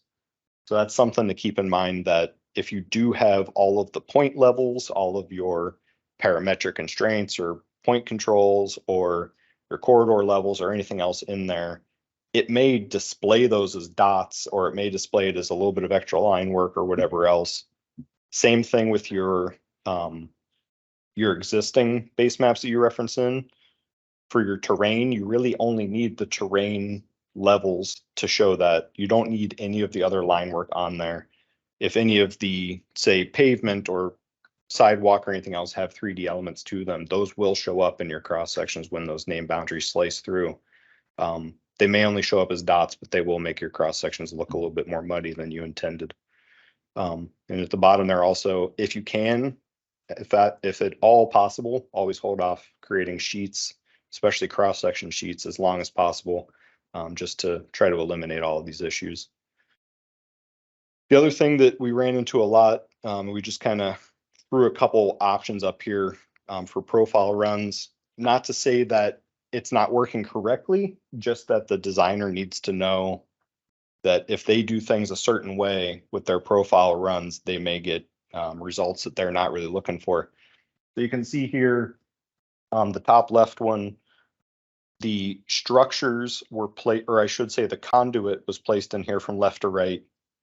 The pipes are physically flowing from left to right, but then when we created the profile run, we selected it from right to left. And you can see that all the pipes got inverted. The top right one, it's the exact same structures and pipe, drawn left to right, flow left to right, but then the profile run was created from left to right and everything looks nice in that profile cut there. And then I don't need to beat it to death, but then on the bottom, a similar situation where the pipes are actually flowing both to the middle catch basin. Short answer is it depends on the direction you're drawing your conduits. And it depends on which way you're creating your profile runs. And then to JD's presentation earlier, it's also going to matter for annotations that if you draw several of these pipes leaving a structure, it may cause problems with the annotation if it's only allowing one out conduit. So just not necessarily a glitch, really just a process that everyone needs to keep in mind when we're going through creating these profile runs in our storm layouts. Civil labeler, I won't touch on too much, really just, I think this is one of those things that it's going to continue to get better as Bentley and continues working on it. A couple things we have seen though, just the slow loading times, like JD mentioned earlier. Another thing we often found was if you switch between drawings while having civil labeler open, it often crash. So just, getting that habit of if you're planning on bouncing from plan sheet to plan sheet and using civil labeler, you might as well just close it between and reopen it because it's probably going to crash on you anyway. Sometimes civil labeler would crash and sometimes it would crash the whole session of ORD as well. So just something to keep in mind. But again, that was just a tech preview and that'll continue to improve as we continue using it. These next two, I'm just going to touch on really briefly. So this one, you can see along our traffic island, this is back to our Law 93 project. You can see we had offset construction alignments parallel to our splitter island there. In this next screenshot, you can see here, sometimes when you have that entry on a roundabout, you may offset the nose of that splitter island a couple feet just as a comfort and design layout. So on our project, we did not do the splitter island offsets, but we did continue with the offset alignments that lined up with the pavement stripe. Although this is typically how the plans are developed with that on the stripe, we found it made modeling a little bit more cumbersome and difficult for us. Obviously, there's ways to work around defining a profile on that offset alignment and then projecting a pavement slope to the face of that splitter island curb. But in all honesty, in later projects, we've defined that that support alignment at the face of curb on these splitter islands and had a much simpler and more successful modeling experience with that. Not saying either way is better or either way is right. Just we found that, again, those offset alignments, even though that's pretty typical to throw the alignments on the pavement markings, it was a little bit easier to model it if we kept that on the curb line. Just moving forward with new projects, just some suggestions. One thing I've really sort of been focusing on recently is anytime I can do a corridor versus a linear template, I'd recommend doing it just because it's going to give you more flexibility of controls with what your model is going to spit out. You can sort of see there from the screen grabs on the left side, all the different options you have to manipulate a corridor. And on the right side, obviously it's a way smaller list for a linear template. Both have their places. Sometimes a linear template is perfect for a situation, but typically I would recommend if you're going to have lots of manipulation on that corridor, you may be better off, or on that modeling, you may be better off using a corridor instead of a linear template. Few other things here.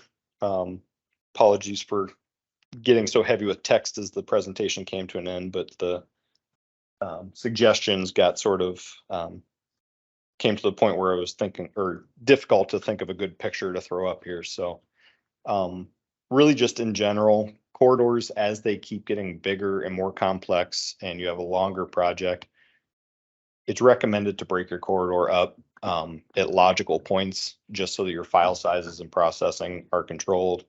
Not all projects need that, obviously, but if you're getting into a long linear freeway, you're not going to want to process several miles of pavement and grading with lots of point controls and everything else. And especially when you get into the earthwork calculations and everything else, it'll really bog your system down.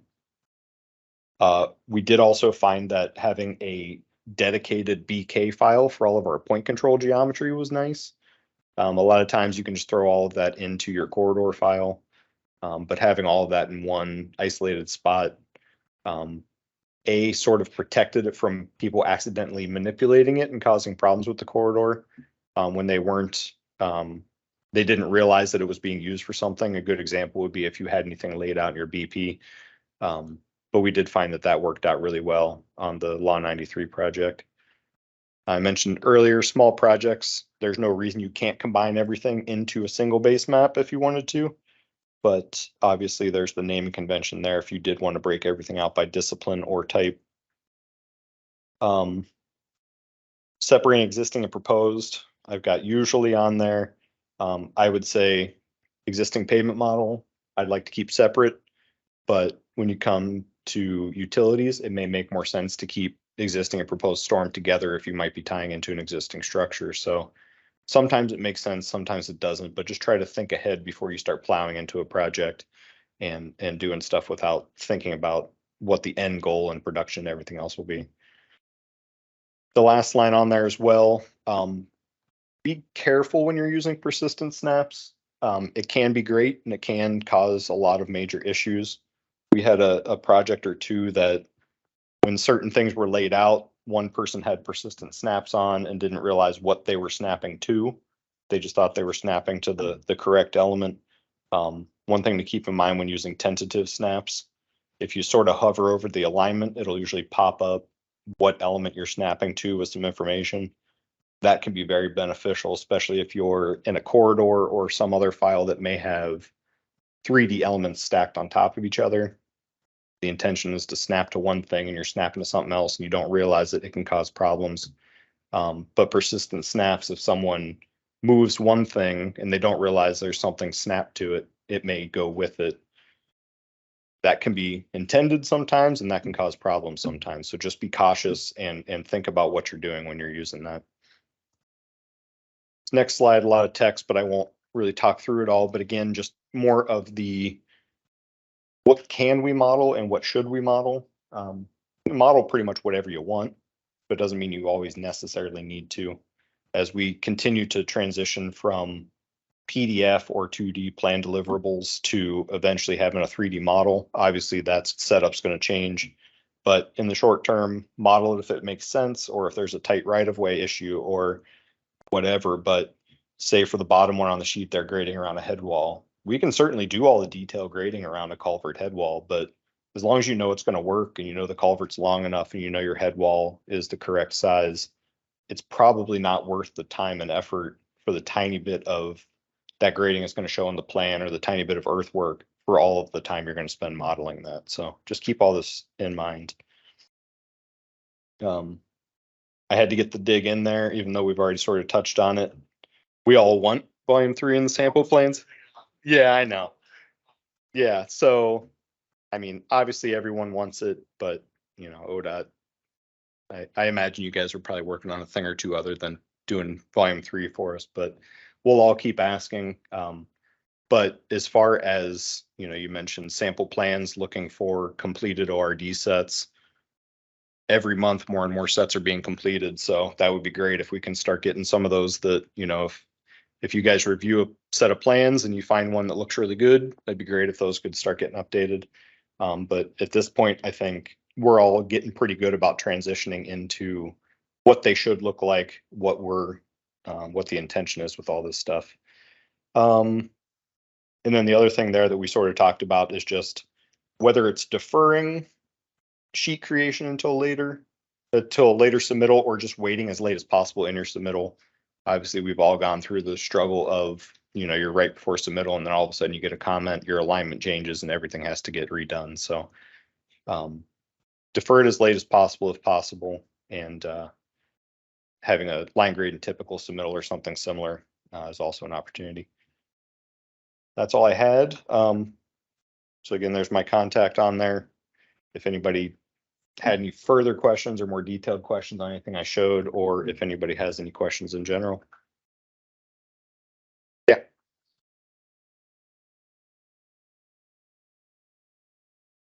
Yeah. We did put that in the template. So there are actually feature definitions for under drain and under drain aggregate. Oh yeah, sorry. So the question was, the under drain we had shown in a few of these cross-section views, whether we drew that by hand or whether that was in the template. We did put that in the template. And there is a under drain feature definition. There's a under drain aggregate feature definition. So you could turn those levels off individually if you wanted to just show the aggregate, or you could obviously just not put the circle in to your template, but all of that is in there. Just like everything else too, if you had, if you had to vary your under drain depth or whatever, you could manipulate that, but that was actually modeled in there. And we a few projects we didn't do that, and then we had a couple where we thought there were going to be conflicts with the under drain and some utilities, so we threw it in just to get the legwork out of the way. And then obviously you can just flip through your model and see if that's conflict or not, or civil analysis or what it happens to be.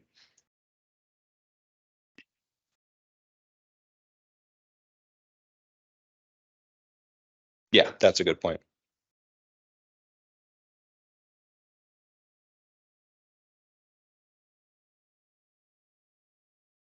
Yeah. I assume if you did the outfalls, you could probably snap to the corridor.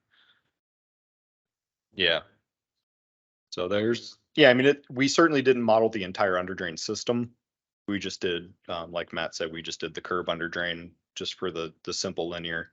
We didn't do any of we didn't technically tie it to the catch basins or any crossing pipes or outfalls or anything like that, but the linear under drains we did get in there. Anything else? Yeah.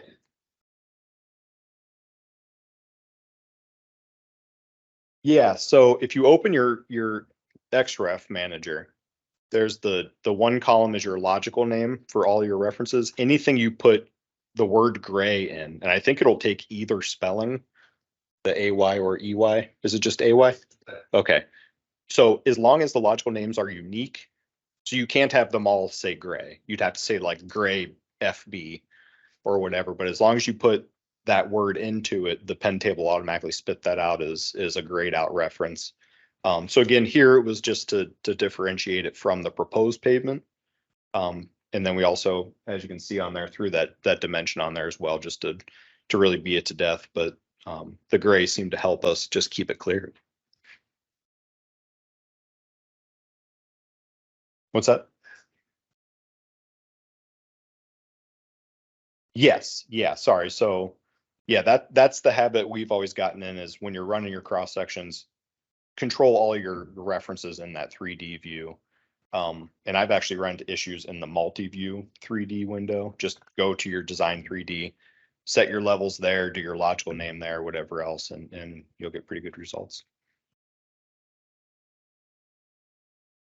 Okay. Thank you, everybody.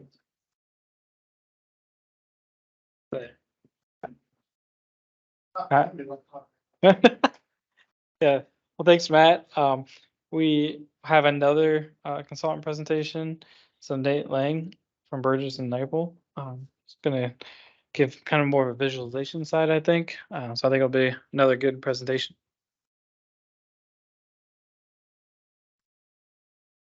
Yep. Hey, I'm Nate Lang, roadway engineer at Burgess and Nyepel. So I'm going to switch it up a little bit. Talk about project visualization. So pretty much no plan production, a little bit about modeling in ORD, and a lot about what you can do with the model post ORD. So this is an intersection study we did for the Franklin County engineer. It's at Treview Road and Hague Avenue. So quick project background. It is both capacity and safety motivated. So a lot of serious injury crashes at the intersection. And it was also backing up, and they have a lot of development in the area. So traffic is just going to get worse. So in the intersection study, we suggested a roundabout. And as you can see, the apartment that is going in on the northeast corner, their designer decided to utilize all of their right of way. So the building is right up against the intersection, and the Franklin County Engineer's Office was a little nervous about this. So when we were scoping the project, the PM put in a task for a 3D intersection visualization just to see how the proposed condition would interact with the development. And so the PM told me about that, and I was like, great, we can do that. And then he told me the number of hours we had, and I was like, okay, we'll try. So a little background on BNN's drone fleet. Our bridge inspectors started using drones to help them out, and then our environmental group got into it to fly over wetlands, and then I started getting into them. At first, just to document our projects, and then I started getting into photogrammetry recently. So I went out there with the drone, used a program to fly in a grid pattern, and took a couple hundred photos, then threw those into context capture, and some computer magic happened, and it spit out a 3D mesh, which is basically a 3D image of the project area. So it can put out some really cool stuff. The detail is pretty much as good as the camera you use. So the picture on the left is a project we did with one of our pretty expensive drones. And then the project on the right is Treview and Hague. And I did it with a cheaper drone because, you know, that was the only one available. And I don't like really having $40,000 flying in the air under my control, so I usually opt for the cheaper ones. So you can see it captures flat surfaces really well, you know, roads, buildings, billboard signs, and then skinny objects like trees and poles. Sometimes it gets a little fuzzy and doesn't quite capture quite as good. So context capture, spit that out, and then you can pull a terrain model from it, which is pretty nice. So this was a study, so we didn't have a model already made, so I quickly churned one out and threw it in, just, you know, like you normally would with a design project, just a lot faster. So this is the terrain model pulled from the 3D mesh in MicroStation. And then this is the photogrammetry mesh with the roundabout laid over it. You can see, you know, there's trees and poles and everything in the middle of the intersection. So you clip the mesh and get rid of all of that. Then I exported to our visualization software, and I use Beyond CAD for this one. And there's a bunch out there. Lumen is, you know, the biggest one. That's the Bentley one. So this is a video of a different project, and this is just me in MicroStation panning around. I just thought it's, you know, kind of cool to see how that works. So yeah, it looks pretty nice. Pretty good detail. You can, you know, zoom in, read the phone number on signs. So it's pretty sharp. So yeah, this is what it looks like exported to our visualization software. So I throw in some trees, the apartment complex building. You can put cars, pedestrians, all that stuff. There are a few issues with the mesh moving into visualization software, it loses a lot of the quality. So that's something you have to be cognizant of. So Beyond CAD's pretty sharp. We, can run traffic on a set path through the roundabout. Just get a good idea of how everything's going to look. And we got some good imagery of how, the intersection would interact with the apartment complex going in, which Franklin County was, I think pretty happy about. And a really cool thing about Beyond CAD is that you can go into first person mode and control a vehicle driving through your intersection. So this is my CAD model and I'm driving on it with a car and controlling the car. And as you can see, I run up on the splitter island here and almost hit another car. I'm better at driving roundabouts in real life, trust me. And yeah, there's no hit boxes, so cars and everything just pass through you. So this is something I'd definitely like to, develop further, clean up a model and bring it into a public involvement meeting. And you can actually hook like an Xbox controller up to this. So I want to have people come in and like be able to drive through the project that's going in, in their neighborhood. I think that'd be pretty cool. Yeah, you can be a pedestrian and walk through the project too.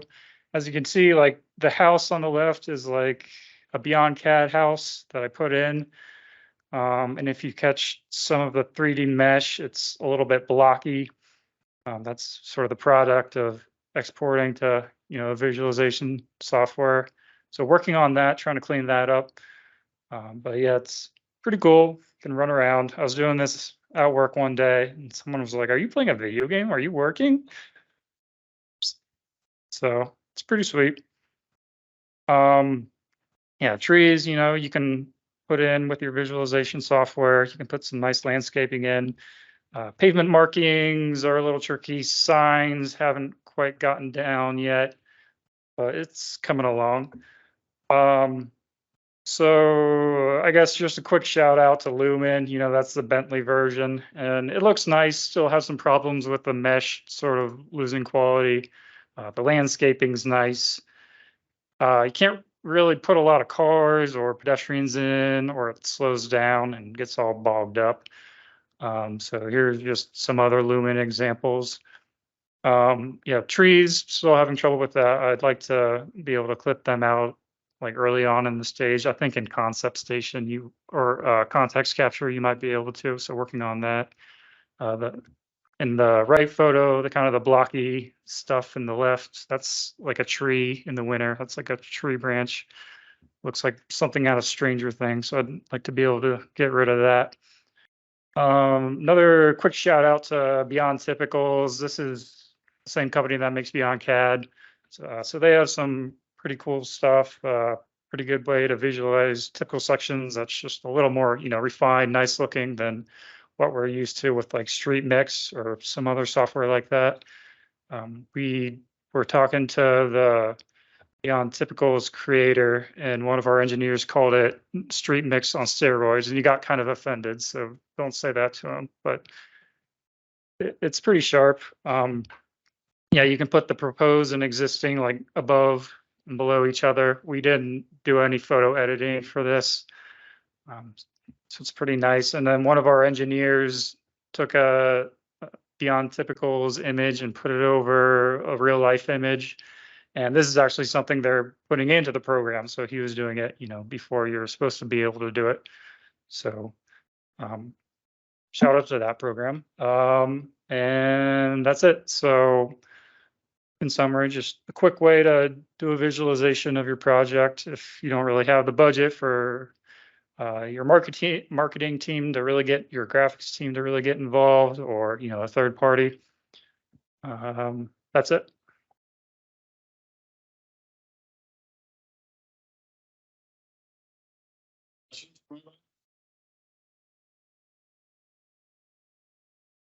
Cool stuff, guys. Thanks for presenting.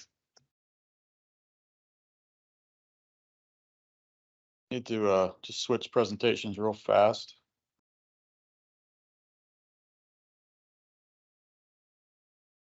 That one.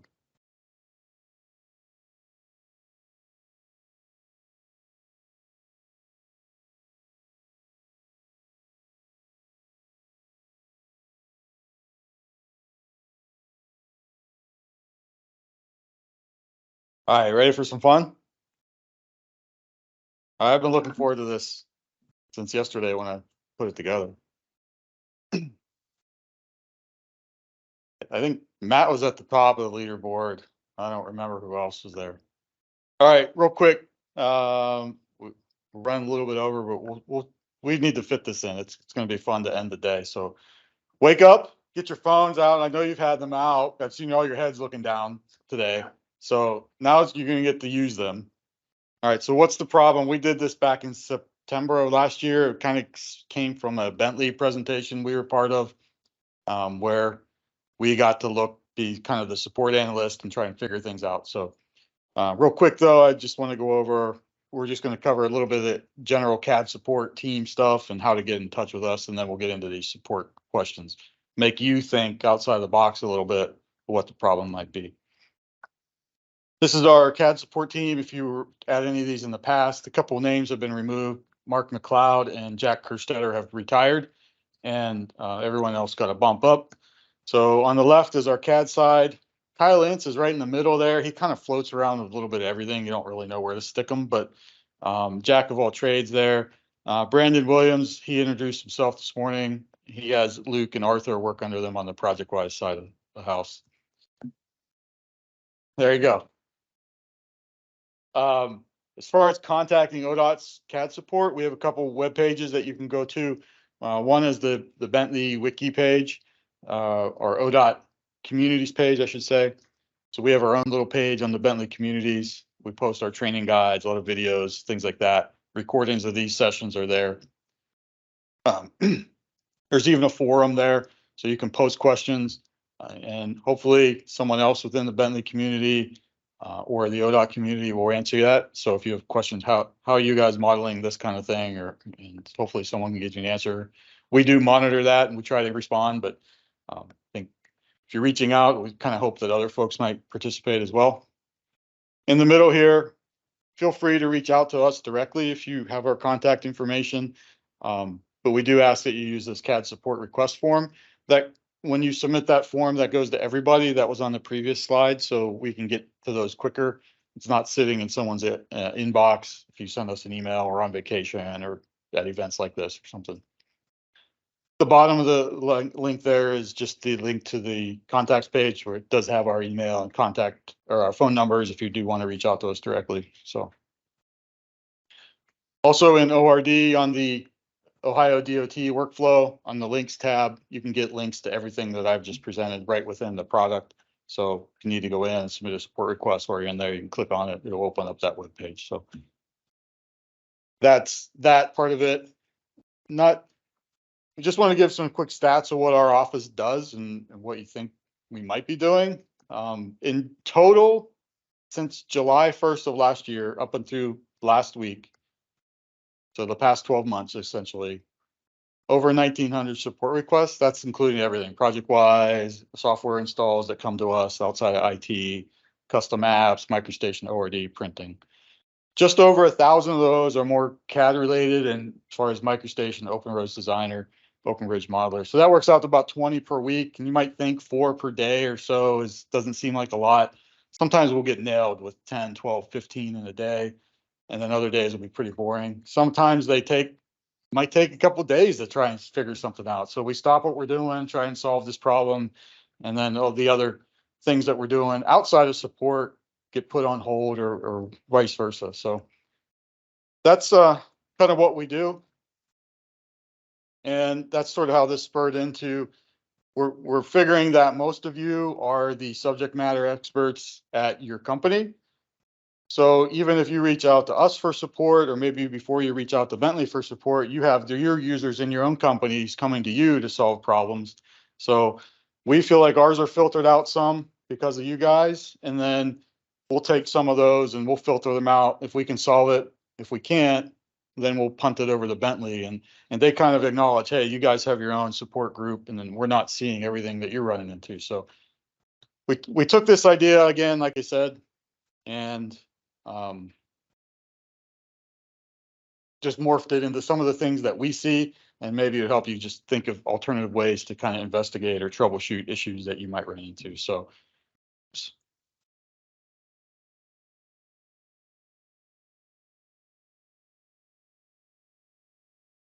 Good?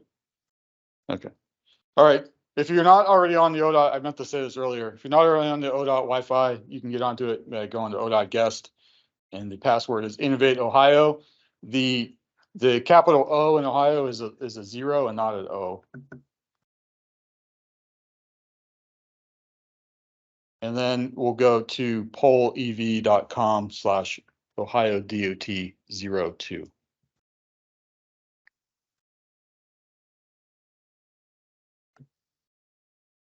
That's good here in the audience. That all right. You will be prompted. Can someone confirm that? It won't, well, in a second you'll be prompted when I start that slide. The last time we did it, it was hard to track who was who. They would just get assigned you some random number. And we found the toggle that lets you at least enter your name in. We're not tracking anything. It's just for fun. So enter your name in. At the end, you can get bragging rights who got the most questions. So it is a competition. So the faster you are able to answer the question, the more points you're going to get. So we ready?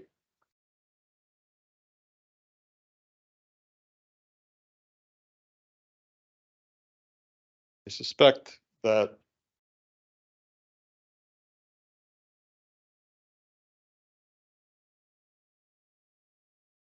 I'm not sure why I'm getting, oh shit. I knew something weird would happen.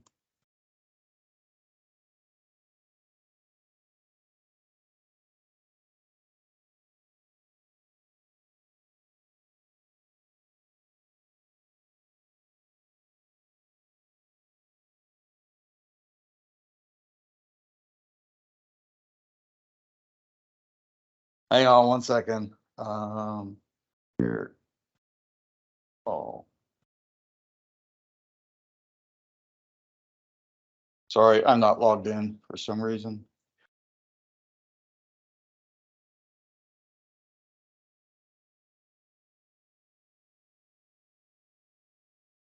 See if this works now.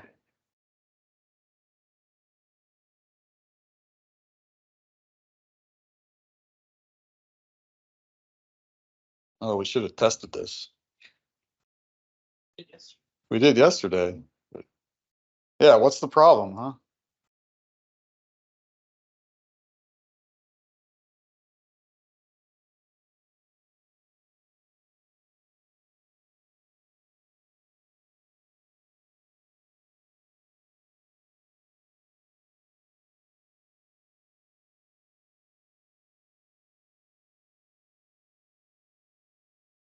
I think this should work. So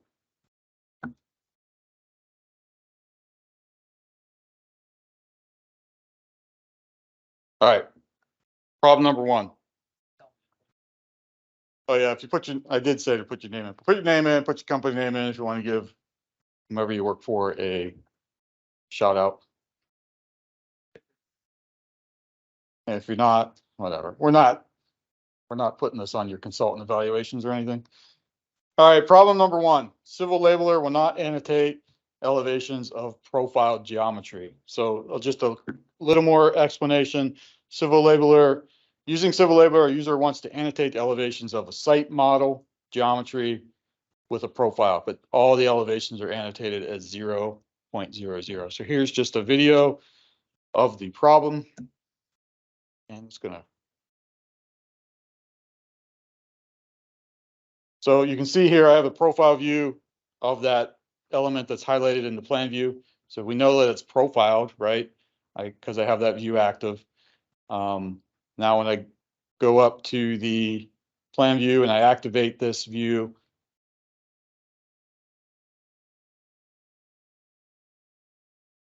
I can annotate the center line. I can see that those elevations are annotated.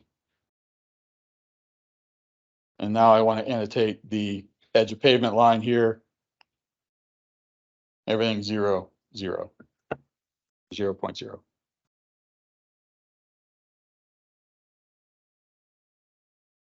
All right, so what do you think the problem is here? You got 60 seconds to respond. Horizontal geometry is ruled incorrectly to the center line. Corrupt user preference file. Text favorite not defined correctly. No active profile assigned to vertical geometry. Horizontal geometry is an interval of the base element. or none of the above.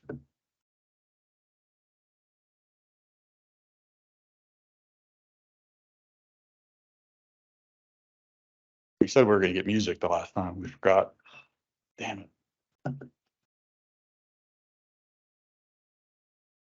All right, 24 seconds left.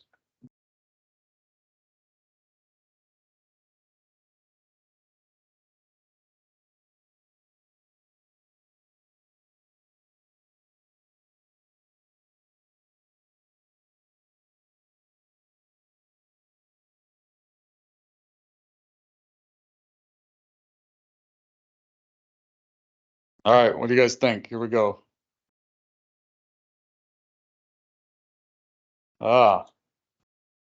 Almost everyone thought no active profile assigned to vertical geometry. Raise your hand if you were one of the 13% that got horizontal. Good job, guys. Horizontal geometry is an interval of the base element. So I'm not going to explain too much what interval elements are, except when you trim a horizontal alignment, for example, you add a radius between two tangents and you add the trim element sets to both. For example, it removes that original element or that base part of that base element. So here is the kind of the demo of what's going on here.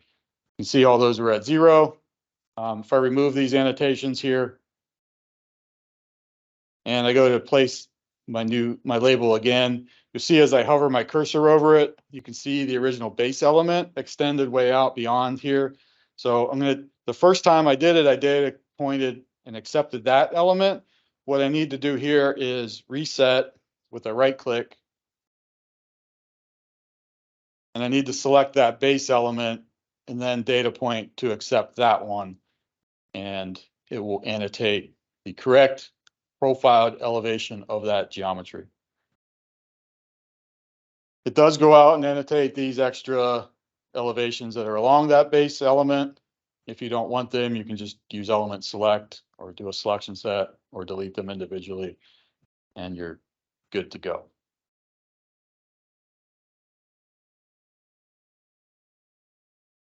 That one just came across that one just this week, actually, and I thought that'd be good to add in here. So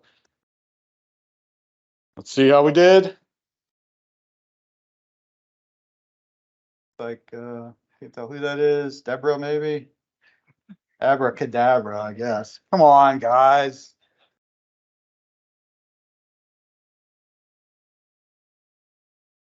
Well, the winner goes with the first person who has their name. You guys get thrown out. All right, problem number 2. Looks very similar. The exact same explanation. Civil labeler will not annotate elevations of profile geometry. So the user wants to annotate elevations of site model geometry again that has a profile, but the elevations are annotated as 0.0. All right, so here's the problem. This time we want to annotate the inside edge of pavement of this cul-de-sac. Again, I can see I have profile assigned to this, or a profile drawn of this.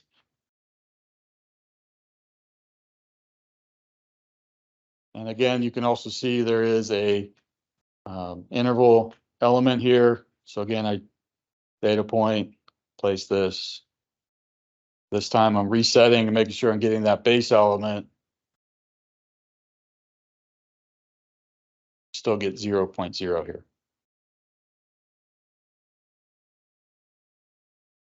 All right, you ready? Here's your options. What's the problem here? No active profile assigned. Horizontal geometry is ruled incorrectly. Horizontal geometry is an interval of the base element. Corrupt user preferences. Bad text favorite, or none of the above.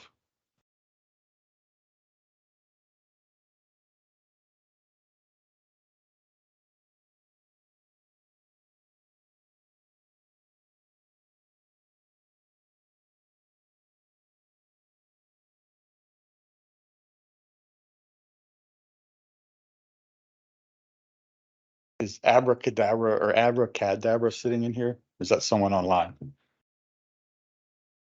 That's the intern. No wonder. Wise guy.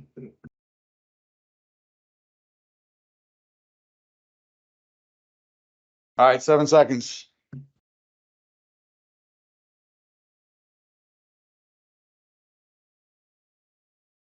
All right, here we go. All right, most everyone got that one correct. No active profile was assigned to this one, so kind of tried to trick you on these two. So here on this one, I did have I kind of gave it away by sort of indicating when there was no base element or an interval element there. So here, for some reason, I struggled to get the pop-up menu. When it finally does come up here, you'll see that there's no active profile assigned to this geometry. Profile is drawn, it just was never set active. As soon as I set this active now, the elevations on my labels will change. So I don't even have to delete them and place it again. They'll automatically be updated. So if you even placed a new profile and set it active, you could take on those new elevations. All right. Someone didn't want to give their name. Got Bruin. I'm going to edit that name. All right, so a couple folks taking up the top here. Let's see. All right, next one. And if you didn't notice, well, most of these are all actually like plan production type things. And most of our presentations today, except for IBI and BNN stuff, were mostly related to plans production. And that's kind of where a lot of this is coming from too. All right, so civil labeler will not annotate elevations of profile geometry, this time a little different, from a corridor model. Using civil labeler, a user wants to annotate elevations of the lane line geometry created from the corridor model, but nothing is being annotated at all. So here I have a little corridor that I made, and I'm just going to quickly open up the, I use the pointer, the flasher here to show when I'm clicking on things. In this case, you can see what's selecting the element. But you can see I have 2 lanes on the left side, 1 lane on the right. And we're going to go in, we want to annotate the edge of pavement, lane line, and center line profile elevations for our intersection detail. So my edge of pavement works great. My center line looks great. But every time I select and accept, try to accept that lane line, nothing's happening. All right, so here's your options. Lane line template point does not have correct feature definition. Feature definition is using feature definition set, create template geometry equals false. Geometry attempting to be annotated is from a 3D model, no lane line point in template. I need to select a different civil labeler definition or all of the above. Give you a hint, there's more than one correct answer here.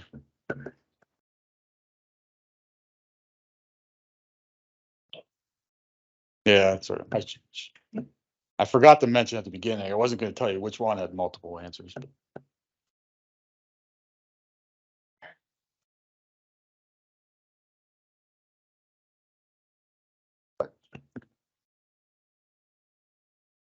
My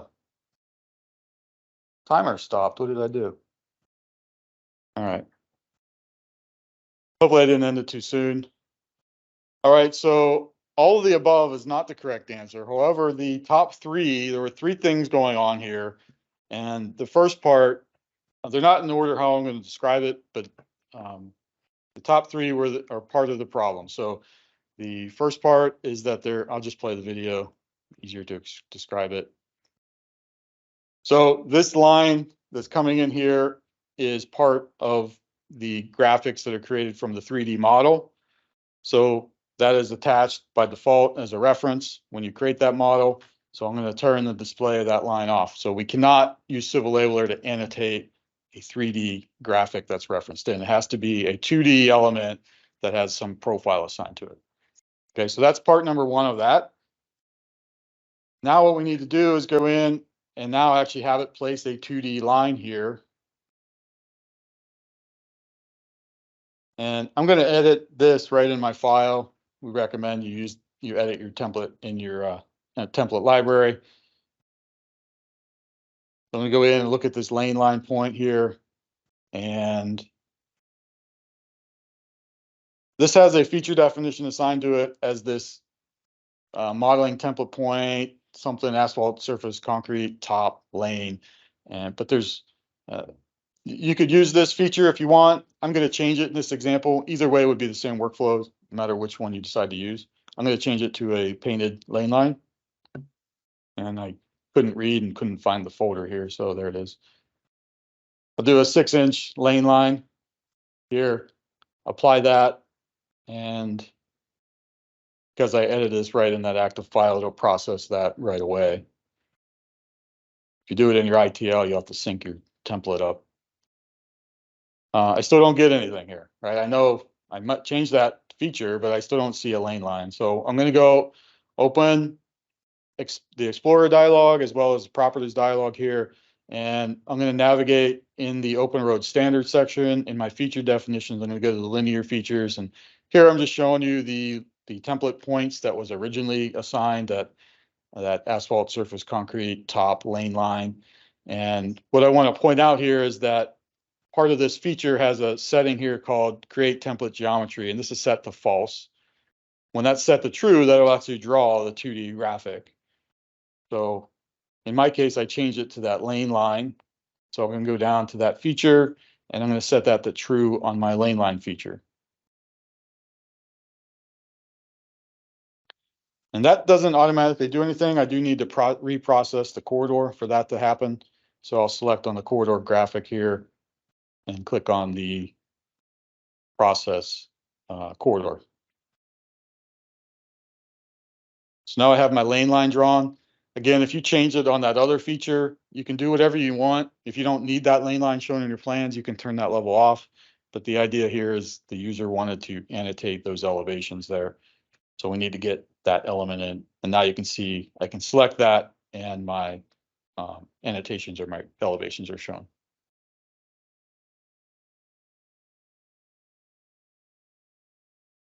Did anyone get all three? I don't know if it tells you. No. All right, Claudia moved to the top. Philip M. Got guest. Matt Phillips, who presented today, is fourth. Right. All right, so no more civil labeler ones.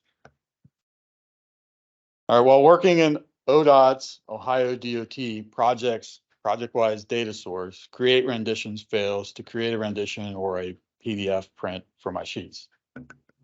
Most of you guys here today are consultants, so we've had a few of these questions come in. First, I'll poll you guys. How many of you know what a rendition is? All right, so I'm not going to explain what it is. It's a simpler way to create. I won't go into a lot of detail, I should say. It's a simpler way to create a PDF within ProjectWise without opening a DGN.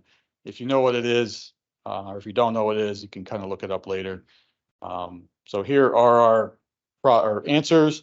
You have the incorrect ProjectWise licensing. Sheet models do not have the correct boundary object for use with renditions. The data source is not configured for renditions. We need to have MicroStation Connect installed, or what is a rendition?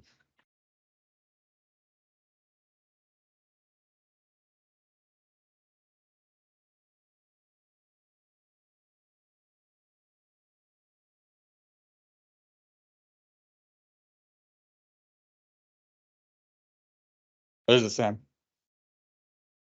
Okay. Back here laughing. All right. Yeah.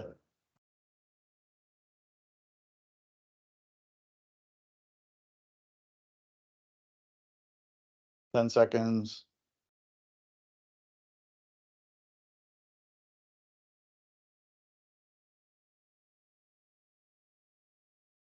All right, here we go.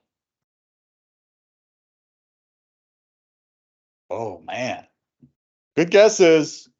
The ProjectWise, our ODOT project's data source is not configured for renditions. Early on, when ODOT started looking at that, it was added in something to test and try and configure. For whatever reason, it was decided upon not using that. It's still in there as an option, but it doesn't work. We are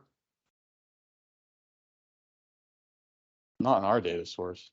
You better send me that file. Did you faint something? All right. We are looking at ProjectWise 2023. We've been testing that with Bentley, and it's something we plan to kind of try and implement. I know from the consultant side, I had used it before, and a lot of our users really liked it. It does have some advantages and disadvantages. As far as main disadvantage in my mind, it's not as easy to create a multi-page PDF. There's ways to do it. It's 2023 added more features. We probably are still going to recommend a PSET for now in the long run, but it's an option that we're looking at. We occasionally get a question from consultants who have it set up, renditions set up in their own data source, and then they come to work in a project in our data source, and then the renditions doesn't work, and they get an email saying it failed. So it shouldn't work. So if yours worked, right? Yeah, call us because you got something better than us. All right, here's the leaderboard now. Matt Phillips moved to the top. Luke, it's not, I think if that's the right Luke, it's not fair. All right, Michael Thompson is here, moved up. All right.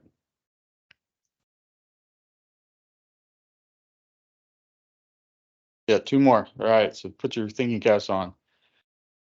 So here's one we've gotten a few times here, and I mentioned rasterized printing earlier. And so plan sheets printed in rasterized mode look better than non-rasterized sheets. This is actually the 161 example from this morning. We did a lot of testing with their sheets and their data set in general. There were a couple of things going on when they experienced some slow print times. And we're not going to focus on what was, well, we first thought it was rasterized. It ended up turning out to be something with the point cloud data that they had for their existing terrain or pavement terrains. But anyways, the first thought was, when you look at it on the left-hand side, this is my Bluebeam session with two files open at the same time, side by side.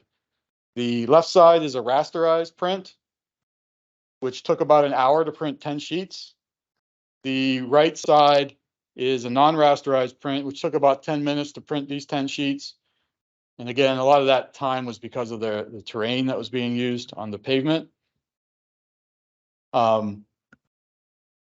So you can see the rasterized side sort of looks better, right? The line weights are thinner, they're not as chunky as on the right. And a lot of folks think right away that there's some kind of problem going on. So what do you think here? So my plan sheets look better in rasterized versus non-rasterized. The timer is not going on. There it goes. So the rasterized mode should always be used. It's worth the extra time for much better prints to be created, making the project easier for the contractor to build. Rasterized mode should never be used. It's much faster to print non-rasterized. Why in the world are we still creating plan sheets? You guys can tell me that. Rasterized looks better in a PDF fit to screen, but there isn't a noticeable difference when zoomed in or printed on hard copy. Rasterized or non-rasterized mode can be used depending on what I think looks better.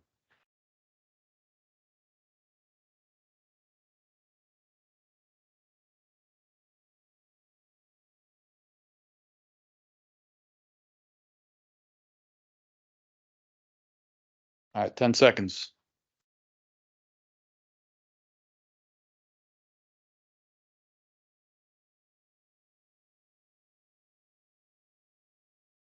All right, let's see what you said.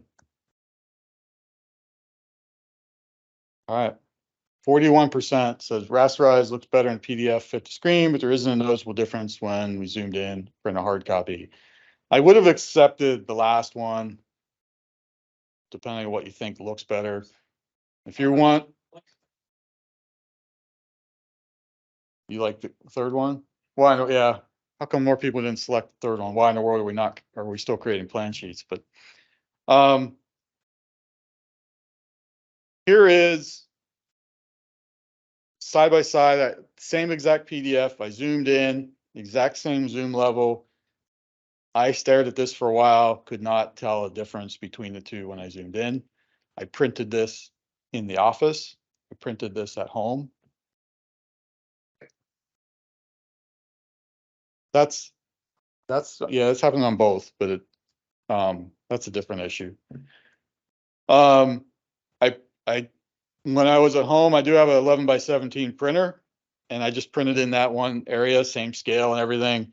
And it's a laser jet or an inkjet printer, so it's not the greatest of quality, but I took it up to my wife after staring at it for a while, and she looked at me a few minutes later, "Are you joking?" Well, you know, so there's really no difference when, well, whether you print these rasterized or non-rasterized as far as the quality of the print. When you zoom in, everything looks fine. Hard copies look fine. There is a couple exceptions. One consultant sent some files in recently with a few plan and profile. A couple of line styles or contours were looking weird. They weren't able to provide their data set, so we couldn't really reproduce it. But if you run into something like that and you notice that, hey, I have to print this as rasterized for this to work, let us know so we can figure out if it's something with our workspace or something we need to send to Bentley. So ran into that a few times. So let's see. We got Matt, we got Carl at the top, Michael Thompson, Josh down southern Ohio. Brian's getting up there. All right, that's our top 5. All right, last one. Oh, this is JD's. Yeah, after looking through Matt's and seeing he was just really trying to set you up for failure, I figured I'd throw a softball at you guys. So, connecting pipe properties, why don't they show up? So I'm going to draw a pipe. I'm going to draw another pipe.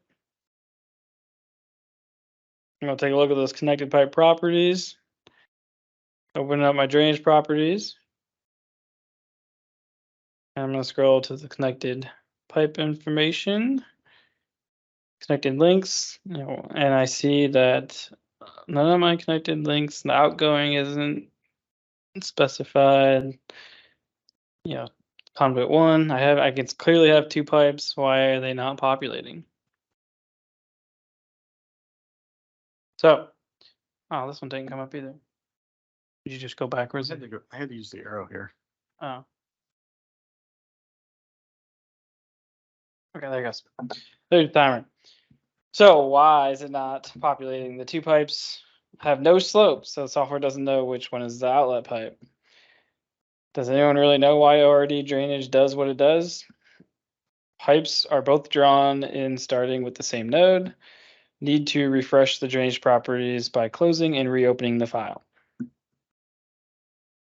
So, if you guys were paying attention earlier, this should be a pretty easy one. But yeah, Matt would definitely set you guys up to stump you on his. Especially when he says there's more than one answer, when there's the all above, Hey, like. Every single one of those are questions that I've answered, and I have to sit there and think, what the heck is this guy doing? I got to go in and figure it out. So that's what we run into. I'm just giving you a hard time.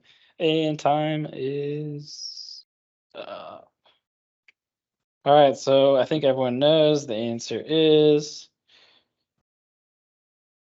pipes are drawn in both at the same starting node, which I alluded to earlier. So the solution,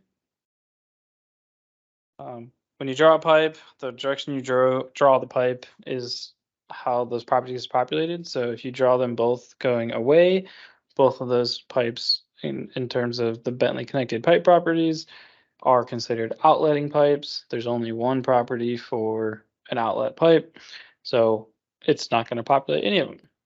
So now I'm just deleting one and drawing it back in, and now it's got one in and one out. And so I will look at the properties and you'll see that they are updated. Here I'm opening the profile, just showing you those little arrows. You can see the direction when I click in the profile view. So that's the direction you drew the pipe.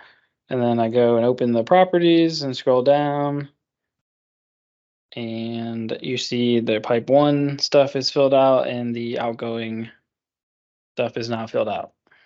So just the way the software works. So let's see who ended at the top.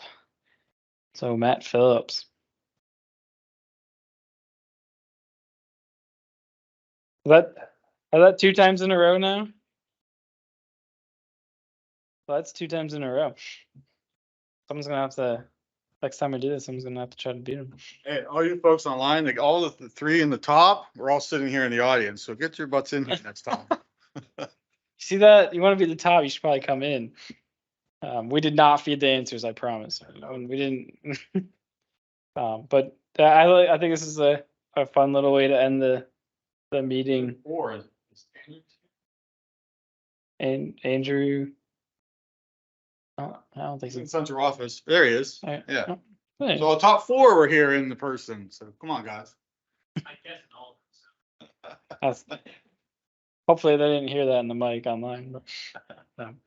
I think I had just quick ending slides here, and then we'll end it. I know we're a little over. So I wanted to throw this in real quick as a little bonus tip, especially with remote working. And I don't know if you guys have had this happen to you, but you go to open a toolbox in ORD and it's off your screen. It's just nowhere, right? It's most likely outside the extents of your monitor. It happens a lot when you're remote into a machine and you're using different number of monitors because it saves it. So I don't know if you guys know about the pop set. So I'm going to open up the toolbars here. I'm going to open up the pop set tool. So I'm just going down here and I just check on pop set in that toolbar. And so you can look at the settings, basically control space. You can hit. So I'm going to click it to turn it on, and I'm going to click my just element properties, and you see nothing's there. Right? It's off my screen. Where the heck is it? You can go into the corner and open up, make sure it has the right focus. So you can click on it. I'm going to hit control space. Hit control space again. Hit control space again. So that's a quick way to move the dialogue to wherever your cursor is. And that was a really quick video, but other times I tell people just change the resolution. You see it, move it back in. But I don't. Not too many people probably know about that one. If not, there's a little bonus tip for you guys. That pop set, you just enable it, and then that control space will bring it back into your screen for you. And then lastly, if you guys like the presentations today from the consultants, and maybe you'd like to get up here and show something as well, there is this form we'll put into the chat. It's the same exact one from last time. If anyone is interested, showing off models or getting up here and showcasing something, it's nice to kind of have more than just us get up here and talk to you guys, get more user perspective. It is a user group meeting, right? And with that, hopefully next time we can get a contractor in here. I think that'd be a good presentation to give you guys a contractor's perspective of how they're using the data and why they want what they want. So with that, I know we kind of went a little over today. Sorry about that. I do want to thank our presenters today for getting up here and presenting. Appreciate that. And with that, we'll stick around if there's any more questions. As always, feel free to reach out in the support request. And thank you everyone for attending.